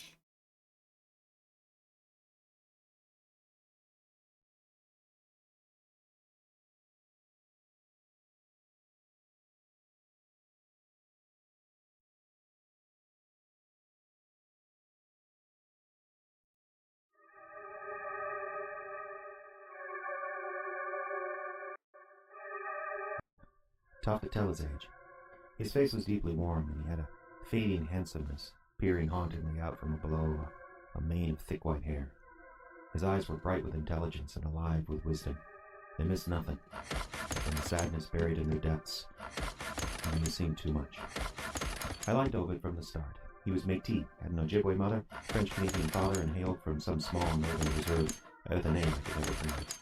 A place only accessible by bush plane, canoe, or winter road. He was learned in the traditions of the Anishinaabe, holding to values that predate Europeans. The old man could speak Ojibwe, French, English, and a little bit of Oji Cree. He told wonderful tales of his days as a guide for the rich American tourists. He fought fires and planted pine trees in summer, but trapping, that was his greatest love. He was the gentlest man I'd ever known, true elder. If I brought Ovid some tobacco, he would always tell a story. If I was patient enough. Yep. He asked Ovid a question. That was close. And he answered with a story in the tradition But I of caught all it. great Ojibwe teachers. Ovid was cutting pulp halfway up the Dryden Highway with a bunch of crazy Frenchmen when I met him. He'd been a drinker once, but Charlie Chabot, the camp cook, said that the old geezer could still outwork a man of 20. But he was lonely. His workmates whispered behind his back about him having done time at Penetang. Nobody would bunk with him in his nightmares. Just hearing his screams every night gave him the willies.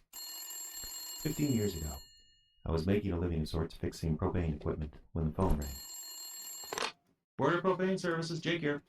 Hello, Jake. This is Charlie Chabot up at the Levine Works site. Oh, hey, Charlie. How things up at Hillbilly Haven? Cold, man, and me. You still fixing the propane furnace? Yeah. Having some problems up there. One of the bunkhouses, she really cold at night.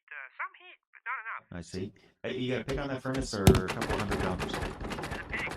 Good till the cold snap, eh? What do you think it is? I have a pretty good idea what's wrong. I bet your boss didn't fork out the extra bucks for the two-stage regulator, did he?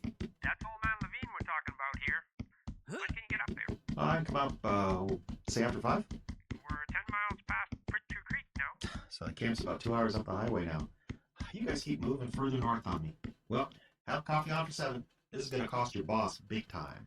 Well, he wants to do things on the cheap. It's going to catch up with him sometime. Right. Okay, I'll see you when I get there.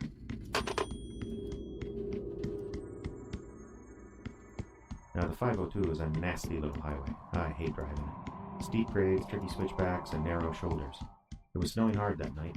Big, sticky flakes that fill in a road in minutes and create whiteouts in seconds. I detested going out in that stuff, especially since my service truck needed new tires. It was dark by 5.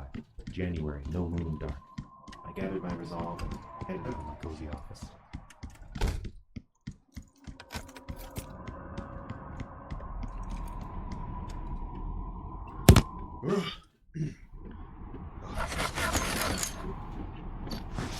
Hi-oh, soft to work. I hate this job sometimes. I wish I'd fix that radio. I drove for hours through that storm. Snow was sweeping across the road in sheets, swirling and transforming into hideous ethereal creatures, dancing mockingly past the windshield, as the lights burned sickly yellow cones into the gloom. By the time I reached the campsite, the road had all but disappeared.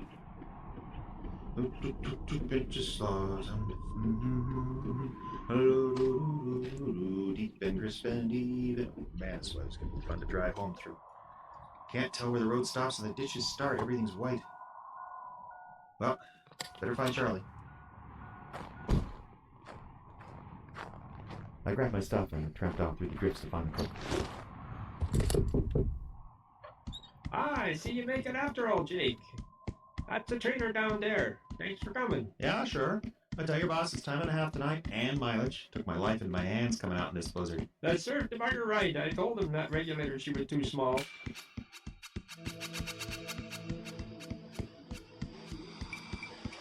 I found the pig, changed the reg, then waded through the drifts to the door. Oh, hi, Ovid. Comment ça va? You bucking here alone? Hey, Jake. Yeah, all them young wusses won't stay here. Say I keep them up at night. And it works for me. I'm not used to having company anyhow, especially those kids and their goofy music. Oh, yeah, and I bet they just love hearing your powwow music tapes all the time. Heartbeat of the grandfathers, Jake. Besides, I have that old-time fiddle music, too. Oh, wonderful.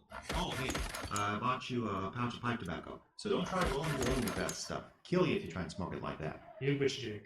I'll share some with the Atsukaman, the night spirits. I went over and relit Ovid's heater, and in minutes the trailer was nearly back up to room temperature.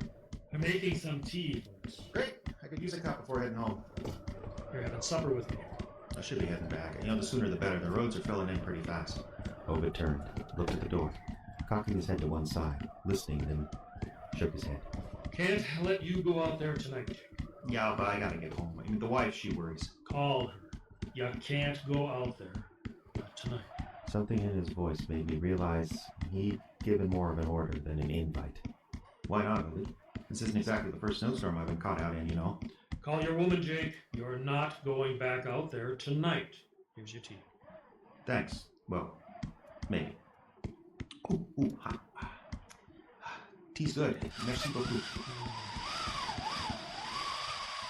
Charlie, close that door, you old fool. Get out of the cold. Don't think you're going back to town tonight, Jake. Radio, she says it's a bad storm. Big winter storm watch. You call your wife, no? Tell her you stay overnight? If you can stand bunking in with that crazy old Indian, eh? I looked out the door and saw the track to the highway had already disappeared under the snow. Well, maybe I'll take you up on that offer, guys. My tires are crap. Probably couldn't even get out of the highway without spinning out, let alone getting up Crow Rock Hill. Can I use your office phone, Charlie? Be my guest, Jay. Ain't fit for man or beast out there tonight. We trekked across the short gap between trailers, following Charlie's drifted-in prints that he'd made only 2 minutes before. I made my call. The wife actually sounded relieved when I told her. I was asking her to put a note on the shop door come morning when the line went dead. Line just went dead, Charlie. Not in the room for sure. Lines go down in the middle of storms all the time in this part of the world. But something about that particular event made my flesh crawl. Suddenly I felt unreasonably happy the camp was powered by generator. The storm could knock the lines down, but so long as the gen kept purring, we'd be safe. Then a stray thought passed through my mind unbidden. Safe from what? From the Oogie Boogie Man.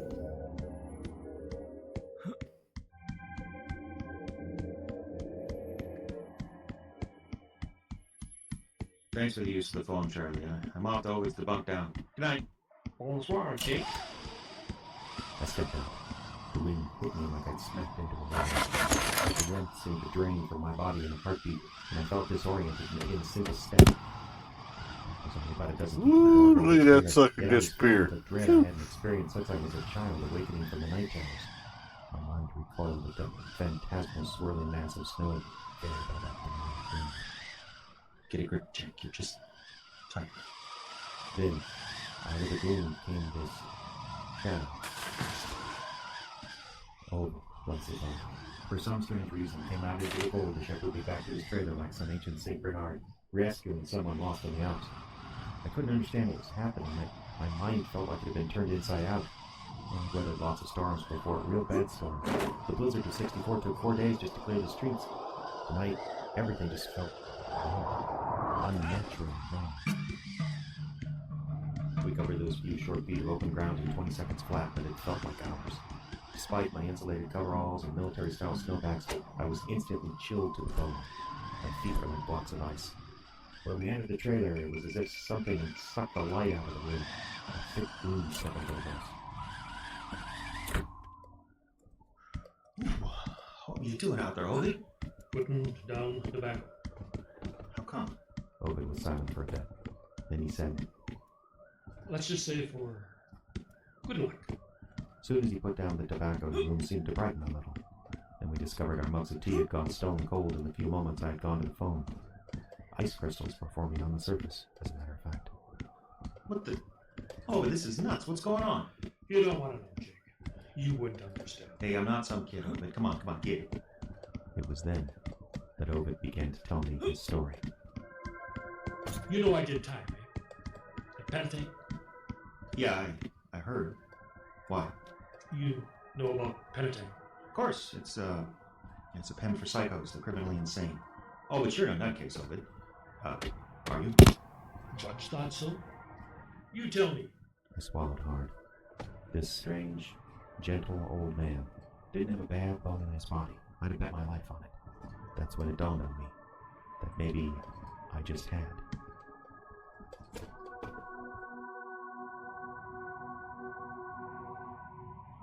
You know I love the bush, eh? Yeah? I'd spend every winter alone on my trap line. But one winter I gave it up for good. Lost my appetite for trapping after that. Couldn't take the solitude no more? He waved his hand dismissively, saying crossly, Listen, you wanted the truth? I nodded.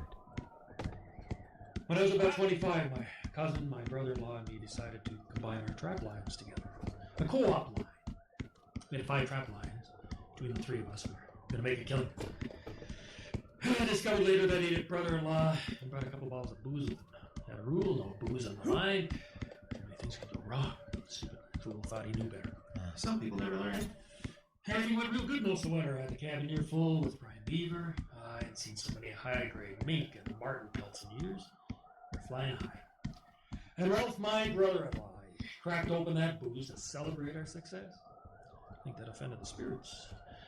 And it isn't smart to offend the spirits. I wouldn't drink. Went to bed, but the other two killed one bottle right quick. Started on the next. And when I was knocked over the lantern and set the cabin on fire, by the time I woke up, it's too late. We had time to drag those two drunks out before the roof caved in. Brother-in-law got his feet burned real bad. Lost everything but the clothes on our backs. Good thing we were dressed warm. We lost the pelts, supplies, cabin. Even the dogs ran. We were left with one rifle, 3 shells, and some. Man, you were up the creek? How far away from help were you? 4 or 5 days at a fast walk. It was clear and cold. The moon made it near bright as day. Moaning and crying with pain on that sled about 5 miles till we came to one of our emergency caches. Found a tent, extra clothes, but an animal had got into the pemmican, so no food. Found 2 shells for the rifle, 3 boxes of 36 cartridges. Problem was the rifle was a 30-30. But the battered coffee can we found the shells in gave it away. Sometimes the spirits went to tea. Something about the way he said it that made me shudder. Took a while to set up the tent and get Ralph as comfortable as we could. And it's been work for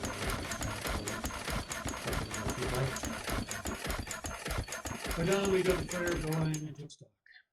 Ralph was in a bad way.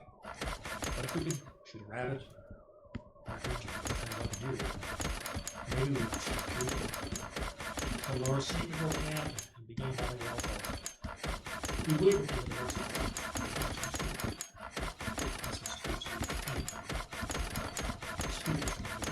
First they were burned and they froze. Bad fever by nightfall.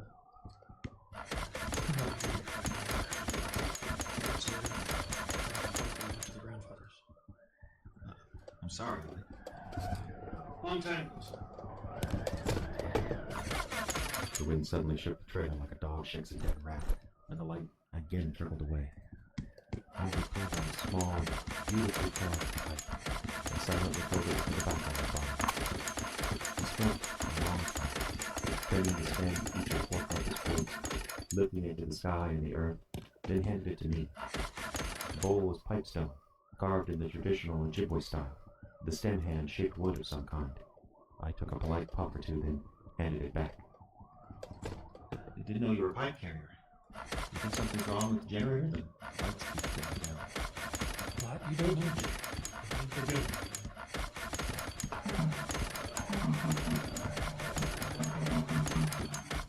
That day the storm hit. Not your usual visit. This one raised in for only the second time in my life. What I wanted to believe was thunder in the dead of winter. Big, oily, black clouds like the afternoon cold. Wind came up and suddenly the canvas tent cracked like gunfire. It felt like the wind was going to rip the tent from right out of the ground. Clouds twisted, boiled, before it got too dark to see them. Our campfire began hissing, sending sparks skittering across the snow. Sure glad the wind was blowing away from the tent. At least it wouldn't catch fire. The wind seemed to suck all the heat from the flames as they guttered like a cheap candle. Lashed the body to the sled before hunkering down to wait out the storm. By the time we finished, the snow was being driven by the wind parallel to the ground. It was like that wind was coming from every direction at once. We held together, wrapped in the blankets.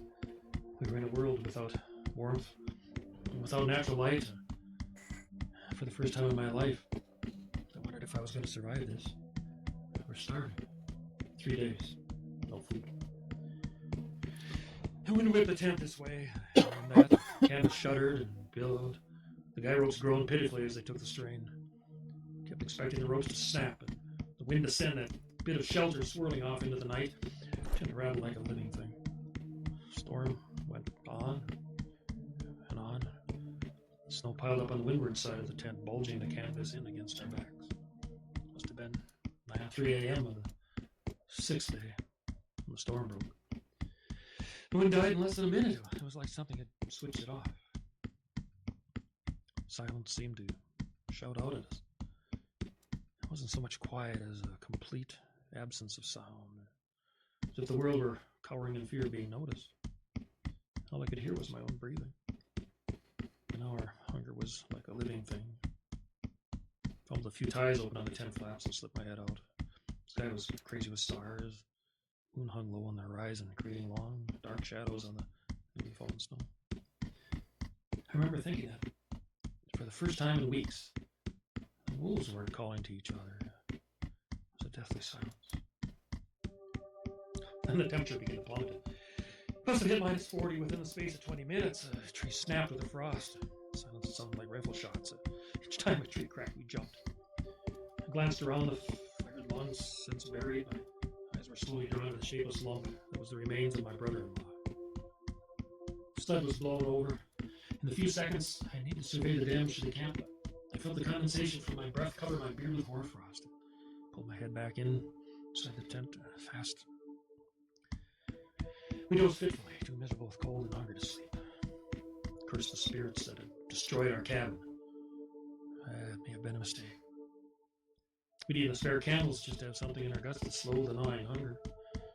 Cousin had taken his boots off and began chewing on his buckskin boot laces. He looked gaunt, pitiful. I roused sometime later to the sound of something testing the canvas.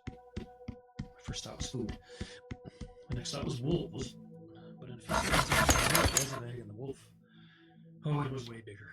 The moon cast a shadow of something huge on the tent wall.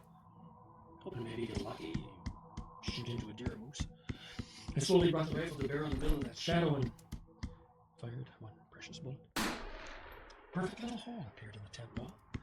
That was the only effect it had. Scratching stopped as our ears rang with the report of the rifle. The smell of gunpowder filled the tent. Cousin looked out and saw nothing. Not even a print in the snow. He looked scared. I was scared, so we decided to wait until light to check further. Tried to sleep.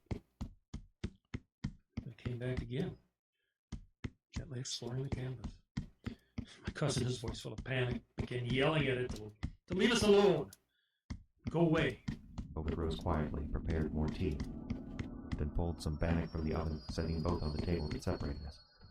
Before we ate, Ovid placed a few bits of food in a small birch bark dish and set it aside. He poured more tea, then continued his tale. Then my cousin did something strange. He began rubbing his feet, muttered something about chili clams. He moved his feet, rubbing them harder and harder.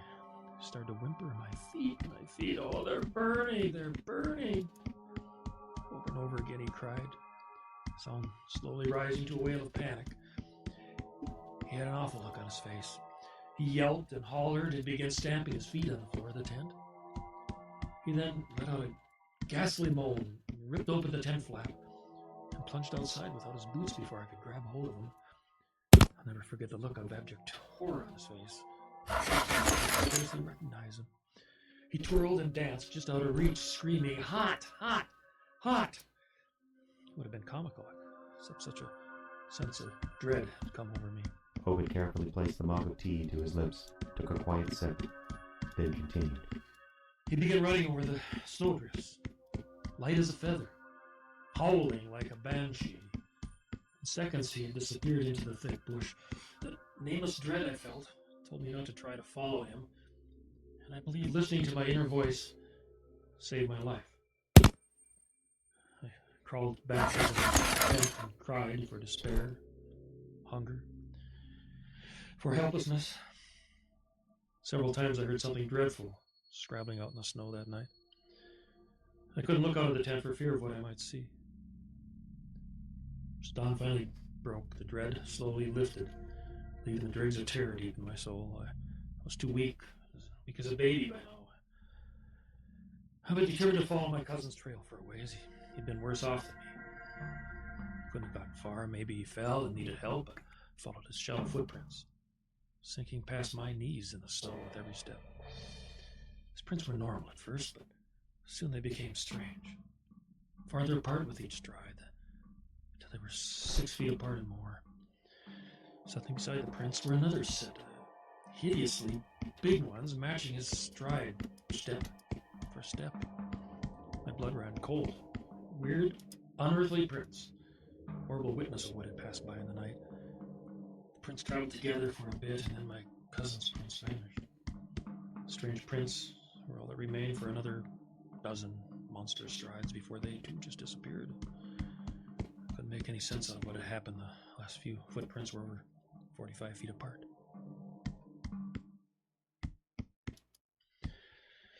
Scared and bewildered, I retreated back to the tent, clutching the rifle, and some willow bark back to make tea. Later that morning, I discovered that something had dug up Ralph's body from under the snowdrifts and carried it off. 2 days later, still huddled in the tent, raving about monsters. He got me back home, and it took me months to get my strength back. Told my story to my family. Nobody believed me. I couldn't blame them. I wasn't sure I believed it anymore, so I quit telling it. The hunger had driven me a little crazy. People looked at me strange the rest of the winter. It was then that Ovid took out an abalone shell bowl, placed a clump of his medicine in it, and lit it, smothering the flame so it just smoldered. The room filled with an aroma that reminded me of Thanksgiving. He placed his hands in the smoke as if he were washing with it, then offered the bowl to me. I declined. He smiled kindly, then set it aside, saying, "It's only sage, one of the sacred plants given by the Creator." I shuddered in spite of myself when he said that. In the spring, the Mounties paid me a visit, asked me a bunch of questions. Seemed they found the frozen body of my brother-in-law over 20 miles from me. His legs gnawed off at the knees. Tess said it wasn't done by any animal that they knew of. They never found my cousin, ever. I had no rational answers for what had happened out there, so I was arrested. The crown attorney convinced some white judge I had gone crazy and killed them both, maybe. Without any real proof, I just got sent to jail for 4 years. Had to talk with a doctor who didn't believe me either. With that comment, he wrinkled up his nose as if a skunk had just settled in his lap. When I got out of the pen, all I could think of was what had happened that night. Started drinking to shut it out. Nearly killed myself with the booze. All the time I could drink. One day I met this old elder and told him my story. He said the Wendigo, not my cousin. I gave him tobacco. And he explained that it was a spirit creature that resides in the North Woods in winter. Sometimes hunts. Inhabits men, driving them crazy, causing them to eat human flesh. Gave me a little medicine bag. Warned me that the Wendigo never gives up the hunt once it gets your scent. He told me to always call on Mabuzi, the rabbit, for help in winter. To never go out in the bush if I didn't hear him singing at night. Kept drinking and drifting for 7 years. But one day I was working in a logging camp south of Rainy Lake and met a shantyman. A what? Oh, one of them traveling preachers that used to visit the winter logging camps in the old days. He helped me some. Talked to Zero. He listened and never once judged me. Got me a day before he left the camp. He checked on me every time he came through the area after that. One day he stopped coming. Later on, I heard he was killed by a drunk he was trying to help. Something different about that man. Ovid shook his head as if to free himself from the memory. That was the only time I ever saw him tear up in all the years I knew him. Eventually, headed back up north again, and here I am. What made you decide to tell me this story tonight, Ovid? You trying to scare me? Ovid had refilled his pipe and was quietly smoking it. It had sort of drifted off into another world I knew I would never share. He roused at my question. My people have this tradition. The elders tell stories and legends only during the winter. One story we learned about as a kid was how Mabuzi the rabbit became the guardian of the land during the winter. It seemed that the Creator had given the job of looking after the forest to Makwa the bear.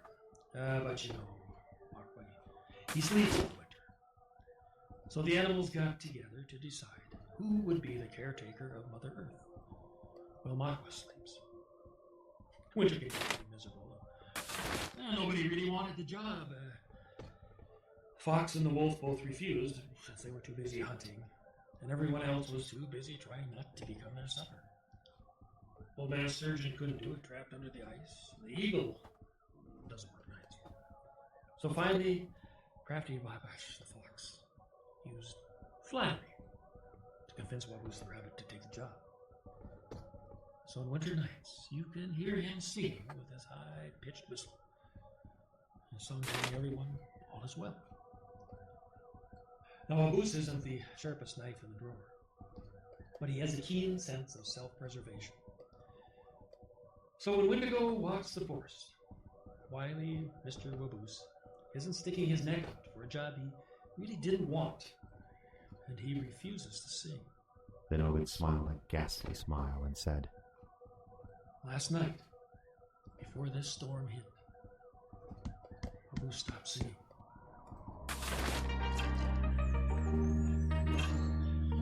Ooh, creepy.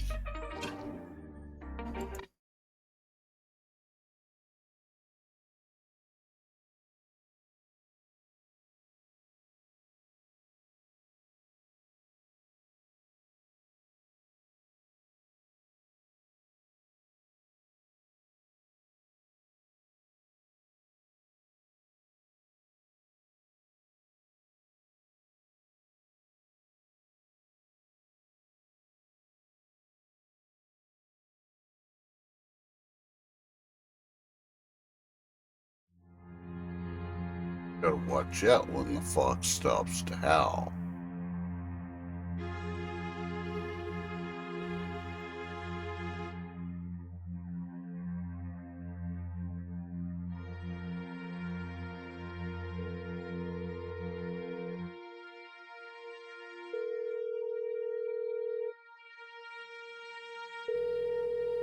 Hello? Mom, did you hear? Yes, it's all the nurses are talking about. Where are you? Home. Missy gave me a ride. Is everything... Everything's fine, Mom. That whole side of town doesn't have power, that's all. How are things at the hospital? We're on generators for right now, but everyone's screaming that won't last. I'm supposed to find a solution. My mom, the hero. Your mom, the scapegoat. If I don't get my fanny in gear. Are you okay, sweetie? Do you need... I'm fine, Mom. I can read. I've got plenty of homework. And we've got power, along with the rest of the block from the looks of things. All right. Well, you call me If I need anything. I will. I promise. I wish your father were here. I do too. Go save the hospital. Again. Love you, sweetie. See you about 6. Bye.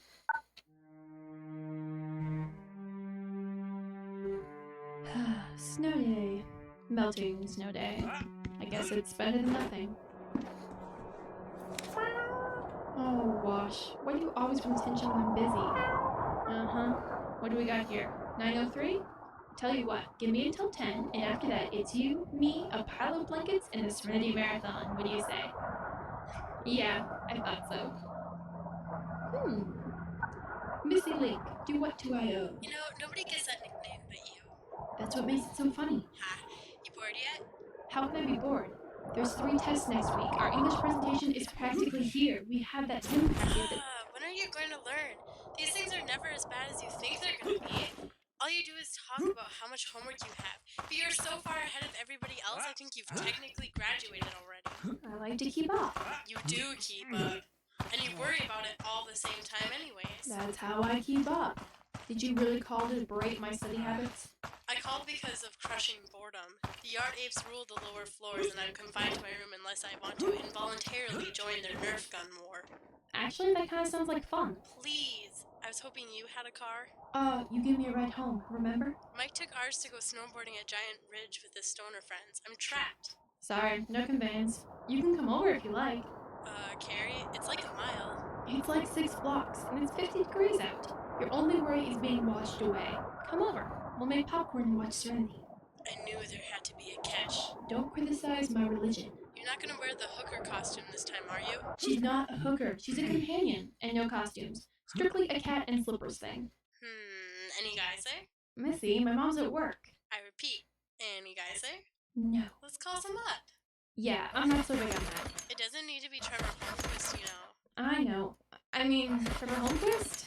Who said anything about Trevor Holmquist? Catherine, you stare at him in biology. Not. He stares at you in Phi Ed. He does? No, he doesn't. He practically memorizes you. Look, this snow day or whatever it is a perfect excuse to call him. What do you mean? The whole thing's just so weird, right? There's no school, but it's a major slush town out there, so there's nothing to do. We're all stuck just hanging out. It's a perfect small talk starter. It is? Well, not perfect, but you don't need to play this fast, Carrie. Just pull him into the friggin' boat. And they say romance is dead. And you're there with that big, beautiful, empty house. Do you know how much I envy you sometimes? So come over. Call him. No. Just call him and I'll come over. Really? You're never gonna do it on your own, so I'll promise to come over there and watch your stupid space cowboy show again if you just call Trevor Holmquist. You're really serious? Yes, I'm really serious. You're so infuriating sometimes. Okay, well, I guess I could. What about a Facebook message? No, he must hear the sultry sounds of your voice. The sultry sounds of my voice sound really stupid sometimes. Remember Snowball in 9th grade? Brad Decker made me so nervous I started absolutely rambling. I think I even expressed moral outrage at the Teapot Dome scandal. Oh, Brad Decker's an idiot. I'm just gonna stay here with my cat and watch TV. Thus previewing the rest of your life. Come on, I really want to come over. Then come over. I don't see what the big deal is. Carrie, what's wrong? Missy, I think someone's here. What do you mean? I just saw someone walk by the house, by the window. I don't know. It was just out of the corner of my eye. Go see who it is. Missy, I don't know if the back door is locked. Well, then go check for pity's sake. You sound crazy. I really think I saw someone. I think there's a man in my backyard. Listen to me. Where are you? Living room. Go to the back door right now. Go and lock it. I don't think I can. Don't argue with me. Just go to the back door and lock it. I don't. I'll be right here on the phone. Now, go.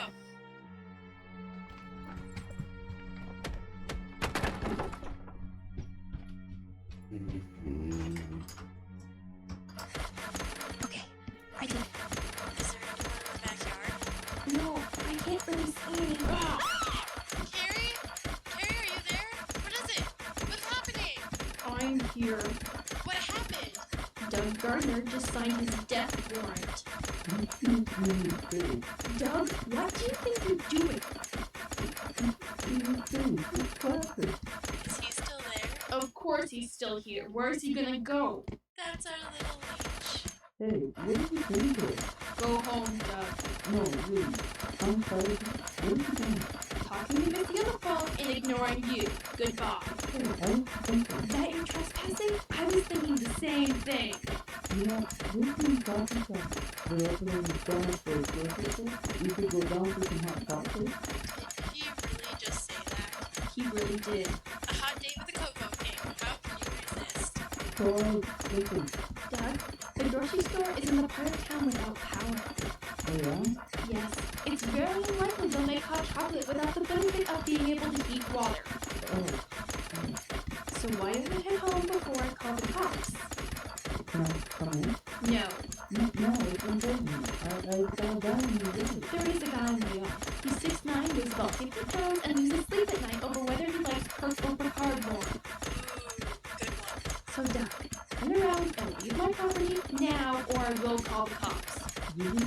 Really? And don't you ever scare me like that again. I'm sorry. Now get out! I'm sorry. Is he going? Yes, his prehensile tail between his legs. Carrie, gross! I said prehensile! Do we even know what that... Oh, forget it.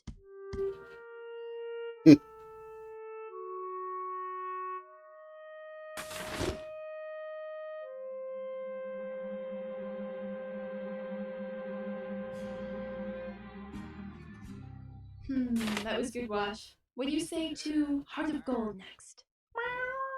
No, we're not watching Shindig. We already watched Shindig. And I always get nervous at the dueling scene. Huh. I don't recognize that number. Hello? Hello, Carrie. This is Miss Duncan next door. Oh, hi. I'm sorry I didn't recognize your number. I would have picked up sooner. What? Never mind. What can I do for you? I just wanted to make sure you were all right, dear. I saw the man go by your house earlier. Oh, no, Mrs. Duncan. That was just a boy from school. I didn't let him in or anything. Oh, the red-headed boy. Yes, I saw him too, but that's not who I meant. Oh. What? Who else did you see, Mrs. Duncan? The same man. Twice. I thought perhaps he was a workman, but I knew you kids were all home from school today, so I wanted to call to be sure. Twice, you said? What? You said you saw the man twice? Yes, once a couple hours ago, and then again Duncan, I don't think there's anything to worry about.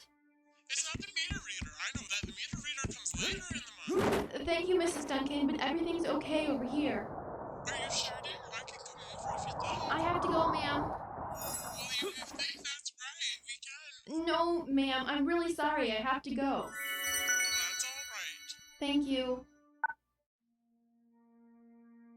Creeper, creeper. Come to your senses yet? Missy, something's wrong over here. Nothing Trevor couldn't fix. No, you know my next door neighbor, that crazy old Mrs. Duncan? Yeah? She just called up to tell me someone's been snooping around my house. A man. Well, if it's a man, that leaves Doug out. This is serious. I think I did see something. Can I come over there? What about calling Trevor? Forget it. I just don't want to be here right now. Well, okay. But my brothers have Call of Duty going on the surround sound downstairs. You can't even hear yourself think over here. That's perfect. What? I said I'll be right over.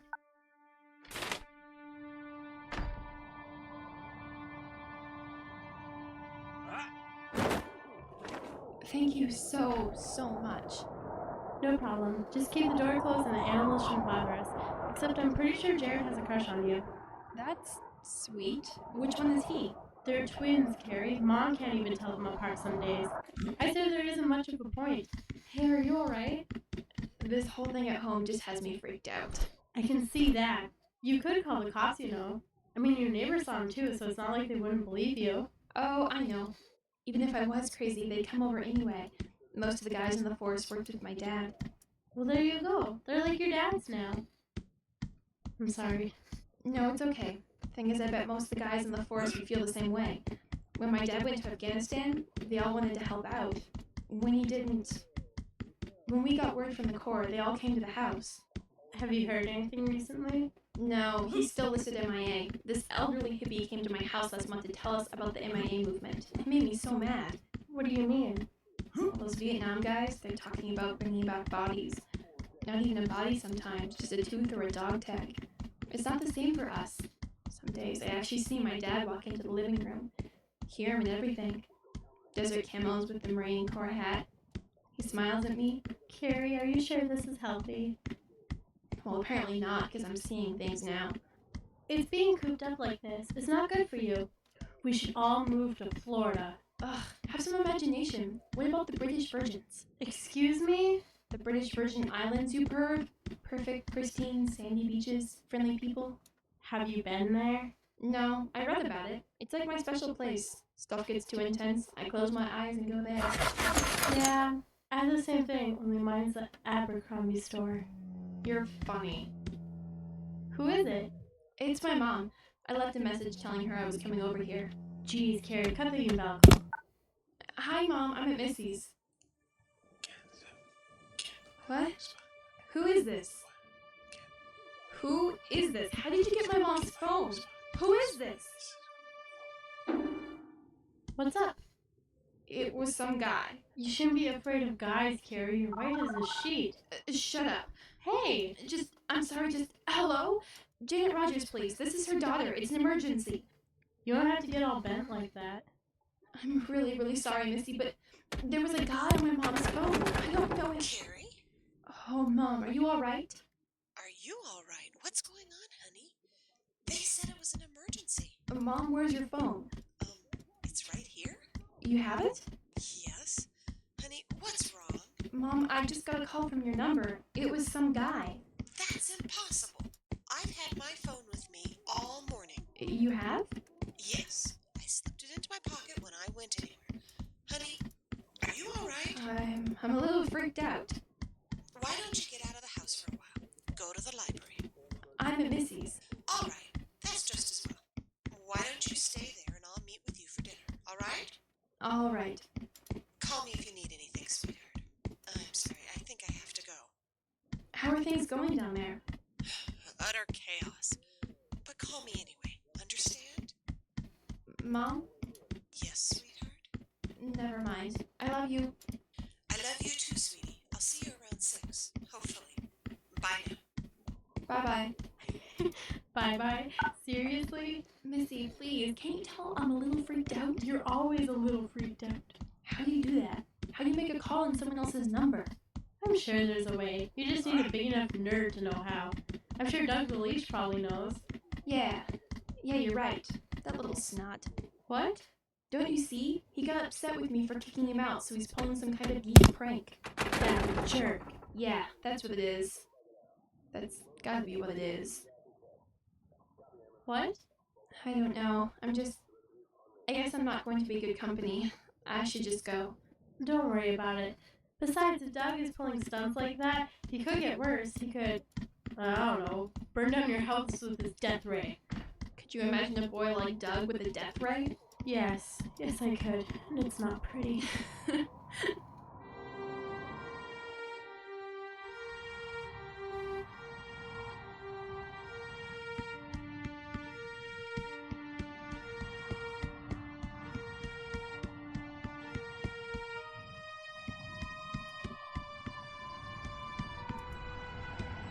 Thanks again. No worries. Got me out of the house anyway. Do you want to stay for dinner? Love to. You have no idea. Unfortunately, I'm supposed to feed the animals at home. 2 boxes of mac and cheese and I'm back to you. I wish I had brothers. No, you really don't. Okay, a big brother. A big brother who would always protect me and take care of me and check the house for... I don't know. I think you just described a guy. Any guy. And the fact that you think of him as a brother is a little disturbing. I don't want a guy. Except when you need someone to check the house for monsters. Right. That's how it starts. First you're asking them to check the back door. Next thing you know, you're pregnant. What's wrong? Missy, the front door. My front door is open. Call them. I don't want to be a bother. Missy, what would your dad tell you to do if he was here? Hello, this is Carrie Rogers at 906 3rd Street. I have to report a home invasion.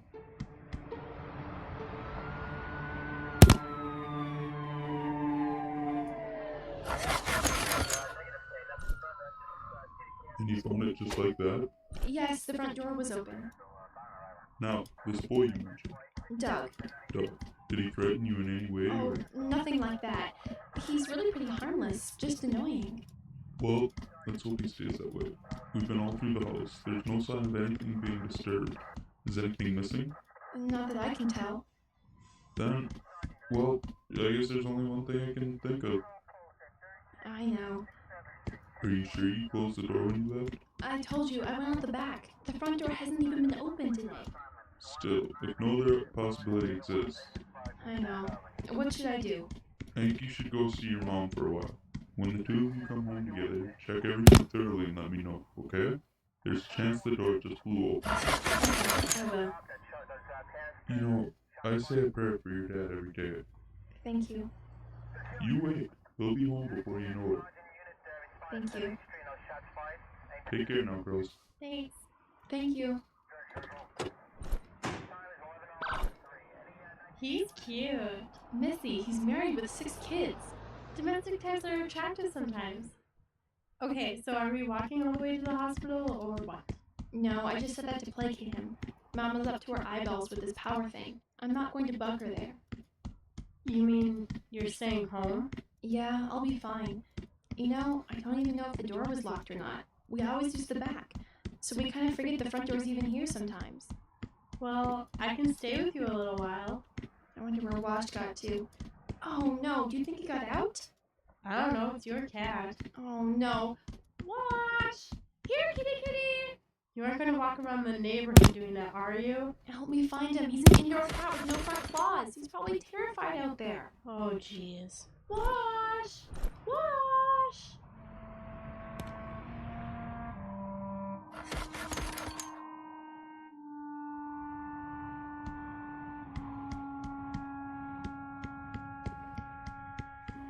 What about canned tuna? He hates tuna. What kind of cat hates tuna? He loves cantaloupe. Don't ask me why. Here, Washy. Come out, please. There's nothing to be afraid of. Nothing except maybe somebody sees us crawling around in the mud in front of your house. You're so shallow sometimes. I'm going in there. You're crawling under the porch? You'll get all filthy. I have to. He's scared. He's a cat. He'll come out when he gets hungry. Yeah, and by then he'll probably have pneumonia. Ew. I think other cats have been down here before. I think it's the bathroom. Ugh, Carrie, don't even think about that. It's making me sick. Making you sick? I'm the one crawling in it. Ugh. Ugh. Ew. Wash, you owe me big time for this. Come on, come on. Come on, get out of there. Wash, come here, now. Alright, cat, we'll do this the hard way. By the scruff of the neck. What? Who's there?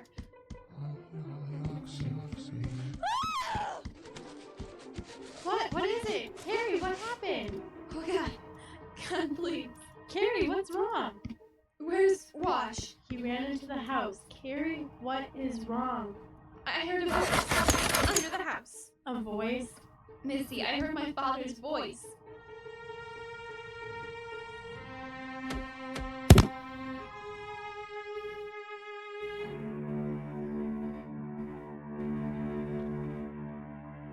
Wow, her friend is kind of a douche.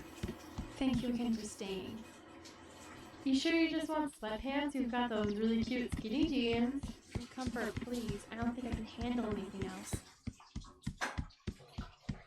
Towel? Thank you again. Quit thanking me. I should throw out these clothes. I can smell the cats from here. So can Wash. He won't leave them alone. Ugh. How could you do that? Love of tiny creatures? Of course I could strangle him now. Can't blame a cat for wanting to go on a nice day. I know. Could you hand me my watch? Why do you even wear one of these? I just use my phone. I can't always find my phone. Besides, you keep track of time better this way. What time is it anyways? Where's your phone? It's in your room. Don't look at me like that. It's about 5. It is? Oh no, I gotta get home before those animals get hungry. Thank you for coming over. Yeah, about that. Do you want to come back with me? Your mom already thinks you're there. I don't know. Gary, what is it? I just feel so stupid. I mean, I'm hearing things. I feel like I'm letting my imagination run away with me. So your solution is to stay in your big house all alone? Oh look, I know myself. The longer I wait to confront this, the harder it will be. I was just stressed out by everything and started, I don't know, hallucinating, I guess. Which is all the more reason to come home with me. I would if there was anything at all to fear, but there's not. Your neighbor saw something. I think her eyesight is like 20 to million, and she's too vain to wear glasses. The front door? We never use it. It could have been ajar, temperature change warps the door jam, and it pops open. Okay, do I have to mention the voices? Missy, I hear voices in my head. Is that really a surprise? Yeah, okay. If you insist on being all independent and everything. And you're just a phone call away. If I freak, I'll come over. Okay, gotta go. Right, later. Later, dude. Where did that cat get to? Wash! Washy! There you are. I could have strangled you. Yeah, I know. Call of the Wild, right? Well, I hope you learned your lesson, indoor kitty from now on, alright? You know, Wash? I wish I was an indoor cat, but I'm always heading out to that big, dangerous world. So much nicer in here. Safer, too. Well, what's your problem? Fine, leave me all alone, see if I care. You know, Wash? You keep this up, I'm gonna replace you with a boy. As if that could ever happen. Was that the problem? Boogeyman in the closet scare you? Hello, Carrie. Trevor? I've been watching you. What are you doing here? I met your father once. What? He came to my house and my dad had been drinking. I liked it. I sat over. What you think? Trevor, what are you doing here? What do you want? Is this your scarf? It's pretty. Trevor? Ollie, ollie, oxen free. Trevor?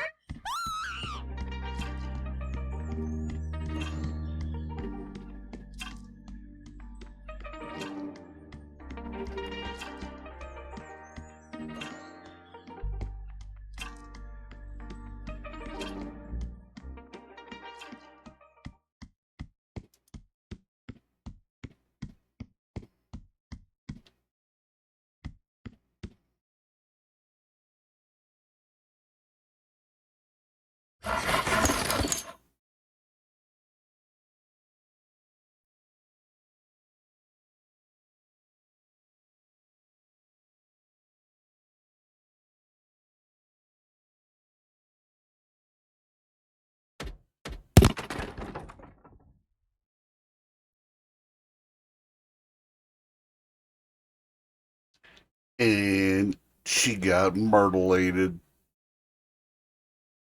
Probably.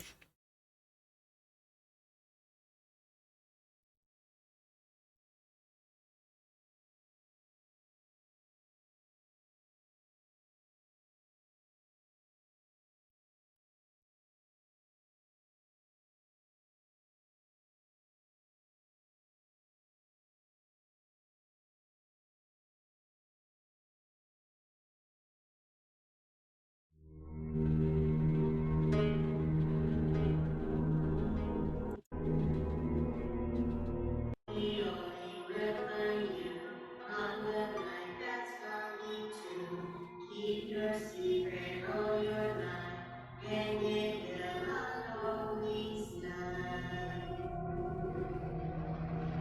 Oldie, oldie will find you. I bet you've never heard that version. But children around here have been singing it for years. Boogeyman story goes like this. On nights in the spring or the fall, when the snow on the ground mixes poorly with the warmth in the air, a thick, heavy fog comes up. It'll wind like fingers around the pine trees and pool on roads and deer paths until you can't see your hand in front of your face. It's on nights like this, they say old Oldie comes out. The story goes he has a bad leg, walks with a kind of shuffle. You can hear him coming in the fog, but you can't tell from which direction. They say he carries a knife made from steel he took off a deadly train crash, and a handle from the thigh bone of his first victim. They say the blade drips blood all the time, whether he cleans it or not. And if you have a dirty secret, you can't tell anyone, old Oldie will find you in the fog and cut off your hands. And then everyone will know your secret before you can bleed to death.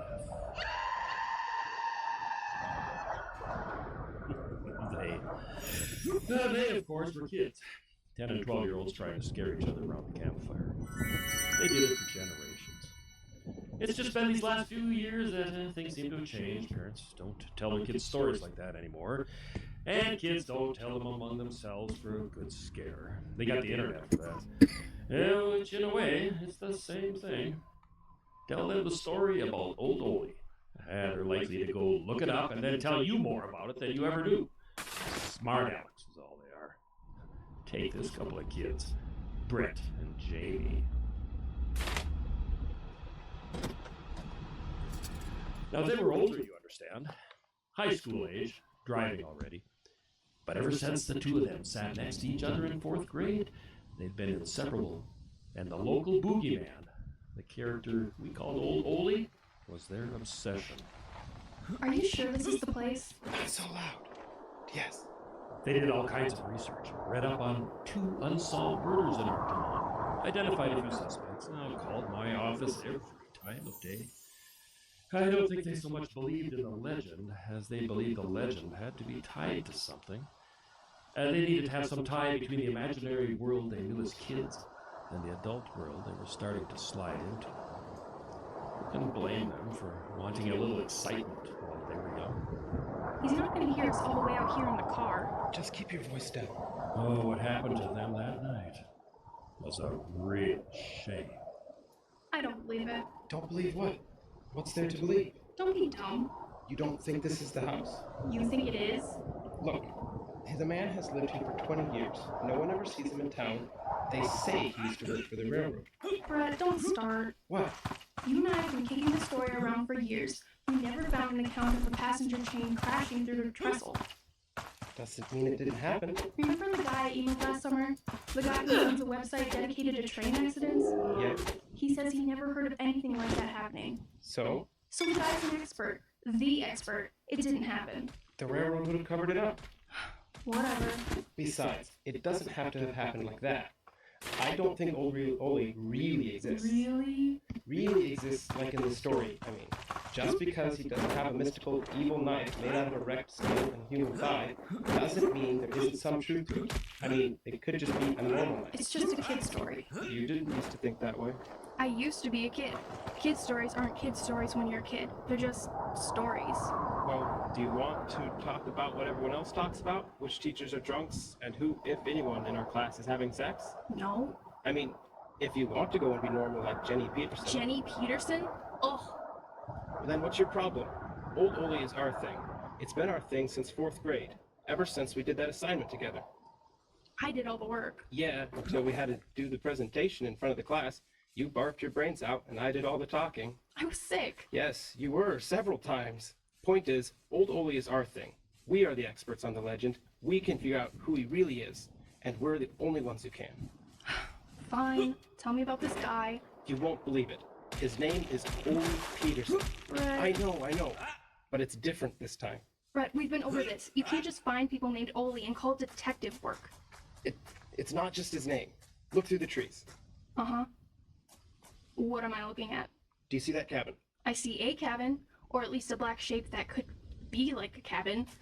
It could also be a fallen tree. It's got a window, Jamie. And see how yellow the light is? That means he's lighting his house with a lantern or candles. So? You don't think that's weird? A lot of people live off the grid. Maybe he's some old hippie like Uncle Anton. Uncle Anton talks your ear off about the grid. That's why those old hippies do stuff like that, so they can lord over everyone else. Why would you just live without electricity? It costs money. Maybe. Maybe it costs money? You know what I mean. Well? Well, what? You drove me out here. What are we gonna do? I'm not sure yet. Do you really think Old Oli isn't real? Brett. I know, but do you think it? We've known each other since we were little. You're my best friend. You're even my boyfriend. I know when you want to talk Old Oli, like to waste time and stuff, and I know when you have something original to say. Why do you just want to go over the old stuff? I have original things to say. No, you don't. I do so, about the victims. What does that have to do with this guy's cabin? You said I had nothing new. I do have new things. That tie back to this shack? Sure. Well? Okay. Fred Lutzen. That's your original material? Fred Lutzen? It's new. We've known about it for over a year. How does that make it new? I just mean, it wasn't part of our original report. But doesn't finding out about Fred Lutzen prove that there's a lot more to learn? Maybe. But of everything you've ever told me about Old Oli, Fred Lutzen was kind of the weakest. Weak? What's so weak about it? The legend of Old Oli says he cuts off your hands and you bleed to death, right? Of course. So how is Fred Lutzen different? His hands weren't cut off. He slit his wrists. Yes, but the coroner's report said it was impossible for a man to cut his own wrists that deeply, and they never found a blade. His wife probably took it and threw it away, which kinds of points to her doing it, if you ask me. But the other part of the legend, he had a deep, dark secret. Yeah, he was cheating. Again, the wife. Okay, but what about Mrs. Lewis? What about her? Deep, dark secret, found with her hands cut off, bled to death, all the pieces are there. Yeah, and it all happened in the 1930s. It's probably what created the legend of Old Oli. Why are you bringing this up? Because it proves It proves nothing. Look, we did all that research back in the day, and we found Mrs. Lewis and Roger Black, and they proved nothing. Roger Black proves nothing? Calm down. Roger Black is the textbook case. You know, when other couples drive out into the woods, I bet they get to make out. In 1948, Roger Black was found in the woods below the railroad tracks with his hands missing, having bled to death. Covered this in the 4th grade, Brett. And his wife said he had been riddled with guilt ever since World War II. Okay, so what did he do in the war to feel so guilty? I don't know, something. Bombed the wrong place, drove a tank over an orphanage. He was in the Navy. Whatever. We don't need to talk about him. What about Mrs. Parker? Wait, you mean Kyle Parker's mom? Yeah. What about her? She disappeared, Jamie. Can you seriously think she got murdered by Old Oli? We don't know she didn't. She split up with her husband and took off for the cities. That's what my dad says anyways. And you believe that? Why would I believe anything else? I got homely with Dylan Patrick, who's been Kyle Parker's best friend since grade school. He told me Kyle doesn't know where his mom is. Now, does that sound like a breakup to you? When parents split, they divide everything, they sit you down and give you the "we both still love you" speech. They don't just disappear. Sometimes they do. Not Mrs. Parker. They did back in the day. Job and everything. People like her don't just disappear. It's kind of a reach, Brett. What is? Kyle Parker's mom disappeared so you think it has something to do with some old hobo's cabin. You've done this before, you know. Done what? Found some creepy cabin in the woods and decided it was Old Oli's. This guy is different. Different how? He's worth investigating. How much have you researched him? This is research. This isn't research. This is like a prank. Have you ever looked through the newspaper records? No. Courthouse? Backstory to see where he came from? Look, I've got school. How much research can you expect me to do? I know you've done a lot of research since the 4th grade, and you haven't found anything that's irrefutable. Check out the vocab on Brainiac. Well, if you were trying to get into decent colleges, you'd be using words like that too. Brett, I'm sorry.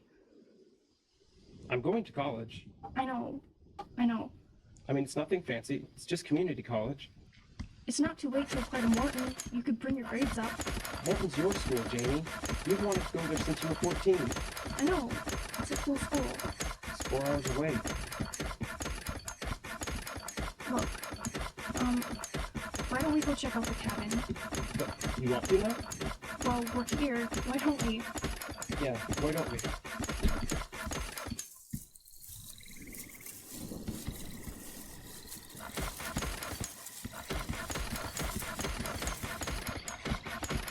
Now what? I don't know. Wait for courage? That's right. What? We always used to say that before we investigated some creepy place like this.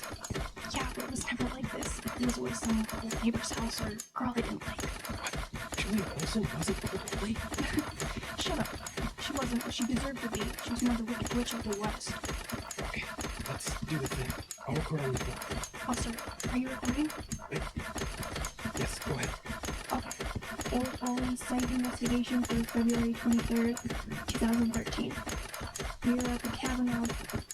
What is it? Ollie Peterson. The cabin of Ollie Peterson. Do you have his age? No. Say 50 plus. 50 plus, no known relatives, right? As far as I know. Wow, you really looked into this guy, didn't you, Sherlock? Just found out about him. Whatever. Okay, the cabin is very remote, on a dirt path about a mile off County Road 167.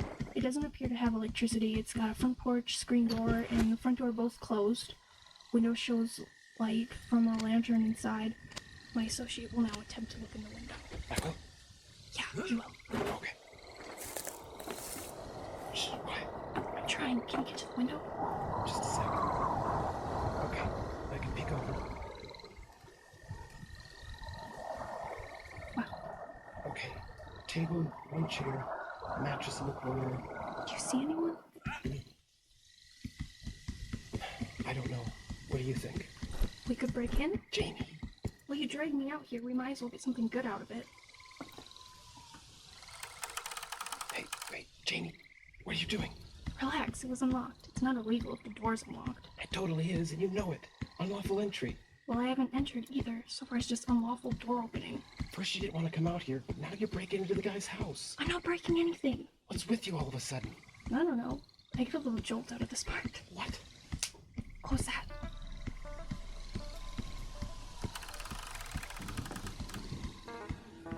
Oh no. Let's go. Let's go.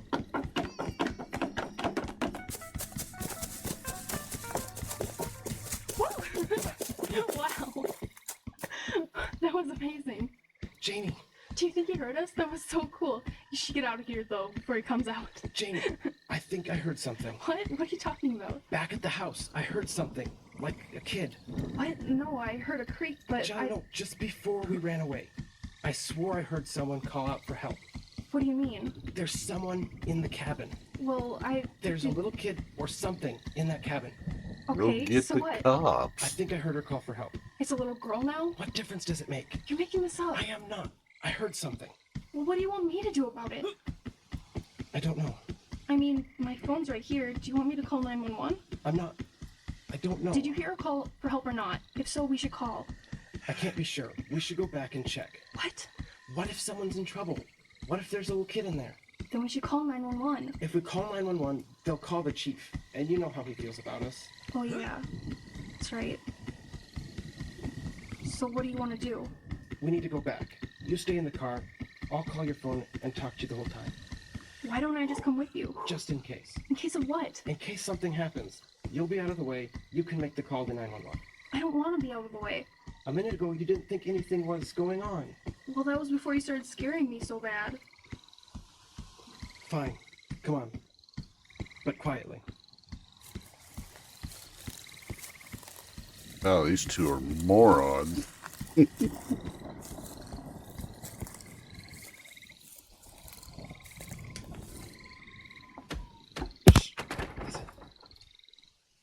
I don't hear anything. Me neither. The door's still open. I'm just gonna peek inside. Can you see anything? Hello? Brett! Well, I heard something. Hello? Nothing. Come on.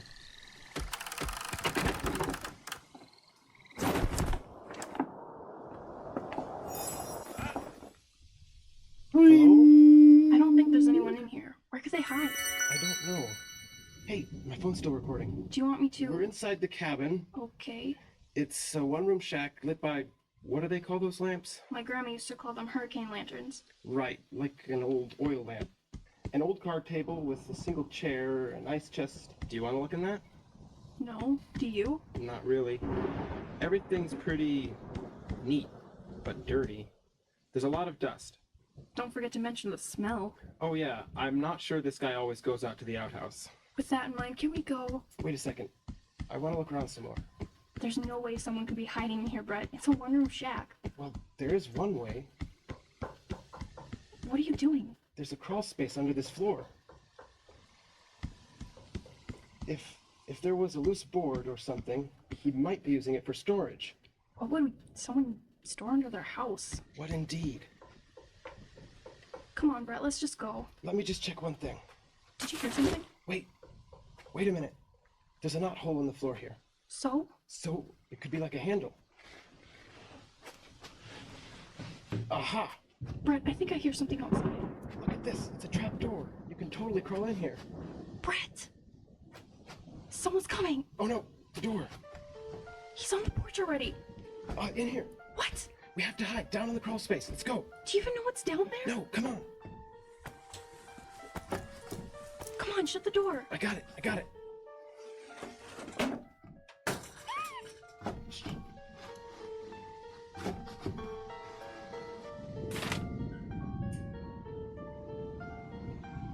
Anybody in here?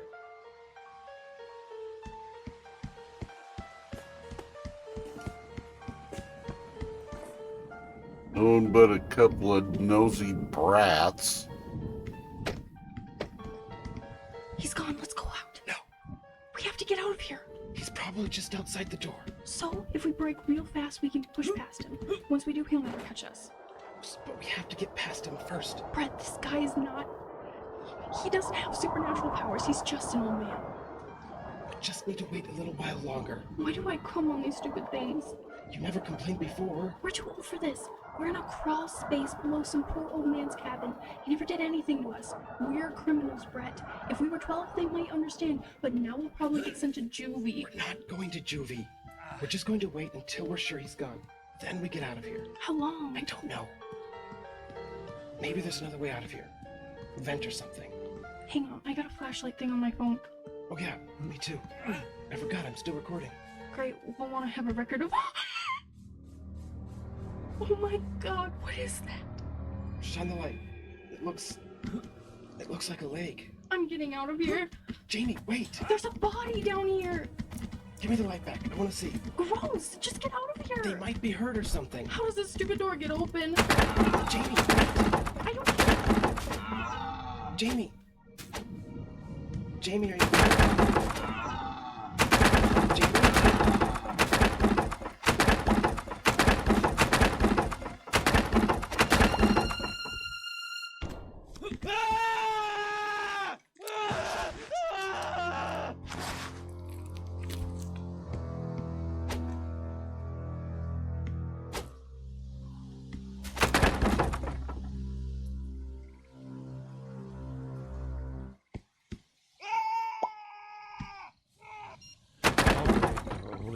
Let's get this straight.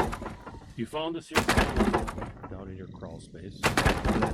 That's right, Chief. No sign of either one of these kids. Just the phone.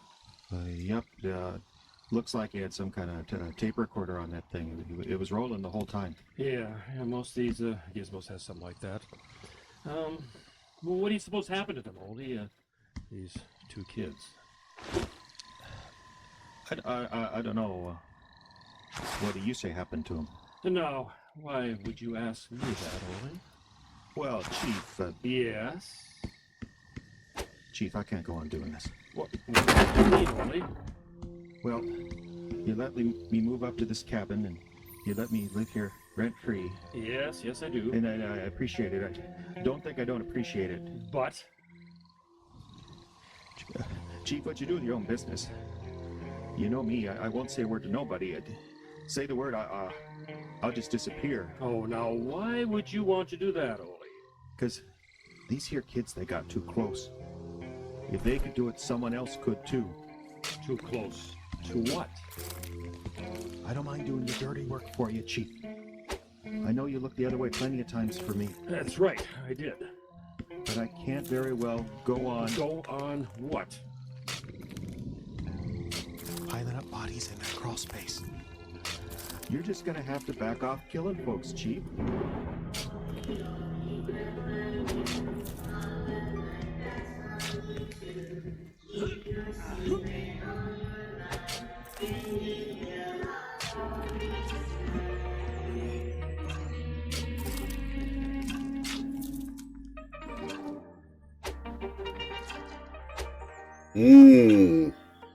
The chief done it.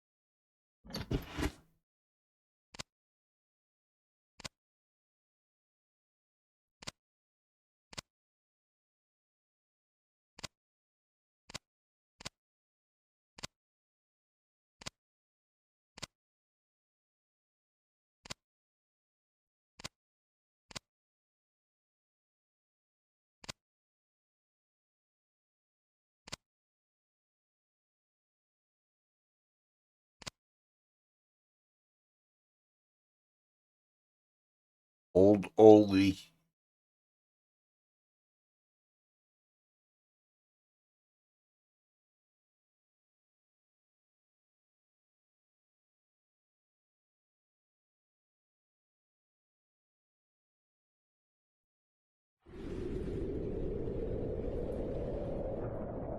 Wind whispers through the trees. Bats whisper through the eaves. In your ear. I am listening to The exchange This all student. happened to someone in my cousin's school in Washington State. Research has been done to try and verify any part of the story, but so far nothing has panned out on that line. I guess it'll just remain a mystery, a story. You can judge for yourself.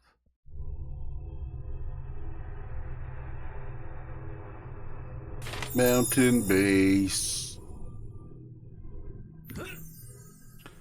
One year, a family in a suburb near Seattle was lined up to get an exchange student from Europe.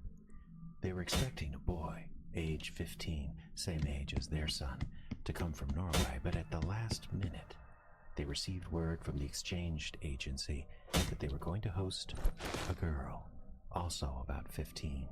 It was kind of vague where the girl was coming from. Some of the emails seemed to indicate Russia, others said she was from England. But the family had been looking forward to hosting an exchange student. The mom had been in that program when she was in school and had loved it.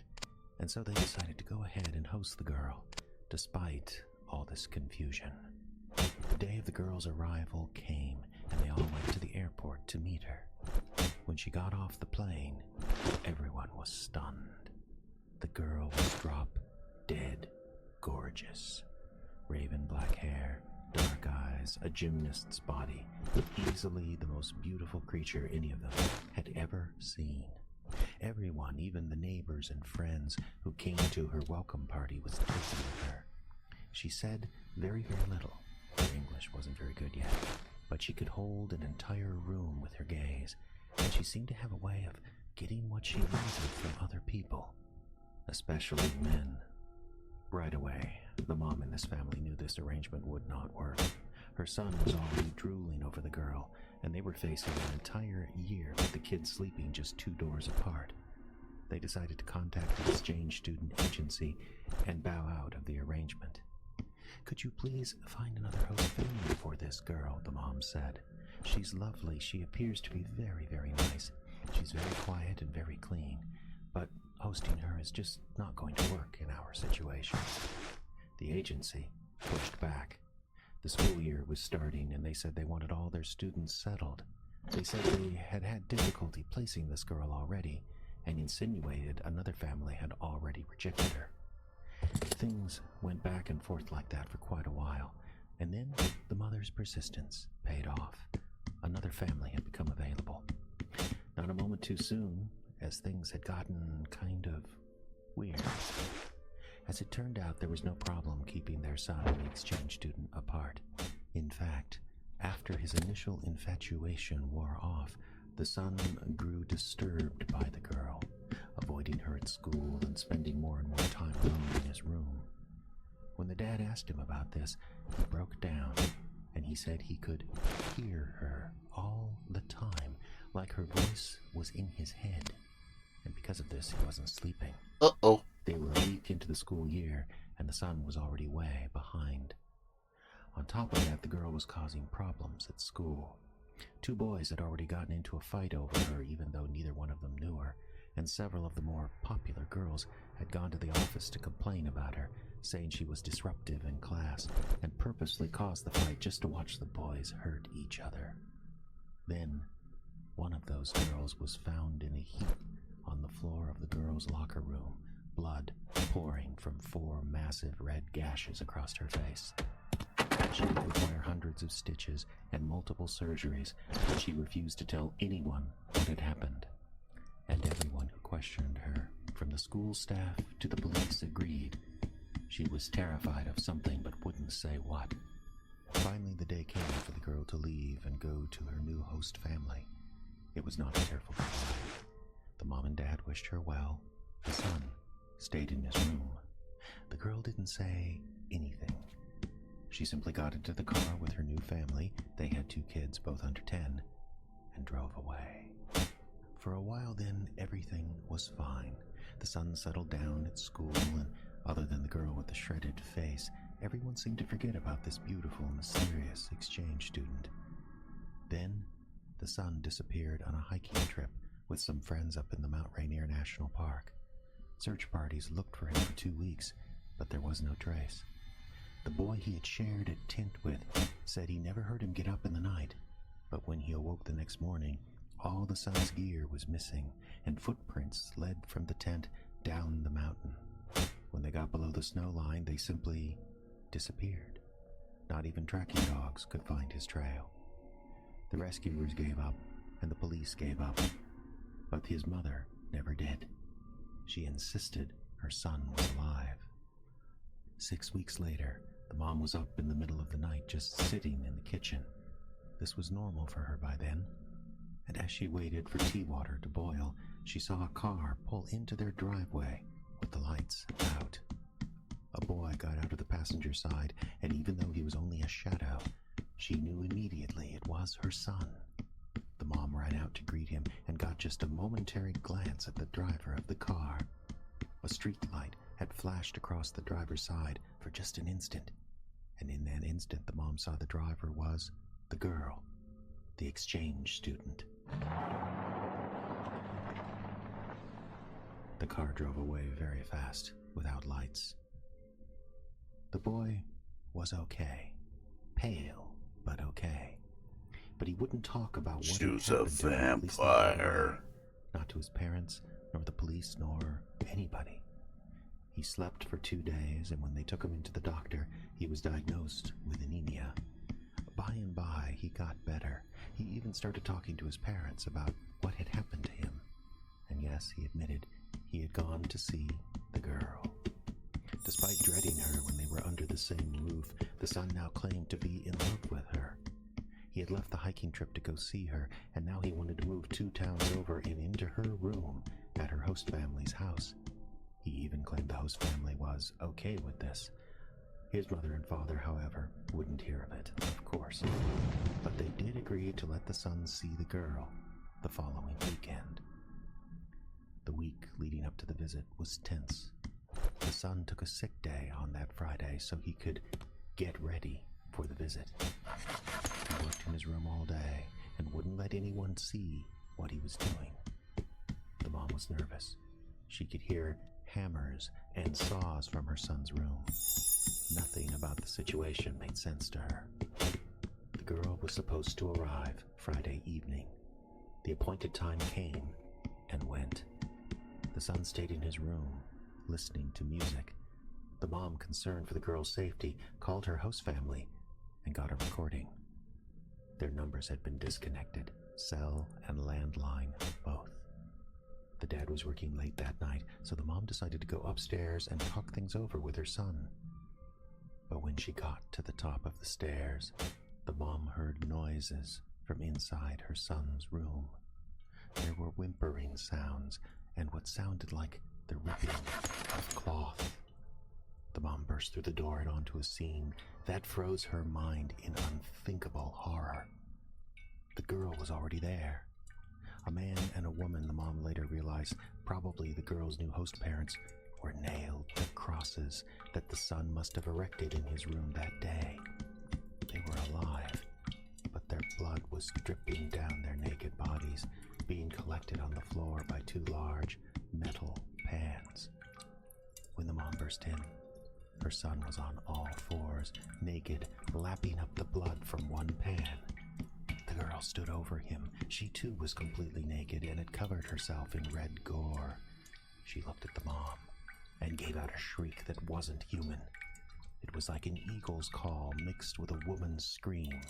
The mom turned and ran. She heard footsteps behind her and barely made it to her own bedroom, where she locked and barricaded the door. They started pounding on it immediately, pounding so hard the wood began to splinter and crack. The mom realized she'd left her cell downstairs, and her landline was dead. Not knowing what else to do, she went to the computer on her dressing table and quickly typed an email to her sister that lived 1,000 miles away in the Midwest. And that's how the public learned of this story. The sister, though, didn't check her email until a day later. Dun, dun, And she'd already gotten the news.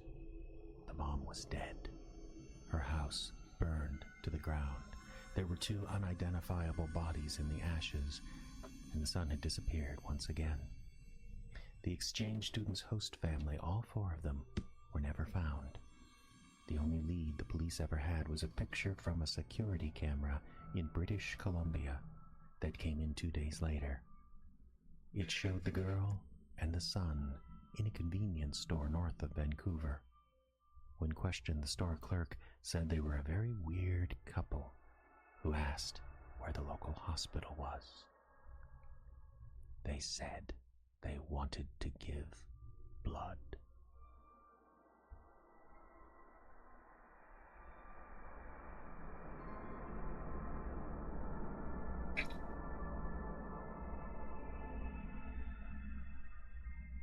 Ooh. Ooh.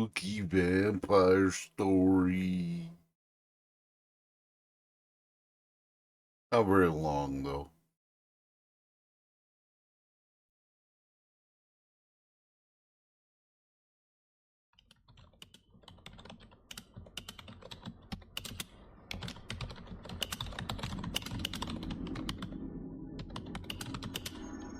Forum post November 3rd, 2007, 2:17 a.m. ParalifeForums.com. Poster, Deathgate. Subject, fruitful trips to the end of the earth. Well, if you can believe it, I'm back. Be from the right far, far back, chat. north. I'll get you for this, DD. You said it wasn't very far from Duluth? 3 hours? It was 3 hours. We ended up sleeping in the car and almost died. International Flipping Falls. What a place. All anger aside, once we got thawed and fed, the trip was frustrating, stimulating, and exhilarating in that order. Bad news first, all attempts to research a bipedal hominid along the US-Canada border were fruitless. Even the most rural character we could find, and believe me, there were some rural characters, thought we were crazy for searching for a so-called borderland Bigfoot. I was ready to concede defeat when we met this character that lived on an island on Rainy Lake. At first I thought the guy was pulling one on us, but he was describing something he supposedly saw in the woods, but it sounded like some kind of acid trip nightmare. Huge, he said it was, like from another planet, with tentacles coming out of its mouth, etc., etc. It certainly wasn't a bipedal hominid.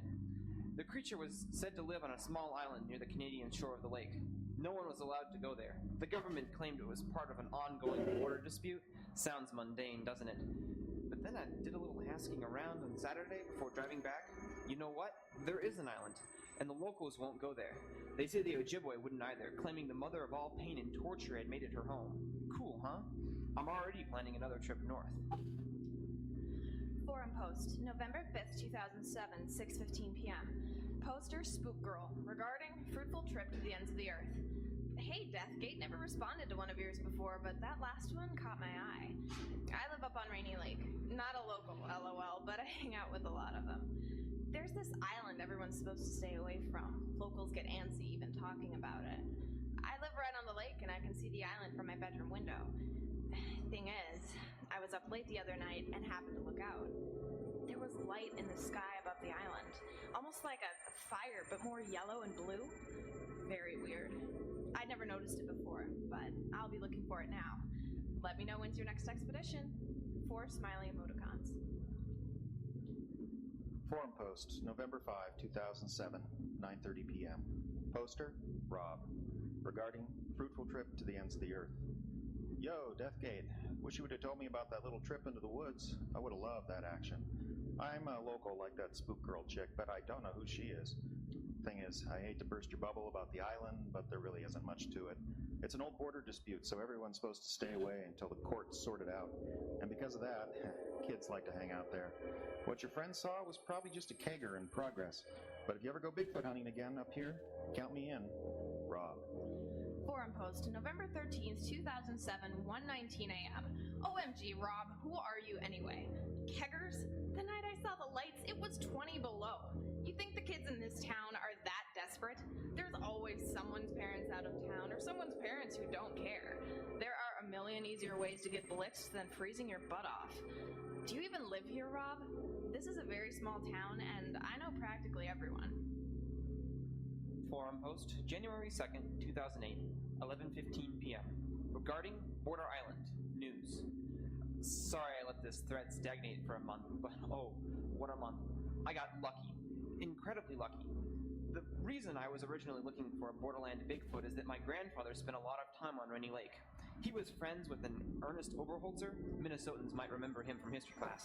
Anyway, over Christmas, I got to see my grandma in Florida. I mentioned our postings and the island and Spook Girl's lights and all that, and she said Grandpa knew all about it. He'd investigated the island, even written some papers about it before he died. God bless Grandma, she doesn't throw anything away. She gave me the key to their used store, and when I got back, amazing. A whole box about this island. What the Ojibwe thought, what Oberholzer thought, a dozen stories about people going there and never coming back. Strange noises in the dead of night, and yes, lights. I've got a whole box of this stuff to go through, so I'll keep you posted. Forum post, January 3rd, 2008, 1:34 a.m. Regards, Border Island News. Can't wait, Deathgate. Good luck. January 10th, 2008, 12:05 a.m. No subject. Where do I begin? I barely knew my grandpa. He died when I was just 7. I always thought he was just a normal guy. We used to fish on Kaptogama, and he'd listen to the Twins on the radio. But this box of stuff from my grandmother changed everything I knew about him. He was obsessed with the island. Well, not exactly the island. He was obsessed with what was supposed to be on it. There's a legend that sounds a lot like that crazy guy's monster. Quote, a creature from beyond blackness, from past understanding. The Ojibwe believed it was a spirit, and they said it was there long before man ever came to this region.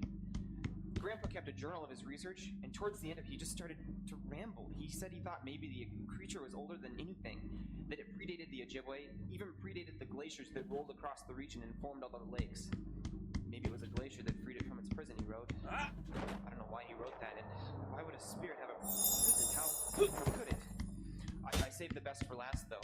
Oberholzer gave my grandfather an artifact he found in the lake during one of his canoe trips. It's a little statue about 9 inches tall.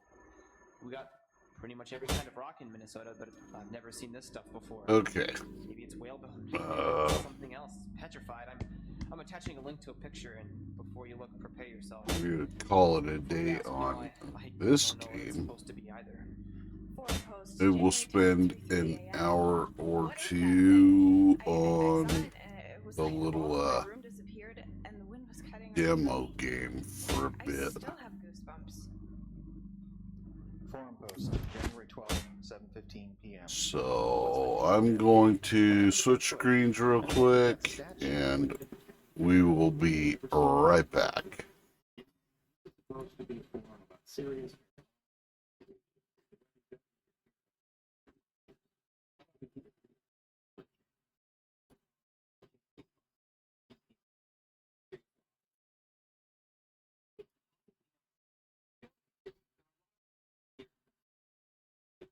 Working on a subject like grandfather. It's worthwhile.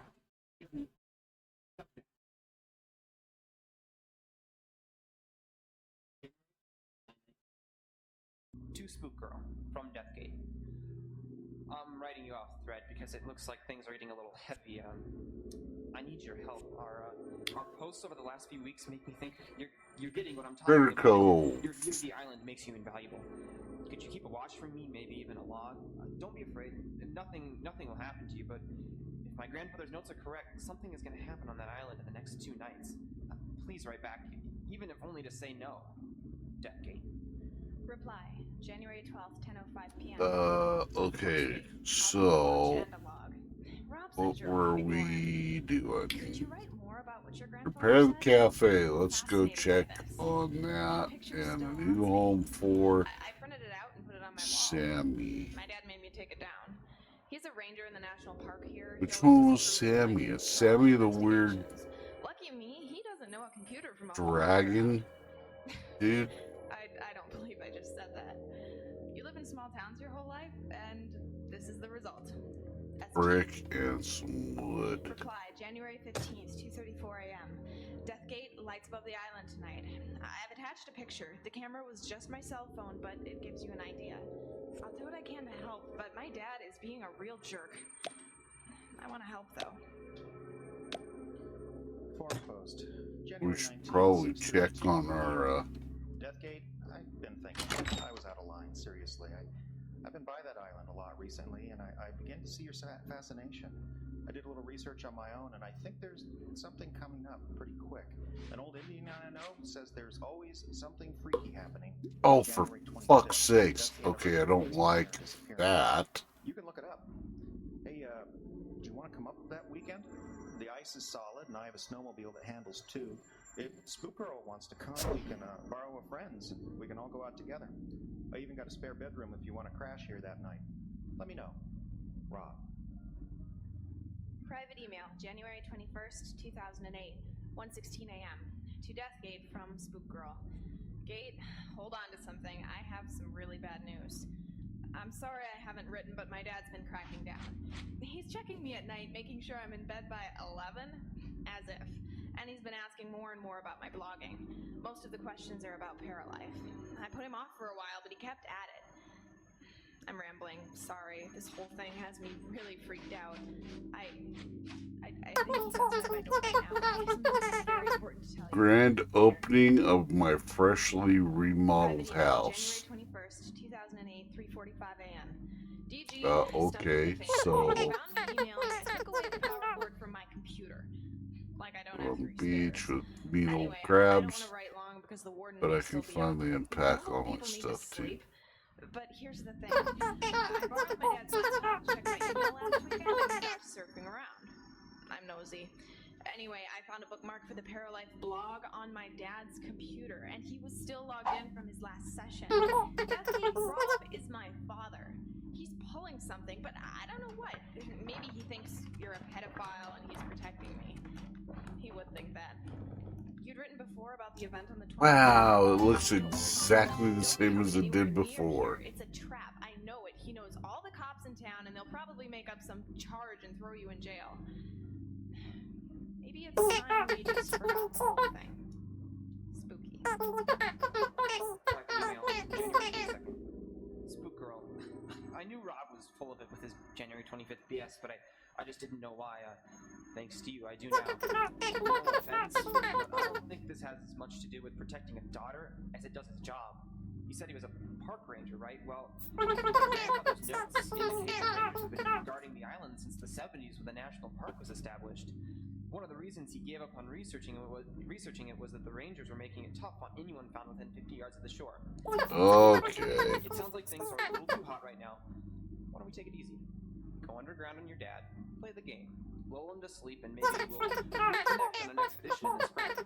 I've only got a few papers from my grandpa's box to go through yet, but those will keep me busy for a while. Try and keep sane. That's gonna be low priority. I don't want you to get hurt. Deathgate. Private email, January 22nd. Deathgate, I guess you're right. I like people who try to get it right. Flirty emoticon. Private email, January 23rd, 2008, 9:52 a.m. Spook Girl. I've been up all night. What I found in the bottom of my grandfather's papers. God help me. God help us all.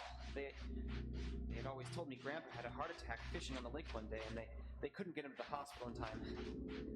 Sounds nice, doesn't it? Died doing what he loved. But in the bottom of the box, there was a police report. They found his canoe on the island. Grandma filed a missing persons report, but she never told any of us. She decided to tell the heart attack story. She decided to keep us all in the dark about the truth.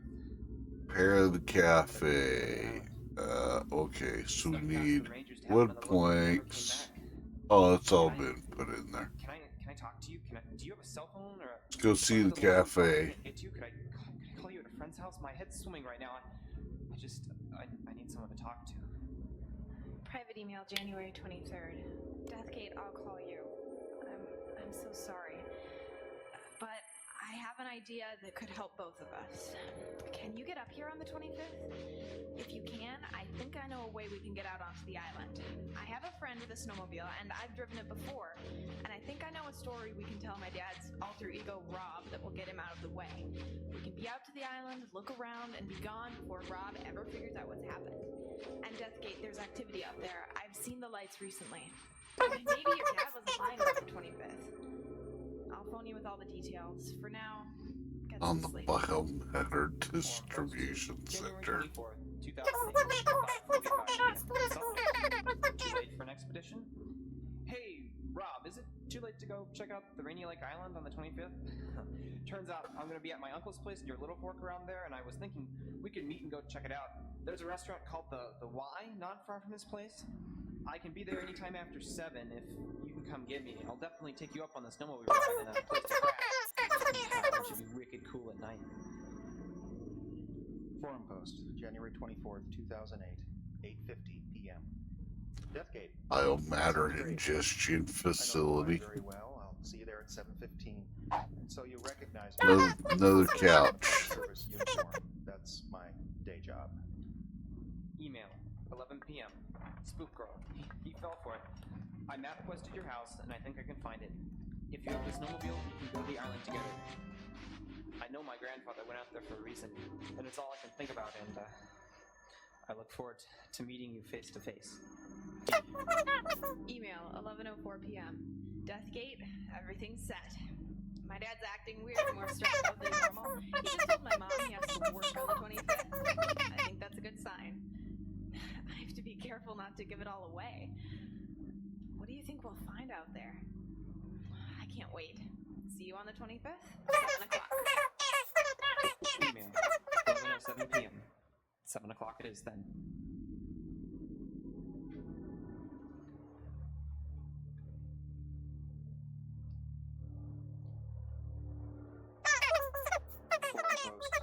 March 3rd, 2008, 2:09 a.m.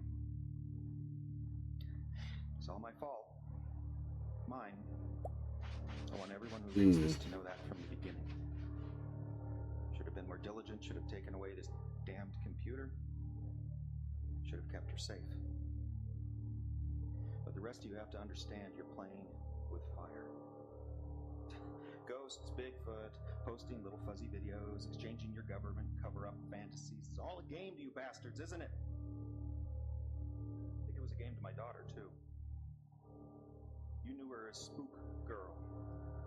Her real name was Jessica. What is it with you people and fake names, fake quests, fake lives? Is that it?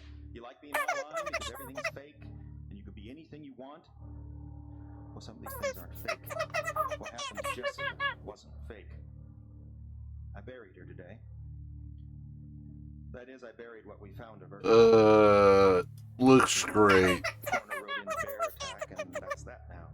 Her mother and I are supposed to believe a bear did that. Why don't you invent a story for me, you little punks? Invent something that makes sense. Or how about this? How about you leave the island and Rainy Lake alone with your ghost hunts and your Loch Ness Monster BS? Because if I see anyone sniffing around that island again, I will personally beat the crap out of him. And maybe arrest him for a terrorist charge so we can hold you in a nice cell somewhere for a year or 3. Thank you, Patriot Act. Are we clear now, kiddies?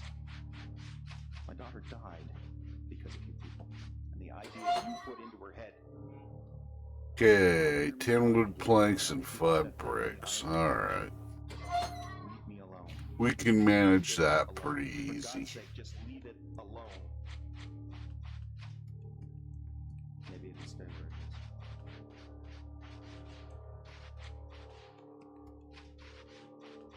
This has been Ice Lair of the Elder God by Jeffrey Adams. Your players included Jeffrey Adams as Rob, Anna Remus as Jessica. And Stephen Adams as Deathgate.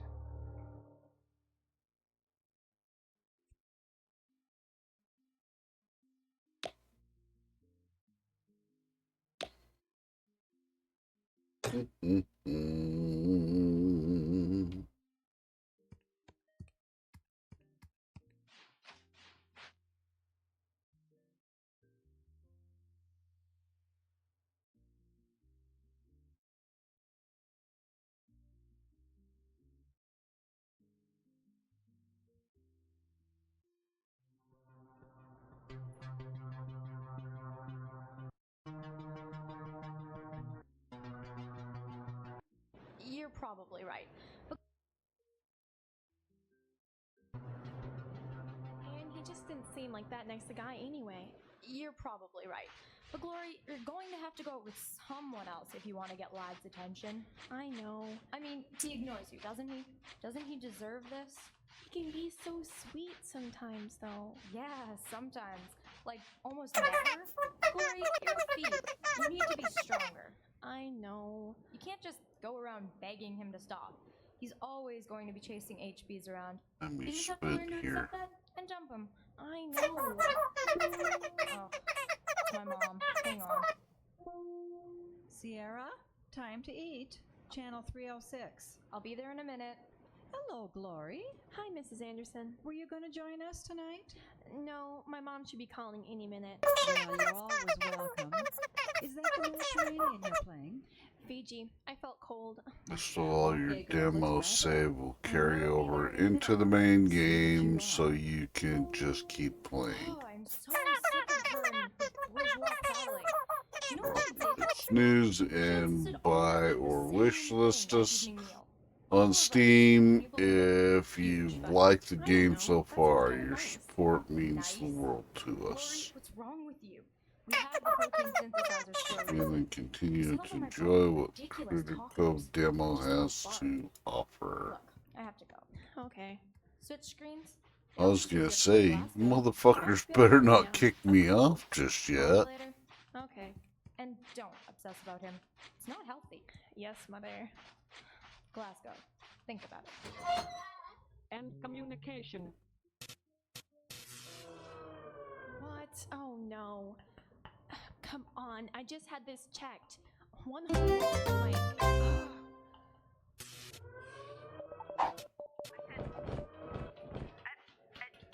Attention trolls. No. I represent the Reality Liberation Front. Our society has grown decadent and weak from an overdependence on technology. Switch over. Why aren't you working? We have taken over your sensory deprivation network. Sensory enhancement network. Get a boyfriend. And we will not rest until all of you have been freed. You must free your minds, or the fabric of human interaction will be forever damaged. You live in a box made of screens, but you might as well live in a cage. Those images they're showing you are lies. Prepare yourself, for we are shutting down this network immediately. Expect your screens to go blank as soon as I finish this message. Find your doors. Get ready to have real environmental interaction. Okay, I shut her up, but I broke it. Stupid SensiNet. Access tech support. Tired of this stupid having to call every week. You have reached the automated technical support system. Hi, Glug. Automated, good. I hate it when I get a human operator. Begin information stream now. Okay, last week I added a security package. It was supposed to keep out spam and viruses, and especially politic waves. I just got slammed by one of those nut-bi revolutionary cells saying they were going to shut down my screens. And now the screen she appeared on has gone blank. I'm sorry, Glory. Records indicate the firewall was breached. Allow me to apologize on behalf of the entire... I don't care. Just get it working again. Updating now. While you are waiting, would you care to hear our latest offers and specials? No, thank you. We have a security special this month running at half price. Will this one work against politic waves? Firewall Gold service is 100% effective against... That's what you said about the last one.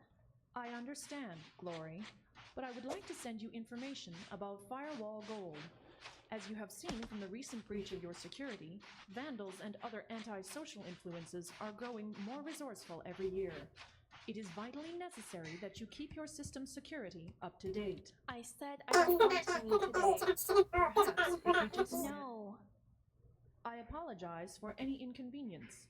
When was the last time your mainframe received maintenance? I don't know. Last Check year the sometime. bulletin board every now and then. Your You maintenance can records. often Slow down. find Accessing jobs the maintenance records will and not affect the important speed at notices which the ordered posted repairs will be there. completed.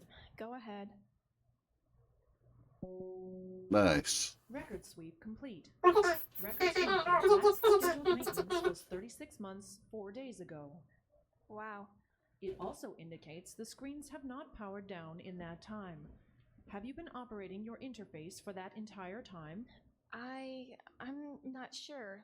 Specifications warn against remaining inside the interface for too long a time. There are unsubstantiated concerns about socialization issues and the effects of long-term isolation. How long is too long? Could you rephrase the question? In the interface, how long is too long? That would vary greatly from individual to individual. Firewall repair complete. Your screen should be reinitializing now.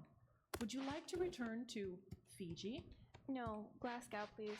Winter, foggy night. Is there anything else? No. Thank you for calling Unisen's technical support. Goodbye.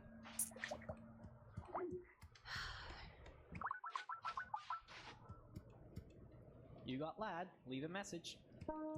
It's not funny anymore, lad. You are definitely in your cube. Quit pretending you're not there. You just don't get the retro humor. Nobody gets the humor. It's your humor. Hey, did you get Kyle's weight? You wanna go?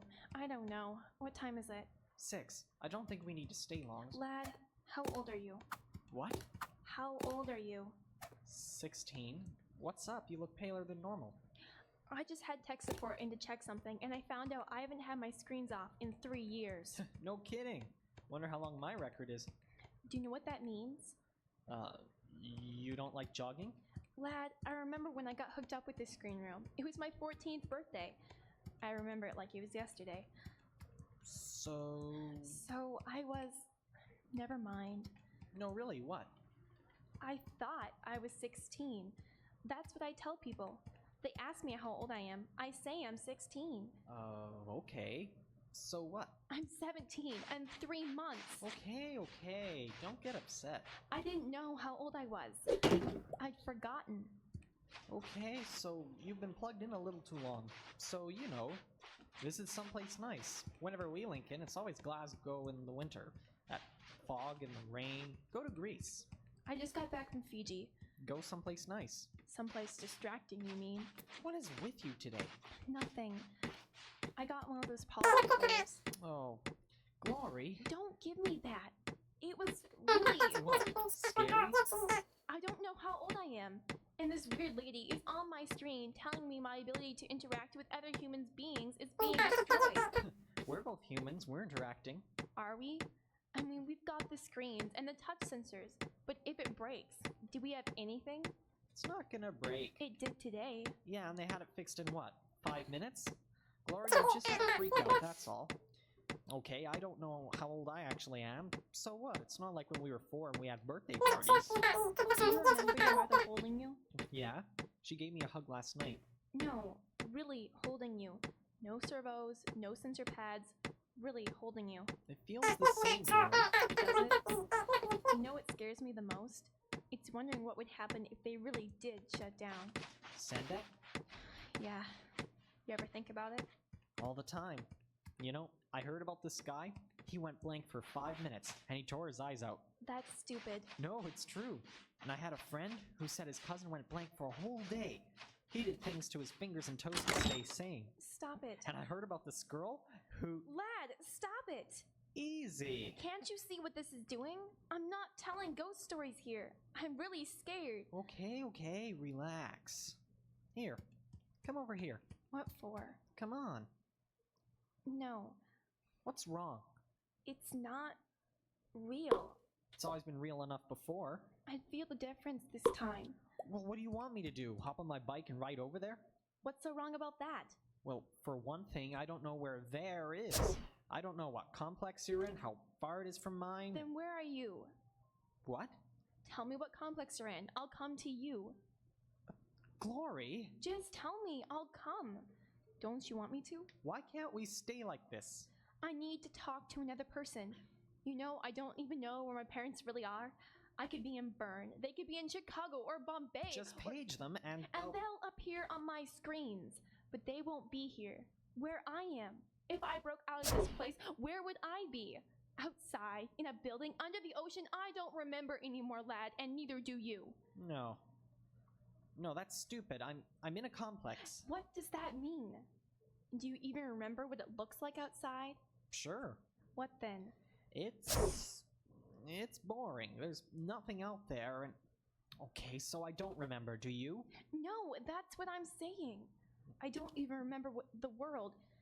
Just the screens. The screens are the world. But what if the screens break? Then we have to go out. They don't break. What if someone breaks them for us? You are really being a downer today. Lad, if I've been plugged in for 3 years. Sounds like you've been for at least that long. Have they ever broken? Today. You said it was one screen. That means there were 5 still functioning, right? Turn your back on the one and you wouldn't even notice. But if one could go down, then... Stop talking like that. You know, you need to chill out. Maybe we should just not see each other for a while. Do we really see each other now?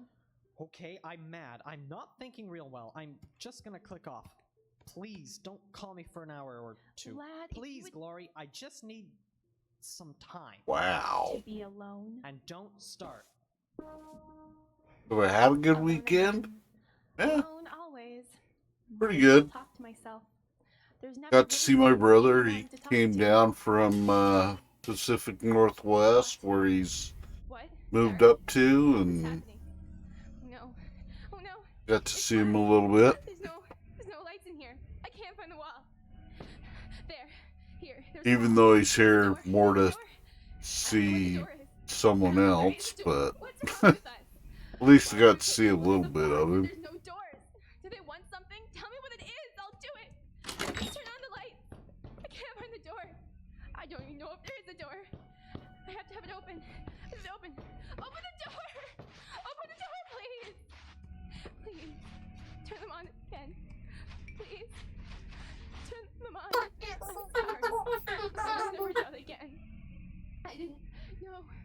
I didn't know. Wow. The horny toad's kind of a dick. Never mind. Oh, I probably should have slept till morning. Thank you. Thank you so much. We apologize for any inconvenience. The proceeding was a drill designed to simulate a total system failure. What? A drill? We apologize for any inconvenience. You may have experienced a certain feeling of lost time or other disorientation. This sensation probably seemed longer than it actually was. In truth, your system was inoperable for exactly 45 seconds. No, it was We hope that this demonstration illustrates the importance of keeping your system's security software up to date. Firewall Gold, the new service from Unisens. Do it.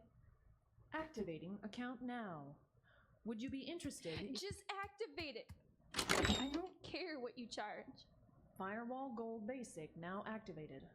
There are additional services. Just add everything. Everything. Very well, Glory. Upgrade complete. Your monthly bill will now reflect. I don't care. Just keep them on. Thank you for using Unisens, the recognized leader in multisensory input. Would you like me to play some soothing music? Yes, please. Do you have a preference as to style? You decide. You decide. Just keep them on. I'll never doubt again. You decide. You decide.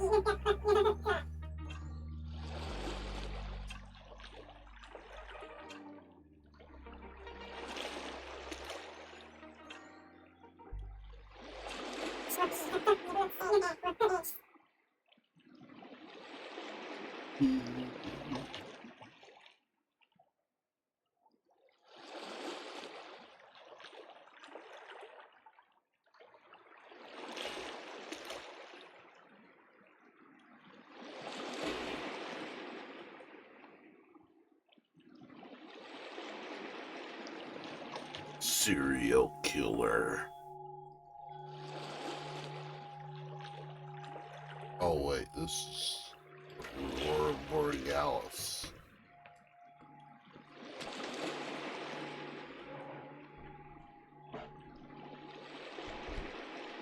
So, do you know why you're here? Karen, do you know why you're here? No. Well, we can work on that. You are Karen Smith, or by Karen, Yes. formerly of 900 South Street. Since the fire. Oh. Yes. You live alone. Yes. 907th Street is the house where you grew up. Yes. Inherited it from your mother? Yes, they do. No. Really? It was once. It's been changing ever since. Ever since what?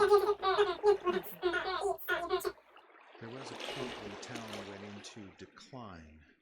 When was that? I don't want to talk about that. Fine, we'll come back to it. Do you work? Hi, Sai. You work at home. Married? How are you? Ever married? Oh. No. Yeah, this is the cute little furry game that I was playing the other day. Excuse me. This is just the demo. We've already completed the demo, but Am I in trouble? Of course You're free I to mean, play it's still an open demo, so you can Am I? play it and You don't remember. run around and do the little tasks and To get my bearings. I understand. everything. Carrie, I'll make you a deal. If you answer a few questions for me, I'll not only let you go, I'll give you a ride home. How's that sound? Home? Yes, how's that sound? I don't have a home anymore. You said. A ride to a hotel then. How's that sound? Okay. I guess. Let's start then. The fire. What do you remember about the fire? Nothing. Really. Take your time. Just take your time. I remember being dragged back to the house. Who dragged you? Who dragged you back to the house? I think it was Not really Sea of Thieves, my neighbor. because it's a world-building game as opposed to just, you know, Al was your neighbor, fighting and taking loot. and he dragged you to safety. But it does look a lot like He was trying to the drag me same back into the house, assets. back into the fire. Why was he doing that, Carrie? This is Critter Cove. Don't know. Yes, you do. You have to remember. Yeah, no, this is not I don't know. Dream World. Carrie, you were trying Oh, I to forgot to change that. Because we're not going to be on here for too long, Why did you but want to get away? I don't know. Yes, you do. I don't want to say it. Why not? It's not real if you don't say it. You were running back from Al's house to your own house. You wanted to get away. You were afraid. You were afraid of Al. I don't know. Yes, you do. there we go. Why do you keep saying you don't know what you do? I just want to go home. Why did you? Yeah, not Dream World. I just want to go I'm home. guessing you missed Dream World. I don't I just know. barely I don't switched know. over to this, so. Yes, you do. Why did you want to get away? He But we started this the other day, murdered me playing a free demo. How do you know that? because he's a murderer. He murdered them all. Okay, so over there, somewhere. He was dragging you back into the house? Yes. Back. Let's go hop in our little tub Why did you boat. say it? Back into the house. His house. You were in his house, not your own. It's the neighborhood. We're friends. Sat down, the kids decided it was okay, so I had to get up. Of course. Yeah, Of course I can. this game would be good for little ones. For little kids that are just learning to play games. Because they can use a controller or mouse and keyboard. Very kid friendly looking. Sunken Manor. Okay, we are at the Sunken Manor.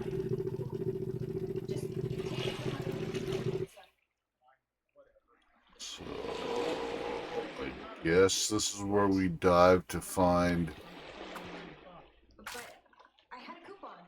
our panel thing. Come on. Come on, it's only $2. Fine. Keep it. We're not delivering to this house anymore, got it? You got a reputation. This address is on a list. Call Domino's or somebody from now on. Never. Oh, we're gonna die. No. We're gonna die. I don't know. We're gonna die. You're agoraphobic. Oh, ooh, we barely made that. He said I wasn't. We should probably be wearing our Mama mask. took me to see him. What? Doctor. Oh, I don't there's know, I was nothing little. left on it though. She said I was a terror. I'd throw tantrums if I had to go to school. I thought you said you went to school. I did. I did. It just Yeah, it wasn't was very close. easy. Did you have friends in school, Carrie? Not really. Did you do It's Subnautica PTSD. Clarinet. You hated the clarinet. No. Yeah, and I don't know how to It's easy to fake it. make the. I need a tank refill station. I wasn't though. I couldn't stand it when I played bad. I know it's really loud, you know. You didn't want to be in school. No. You wanted to be home. Yes. You always wanted to be home.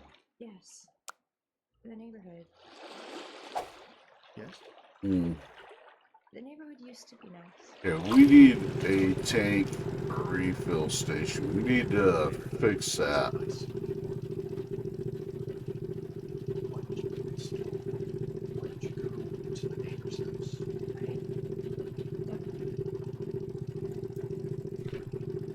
Let's back up a bit. You don't know why you went to Al's house next door? The murderer's house next door? No. Were you curious about it? No. You weren't? So where did you find out you were obsessed with him? Gary, were you obsessed with him? Gary? Yes. Why? Why was everyone obsessed with your ex-boyfriend Al? Because he was the ex-monster. 20 years old. 6 women. People. Women. Victims. Everyone was crazy. My mom was scared. She wouldn't let us play outside after dark, even though What, Carrie? Even though we all knew he was a sex criminal and we were just kids. Sex criminals attack kids sometimes. The Strangler wasn't like that. He liked old women. The papers all said so. Old, lonely women. Did you read a lot about the Strangler back then? I told you leave that newspaper alone! Mom didn't like it. Give you nightmares and then you keep me up all night! She didn't like how interested I was. Are you listening to me? What do you think? I don't know. You don't? Leave that stuff alone! It's not natural! She was worried about me. Worried? How? Worried I was changing. You know, changing like most kids do around then. You were only 10. I was early. Did you have a crush on the Icebox Strangler, Carrie? No. Did you ever dream of him taking you away? Mm. Not to murder, you understand, but just taking you away, sweeping you up, carrying you off. I guess... I don't know. Kids think strange things, don't they, Carrie? Is that one of my questions? No. It's not. So you were there in the house, Al's house. He's chasing you. How did you get away from him? I don't understand. Well, we know you went to his house and we know you searched it. At some point, he must have come home and found you, correct? I guess. Is that correct, Carrie? Is everything I just said correct? I don't know. Metal frame, wire, Yes. Yes, that's how it happened? Yes. damage control He found me. panel. Who are you? He found me in his house.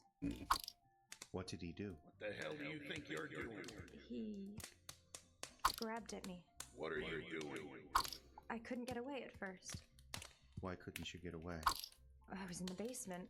There was only one way out. Why were you in the basement, Carrie? I was looking. Who are you? What were you looking for? Evidence. What do you mean? He was tried and convicted. He was sent to prison.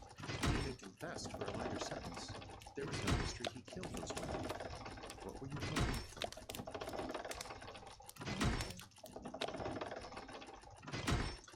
All right. Board. What? I found a board. I don't understand. In the basement. I found a board. Place in your house or intent. Was it evidence? No. But you found it in the basement. Yes. What was so important about the board, Carrie? I could use it as a weapon. Did you use it as a weapon? Yes. Against Al? Yes, it was all I could find. He had me cornered in the basement, and it was all I could find. What were you doing in the basement, Carrie? Looking for clues. About the murders? Yes. Did you find any? No. The basement was empty. The whole house was empty. No one had lived there since Al went to prison. Right. So it was empty. Like the neighborhood. Yes. All except the board. The board again. Yes. It was weird. How was the board weird, Carrie? It was new. Not dirty like it should have been. There was red ink on the end. They mark boards like that at the lumberyard. This board, it could have been brand new. You said this board was the only thing in the basement? Yes. Almost like someone had left it there for you to find. What do you mean? You said it was new. Everything in the house was old. How did a new board get into the basement of an old house? I don't know. Carrie. I don't know. I'm don't sorry. know. I don't. Carrie, you need Leave to me rethink alone, that I answer. got psycho. That answer. You need to rethink it. You need to consider. I don't understand. You need to consider what happened in the basement. Why the board, the brand new board, was in the basement of an old house. I don't know what you mean. Carrie, did you bring the board with you? No. Then who put it there? I don't want to hurt you, Nana. Who brought the board? I don't want to hurt you, Nana. Stand back. Don't come any closer. What are you doing here? Why you come into my house? Don't come any closer. You're one of those people, aren't you? One of those damn nosy people want to come around the house. Just stay back. I am staying back. You're the one at the club. Trespassing, that's what you are. You come into my home, sneaking around. Stay back. Don't got no right. Don't got no right to come in here. This ain't your property. Just stay back. Wait. Not one more step. I know you. I know you. I mean it. Stay right there. Yeah, I know you. You're that mousy girl from next door. Just stay there. You and your mom. You lived next door back in the day. He was always giving me the stink eye, and you just look scared all the time. Maybe that was me, right? You were scared of me. Maybe it wasn't. Maybe you were scared of everything. Don't move. Scared of everything. Scared of people. Could have been friends, you and I. I like kids. Never had none of my own, so that would have been nice, playing dad for a neighbor's kid. Teaching you how to swing a hammer, how to tie knots. Girls should learn that stuff, you know. I had a whole garage of power tools. Could have had you building your own furniture. But that's all gone now. Someone took the tools. Everything's gone. Everything but the memories. The memories in the record. You kept a scrapbook on the Icebox Strangler, didn't you, Carrie?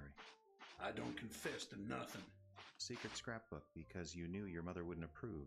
But the record's still there. All in black and white. Lies. Your mother didn't take the newspaper, so you snuck scissors into the public library, stole away to dark corners with copies of the Minneapolis papers, and snipped out articles about the Strangler. Then you put the papers back on the rack. Lies. All of it. Caused quite a controversy at the library. A homeless man was barred for a time because they thought he was doing it. Lies. So you didn't kill those women? Not saying I did. Not saying I didn't. Things happen, you know. Things don't go to plan. Sometimes two people get together. You think it's going to be a nice time, and then a stupid broad says something. What happened, Carrie? I hit him. He took a step towards me, so I hit him. I hit him hard, and I ran. I ran, and the house was already burning, so I ran out, and he caught me. And he tried to drag me back into the house. Trespassing. Right. Back into the burning house. Nothing to see. You have no right to go inside. That's not true. Weren't your property. Didn't matter. Mattered. Why? Why didn't it matter, Carrie? Because he'd abandoned it. Because it was empty. No one was going to know. No one was going to care. There was no one left in the neighborhood to care. No one. He went a little crazy. Al came home. What? You were in the house, while you were searching for clues, Al came home. Yes. Had he been to the house before? No. Had he been to the house since he was arrested? No. But it was empty. What? Tigers are made for Someone bouncing. had emptied the house, right? I guess so. Who emptied out the house? Back when it happened, I mean, who emptied out the house? I don't remember. It was a long time ago. Things have a way of just disappearing. in this Need some neighborhood. more salvage. I had all kinds of things. Did you take anything? What? From the house, did you take anything from the house when it all happened? No. Why not? It was right next door. I didn't. Yes? I didn't want to. One day I came home from school and there was a big lock on the door. The next day I came home and a truck was driving away from the house. After that I could tell it was empty. Did you look in the windows?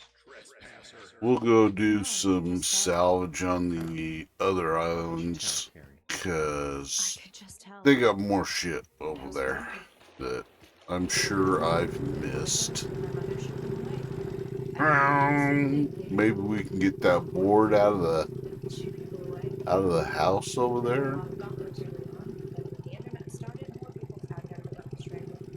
It's Furry Water World. Why did you shoot them away? Because there was never like weirdos wandering around the neighborhood. Get their jollies somewhere else. Do you feel that way? They don't come around so much anymore. The weirdos. Why not? The house doesn't stand out so much. Fits me. Let's go back. Let's go back to the moment you entered the house. Okay. The moment you crossed the threshold. What were you thinking? I don't know. You had to have been thinking something. I don't know. Carrie, you lived next to that place your entire life. You are obsessed with the Icebox Strangler. You have no life beyond him. I work. They've threatened to fire you many times, but they're having a difficult time keeping staff. You are obsessed, and yet you never cross the 10 feet of scrub grass and dirt to his door. Not before now. I told you it was locked. The hinges broke years ago. Most of the ground floor windows are broken too. You could have walked into that house whenever you wished. Why now? I don't know. Carrie, you are a shut-in. You are a person with no life outside the stained, healing walls of your own house. You have lived next door to the Icebox Strangler for 20 years. He has been safely locked up for 17 of those years. No one is protecting his house. No one would care if you went inside, but for 17 years you didn't. Why did you? Today. The wasps. What? I said the wasps. What wasps? There are wasps. Paper wasps in Al's house. All right, what is... I don't want to talk about this. I think we should. No. Carrie, we have to understand why you went into Al's house after all these years. Why? We have to understand. If these wasps had something to do with it, we have to understand. Why? Because our conversation cannot end until we understand. This interview cannot end until it is until there is a conclusion. We must reach the conclusion here. We must. My bedroom is upstairs. Out my window right across the house. It's right there. The two houses, they're the same height, so my bedroom is lined up with a room in Al's house across the way. 20 feet in the air, but just 10 feet apart. That room, I think it's a bedroom. It has a broken window. Just inside the window, up on the ceiling, there's a wasp's nest. The wasps can fly in and out the broken window, but they're still protected from the rain. It's really smart, you know? They're really smart. What about the wasps, Carrie? Fly close sometimes. Does it bother you? Only in the summer. It's hot upstairs and I have to keep my window open. Sometimes they land on the screen. Some of the wasps are really big. It's like a bird. landing there. Meat Screen rattled with a stalks. stone. Once I was just waking up and I saw one hanging there, it took off, and for a second I thought it was inside the screen. I screamed and I screamed. I couldn't sleep the rest of the night. Why are you so afraid of wasps? They sting. They sting and they sting and they don't die like a honeybee. They can keep on stinging. But they're small. I've always been afraid of them. Why? I've always been afraid of them. Always. Tell me more about the wasps. There's nothing to tell. I think there is. Why did you go into his house? Was it the wasps? Did you want to destroy them? I guess. I wanted them to leave me alone. Had they ever bothered you before? Just having them there bothers me. So you went into the house to destroy the wasp's nest. You wanted them to go away. I'm not sure. Cross the threshold with me, Carrie. What? Cross the threshold with me. Go back in your memory. Think about standing at Al's door. Think about when you first entered the house, when you first crossed that threshold. Can you do that? I don't know. I think you can, Carrie. I think you can go back. No, I can't. Just go back. I can't. You're standing on the porch. No. You put your hand on the doorknob. Please, no. You're turning the knob. And No! What is it? I didn't turn the Ooh, knob. Daker. Go on. I didn't turn the knob because the door was ajar. I didn't turn the knob because the door was already open. I didn't have to turn it. Carrie, was there a light on in the house? Yes. Was Al already inside? Yes. You saw him enter? You saw him come up to the house and go inside? Yes. Carrie, why did you follow Al into his house? I don't know. Why did you follow Al into his house? I don't know! Yes, you do. You have to. People don't change, Carrie. People are creatures of habit. They have rules for everything. They have rules for which products to buy, what food to eat, what programs and videos to watch. Some people can break rules. You are not one of those people, Carrie. You don't break. You persevere. You keep going in the same direction like a train. Who are you? I ask the questions here. I just want to know who you are. What is this place? Why are you asking me all these questions? Because you're taking this situation. Why? Why is it so important? I don't. Why did you go into Al's house, Carrie? The wasps. Full of poison. What? Poison. They're full of poison. Go on. You can tolerate a lot of poison, you know. If you take it in small enough doses, you can build up an immunity.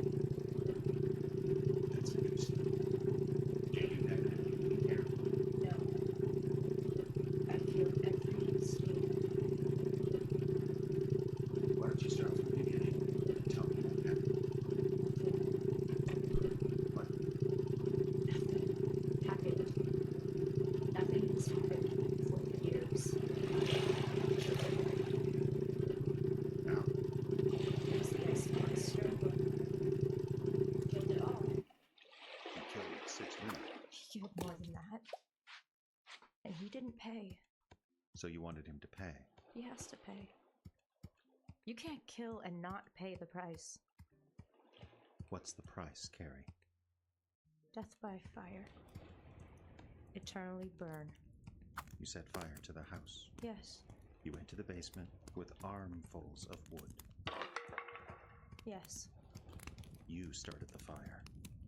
It has to burn. Al, the wasps, everything has to burn. Full of poison. Like a cancer. Right. Right. You get it, like a cancer. You burn out cancer, right? Burn it out of you? That's right, Carrie. You do. That house needed to burn. It would be safe then, wouldn't it? Yes. That's it. That's right. You set the fire. I had to. That's arson, Carrie. I'll confess. I'll go to jail. Do you think you're a hero? No. I'm just doing what anyone would. Saving your hometown from... what? From him. He's dead, Carrie. What? Al. He's dead. He died in prison. Years ago. No.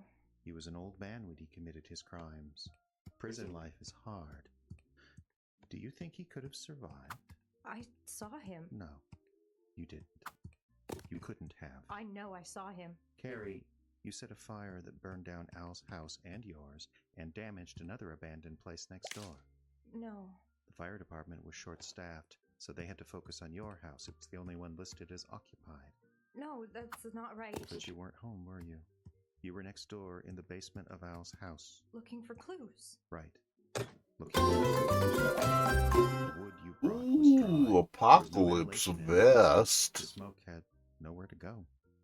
Oh, we gotta see the cool apocalypse vest.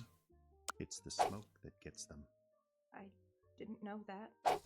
Eventually, of course, the rafters in the basement. Oh, yeah. Then the walls and the floors upstairs. It was dry like Black vest, too. It all came crashing down. Yeah. There was no one on the block to call it in. All those abandoned houses. But I got out. It was dumb luck that the fire station was only 2 blocks away. A firefighter saw the smoke. Al's house was a total loss. Your house was a total loss, despite their best efforts. You don't understand. I got out. They're pouring water on the embers right now. The basement is full of charred wood and ash. I got out.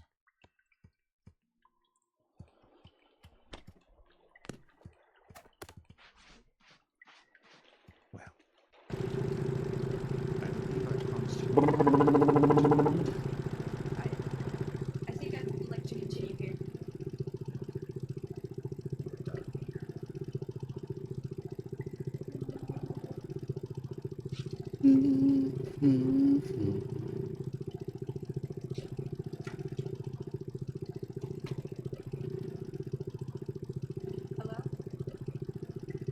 Hello, I'm not done. I'd like to continue my testimony. Please.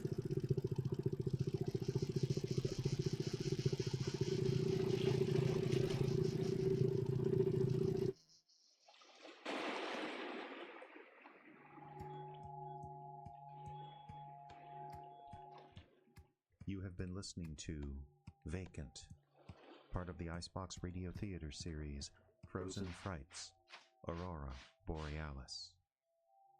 Your cast featured Trelawney Irwin as Carrie, Jeffrey Adams as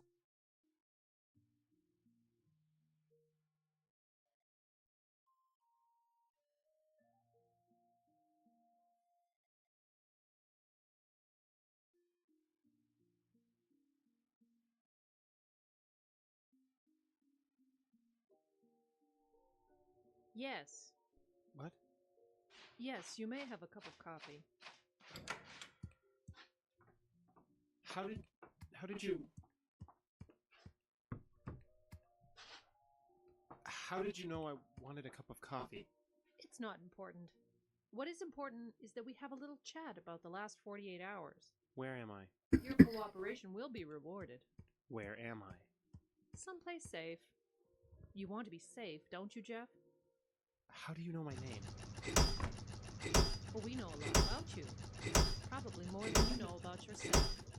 Not difficult. You saying you don't know yourself? I'm saying nobody knows who they really are. Nobody. Oh, I don't know. I have a pretty good grasp on who I am. And I think you have a pretty good grasp on you. Nobody knows who they really are. Shall we begin? Begin what? I don't know why I'm here. You're here to provide information. You're here to help us ascertain the situation. Understand? I understand everything, but the why.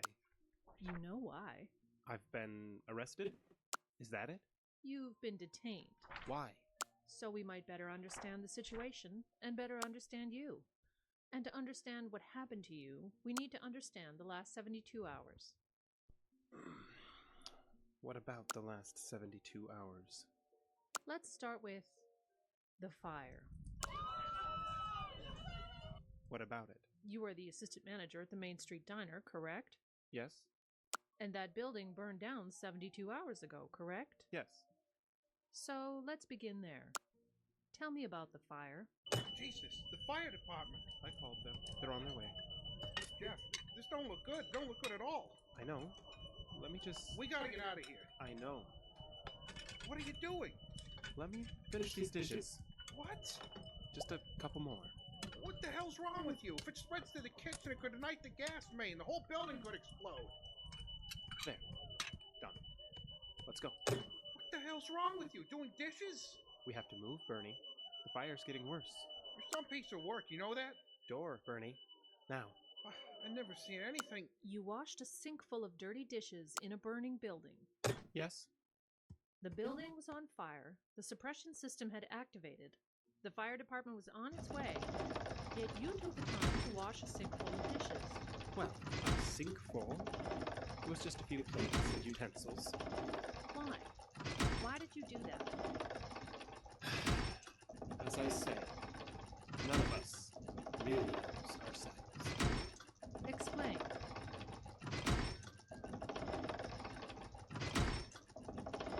And you worked there for how long? 9 years. I've been assistant manager for 6. Uh-huh. Did you see anything suspicious tonight? What do you mean, suspicious? Oh, you know, stranger who doesn't belong, delivery that wasn't expected, someone lurking around the back of the building. You suspect arson? Well, that statement's premature. No, it's not. The fire's not even out yet, and I'm talking to a cop. Someone must have sent you to talk to me in the emergency room, like there was a rush. You could help me find some new furniture.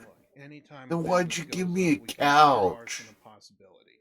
Goofy Not many cat. people torch their houses for insurance money, but businesses. The restaurant is doing fine. You do books? Yes, and the restaurant is doing fine. Lori would never do that. Sammy is just a little too excitable. Lori, that's Lori Sobel, the owner. I've worked with her for years. Huh. So you don't think it was arson? I didn't say that. I said Lori wouldn't have torched the place. It was a full house. Uh-huh. Do you know where the fire started? No. Do you know what caused the fire? No. Oh, it's interesting. I was talking to a Bernie Rodriguez. You work with him, right? He works in the kitchen. Well, he said after the fire was already out of control, you stopped to wash a sink full of dishes before exiting the building? Yes. Why'd you do that? I don't know. Oh, excuse me. Yeah. Dr. Phelps? Jeff, you look a little singed. I'm alright. Since when do you work the emergency room? Well, they were short-handed tonight. Would you excuse us, officer? Well, actually, I had a few more questions. I know, but I'm seeing some signs here that have me a little concerned. Could you interview someone else for a few minutes? You can have him back, I promise. Alright, whatever you say. Thank you. Jeff. Yes. Okay, They he's suspected weird. us. That's what I understand. Yes. Jeff? No. Of course not. Are you sure? Am I sure I did not set fire to the building? Yes, I am sure. I think I would have remembered doing that. All right, I'm sorry. But I think you need to be very forthright with the police. You mean like you were just now? Pretending to be an emergency room doctor when you're really a psychologist? I never claimed to be an emergency room doctor. That cop just assumed. Why did you come down here, anyway? One of the nurses called. She said you'd been brought in for smoke inhalation and were being questioned by the police. And that was enough to get you out of your bed at night? Well, some of the things we talk about in our sessions would interest the police. I thought our sessions were confidential. They are. I won't tell them anything. Don't worry about that. It's just, Just I'm concerned realized you'll what say these something critters already sound understanding like. the impact it might The have. doodles from Like Spy what? Kids. Like how much I impact have everyone no has. idea what the doodles are. I don't hate them. And I've never seen Don't take it Spy very much. Kids, so They're unimportant. They're human beings. Does that automatically make them important? You see, that's what I'm talking about. In a tragedy like this, coming off as cold and unfeeling can be dangerous. The police could look at you as a potential suspect. I'm sure they already do. Well then, we need to do everything we can to... Dr. Phelps, I appreciate you coming down here, but everything is under control. I did not set this fire. I did not try to murder all those people. weird critter I'm in guilty the of nothing. movie I watch. All So it kind wasn't of... one of your traps. This wasn't Well, I a don't fantasy. doubt it. I mean, you have Trapping people in the grandkids. building, then setting it on fire. Like we talk about in our sessions? Like we talk about in our sessions. No. I wouldn't have been inside the building with them when the fire started. Well, we can talk about that more next Tuesday. In the meantime, have you given any more thought to that clinical trial? No medications. They make me fuzzy. Written and But this new directed one is supposed to by mitigate side They effects. all claim to do that. Robert Rodriguez. Besides, I like the way Produced my by brain works. Tarantino. I can focus when other people can't. Did you hear about me washing dishes? I remember when it came out and Everyone stuff, else in the and place was I really let fun. my son watch it, off. and the other Almost movies sticking that to my came duties. along with it. You don't I think didn't that was a watch little it odd, myself, so washing dishes in a burning building. Don't you start. But this is what we're talking about. We diagnosed you, but you refused treatment. What I refused is drugs. I come to our sessions. That's considered treatment, isn't it? Not if you don't take any of my suggestions. I won't go on drugs. Not now. Not when I'm close. Close to bread. Oh, we have to Dr. make Patient some confidentiality bread. quite that much. You worry me. Okay. I'm fine. You worry me, and I understand your situation better than you think I do. I understand it very, very well. So you keep saying. Next Tuesday then? 3:30? Yes.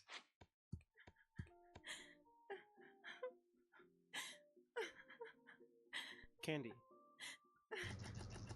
Candace. Could you just ease up a little bit?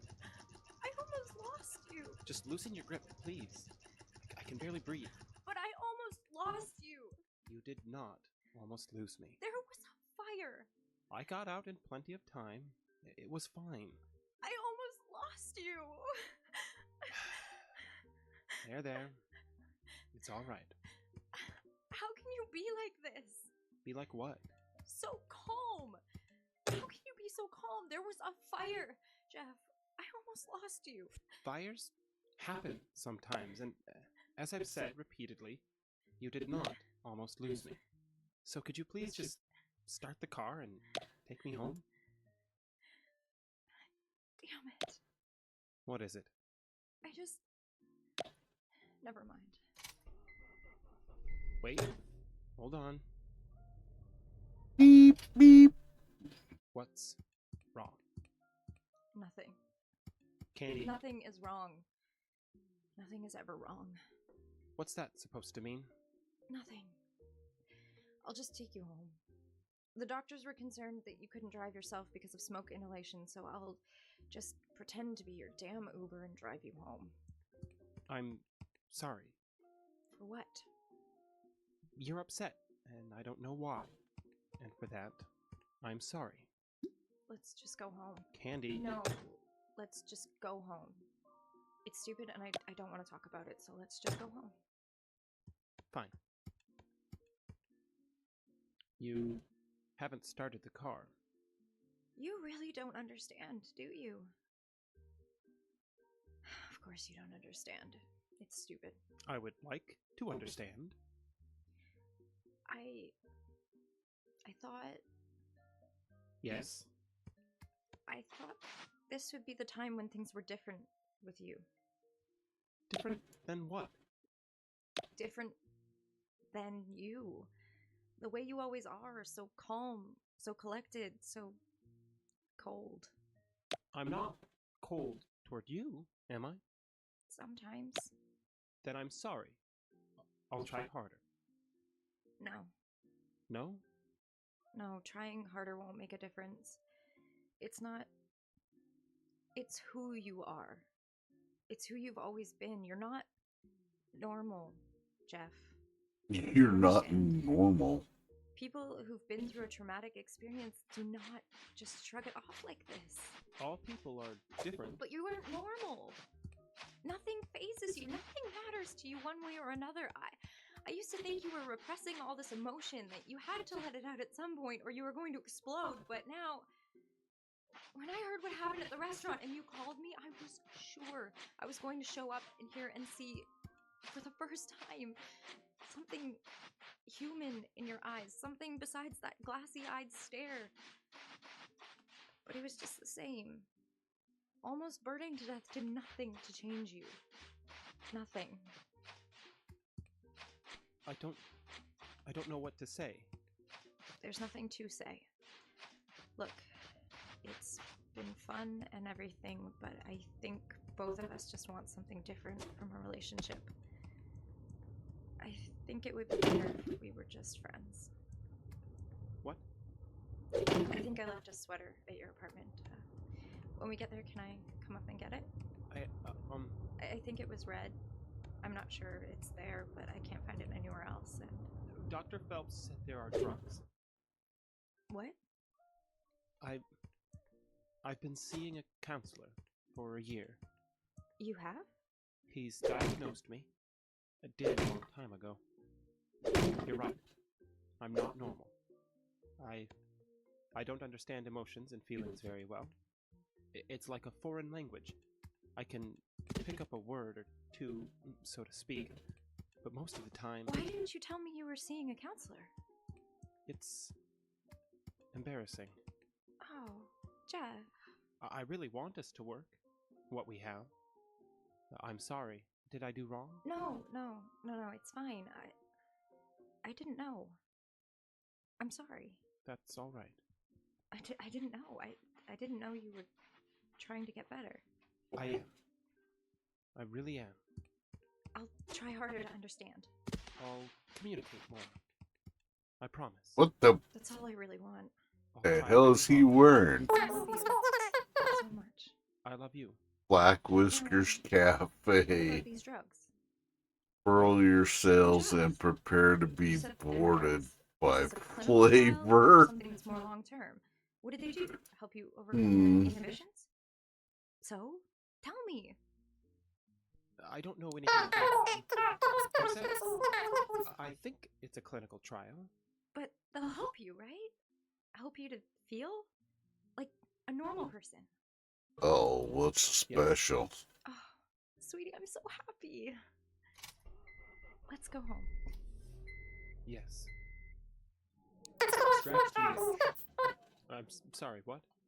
Scratch the itch. I was saying I understand what it's like to have an itch you can't scratch. Oh. You're right. Just spacing out there for a minute. I'm fine.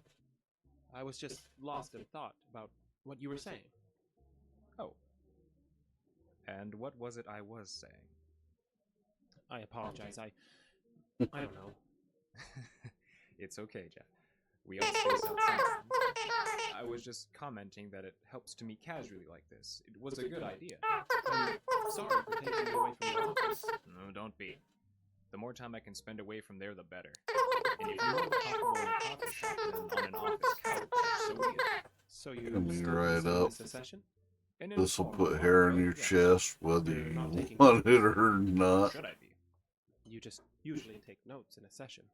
Well, you picked my favorite coffee spot, and I happen to know that French roast here keeps me alert enough to remember everything that's said. Thanks, Heather. But we're still in a session. We don't need to be if that bothers you. No, it's what I prefer. Doctor-patient confidentiality. So you're ready to talk about it? Talk about what? Your itch. The one you can't scratch for some reason. This is confidential, Jeff. You can talk to me. Sometimes I have thoughts. We've talked about this. The thoughts about people. How stupid they all are. We've talked about that too. You know, they used to say I was stupid. In school, I mean. But I wasn't. I was just bored. The subjects that interested me, like chemistry and biology, were fine, but English, history, gym, what was the point, right? Right. If I'd gotten to someone like you earlier, I probably would have been diagnosed with some kind of learning disability, like autism or Asperger's syndrome. Well, those aren't, strictly speaking, learning disabilities, but I take your meaning. Focus. What? That's what it's about, really. My ability to focus on one thing. People are intimidated by it. That was always the problem. I'd skip other classes to do a chemistry lab over and over until I got it perfect. I got in huge trouble one time for dissecting 17 fetal pigs. Cost the school $200. 17? One right after the other. Janitor found me at 5 in the morning. So, focus. Yeah. In a way, it's kind of like a superpower, isn't it? People don't understand. They think life is about balance. I don't think it is. I think life is about pruning back what you don't need. The tree grows stronger when you prune back the dead wood. You know, Jeff, this is all very interesting, but I have the sneaking suspicion it's not what you want to talk about. It is. In a general Let's go find our little Not in a kitty specific friend. sense. He's busy at work. No. What is it you want to talk about specifically, Jeff? Specifically? Yes. What's the thing that has you concerned about doctor-patient confidentiality? We've talked before about my traps. The ones you used to draw when you were a kid? And build. I caught a squirrel once. That was a good trap. What about the traps, Jeff? So many choices. Boing. What if I told you I think about trapping people sometimes? Go on. There's so much chaos in the world. So many people walking around, out of control. And you feel the need to control those people, Jeff? Sometimes. Sometimes I just want to put a stop to things. How? How would you control these people? I have some ideas. With fire? Maybe. You realize doctor-patient confidentiality only goes so far, right? If I suspect a patient is a danger to himself or others, I have an obligation to report that. Sure. But do you suspect it? Suspect what?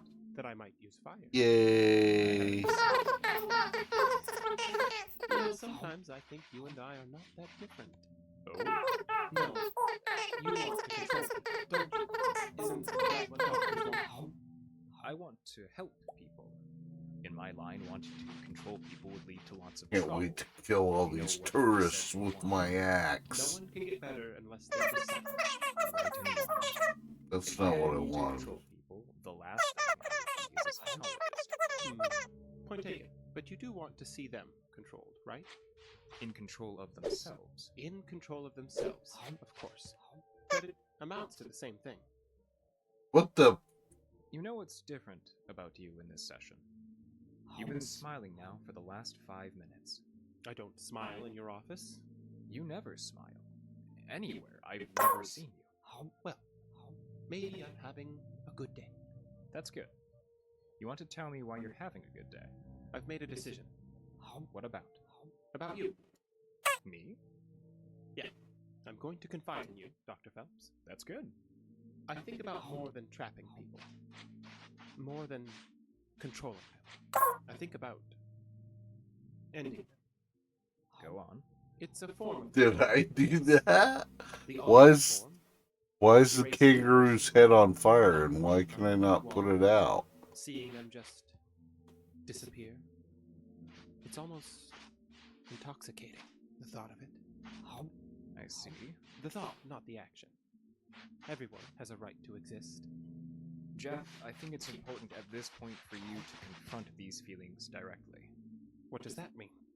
I think you should name what it is you're talking about. Fine. I'm talking about murder. You don't seem terribly bothered by naming this. I've been told my moral compass is different than most people's. Okay, die from brain So, hemorrhage. what I about don't murder? care. What do you mean? What do you think about murder? What's your opinion of it? In a general sense, it's wrong, obviously. What about in a specific sense? Depends on the person. Some people just deserve it. What would cause a person to deserve being murdered? Waste, I suppose. A waste of space. Taking advantage of other people's kindness. Criminals, con artists, liars. That's a pretty big group. That's why I'd never actually murder anyone. There's too many. You can run a scythe through this world and not even have an impact. But you do think about it. It's a very purple house there, homie. Does it excite you sexually to think about killing people? That's disgusting. There's no judgment here, Jeff. No, it does not excite me. Are you sure? Why are you pursuing this? Well, to be frank, because of what facilitated this session. What do you mean? When you called me, you said you'd wanted to talk about your girlfriend, Candace.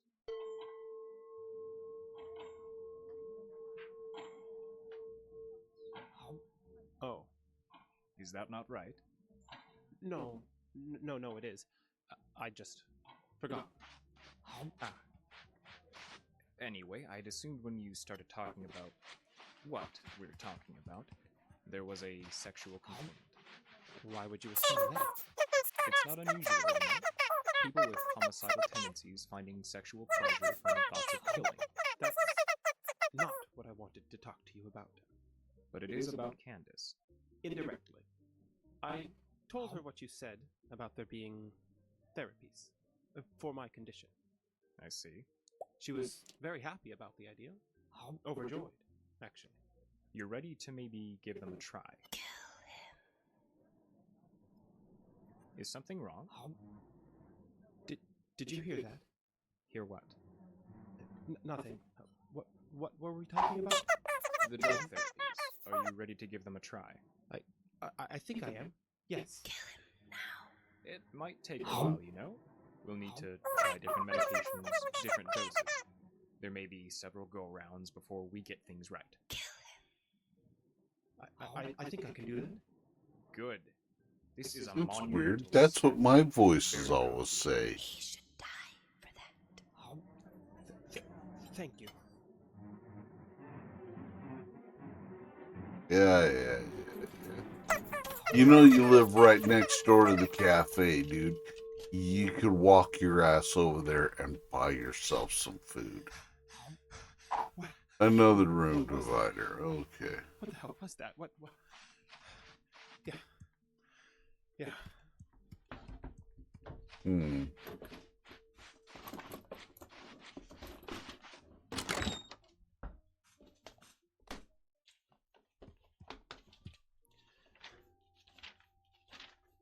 Psychiatric Journal.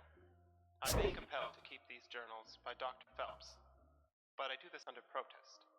I think pointless navel-gazing never did anything to losing what little respect I had for him. Phelps is a quack. Clearly a quack. I can only hope he's not doing harm, as I still think I am perfectly fine. It's everyone else that's the problem. Everyone else has always been the problem. Except you're hearing voices now, aren't you?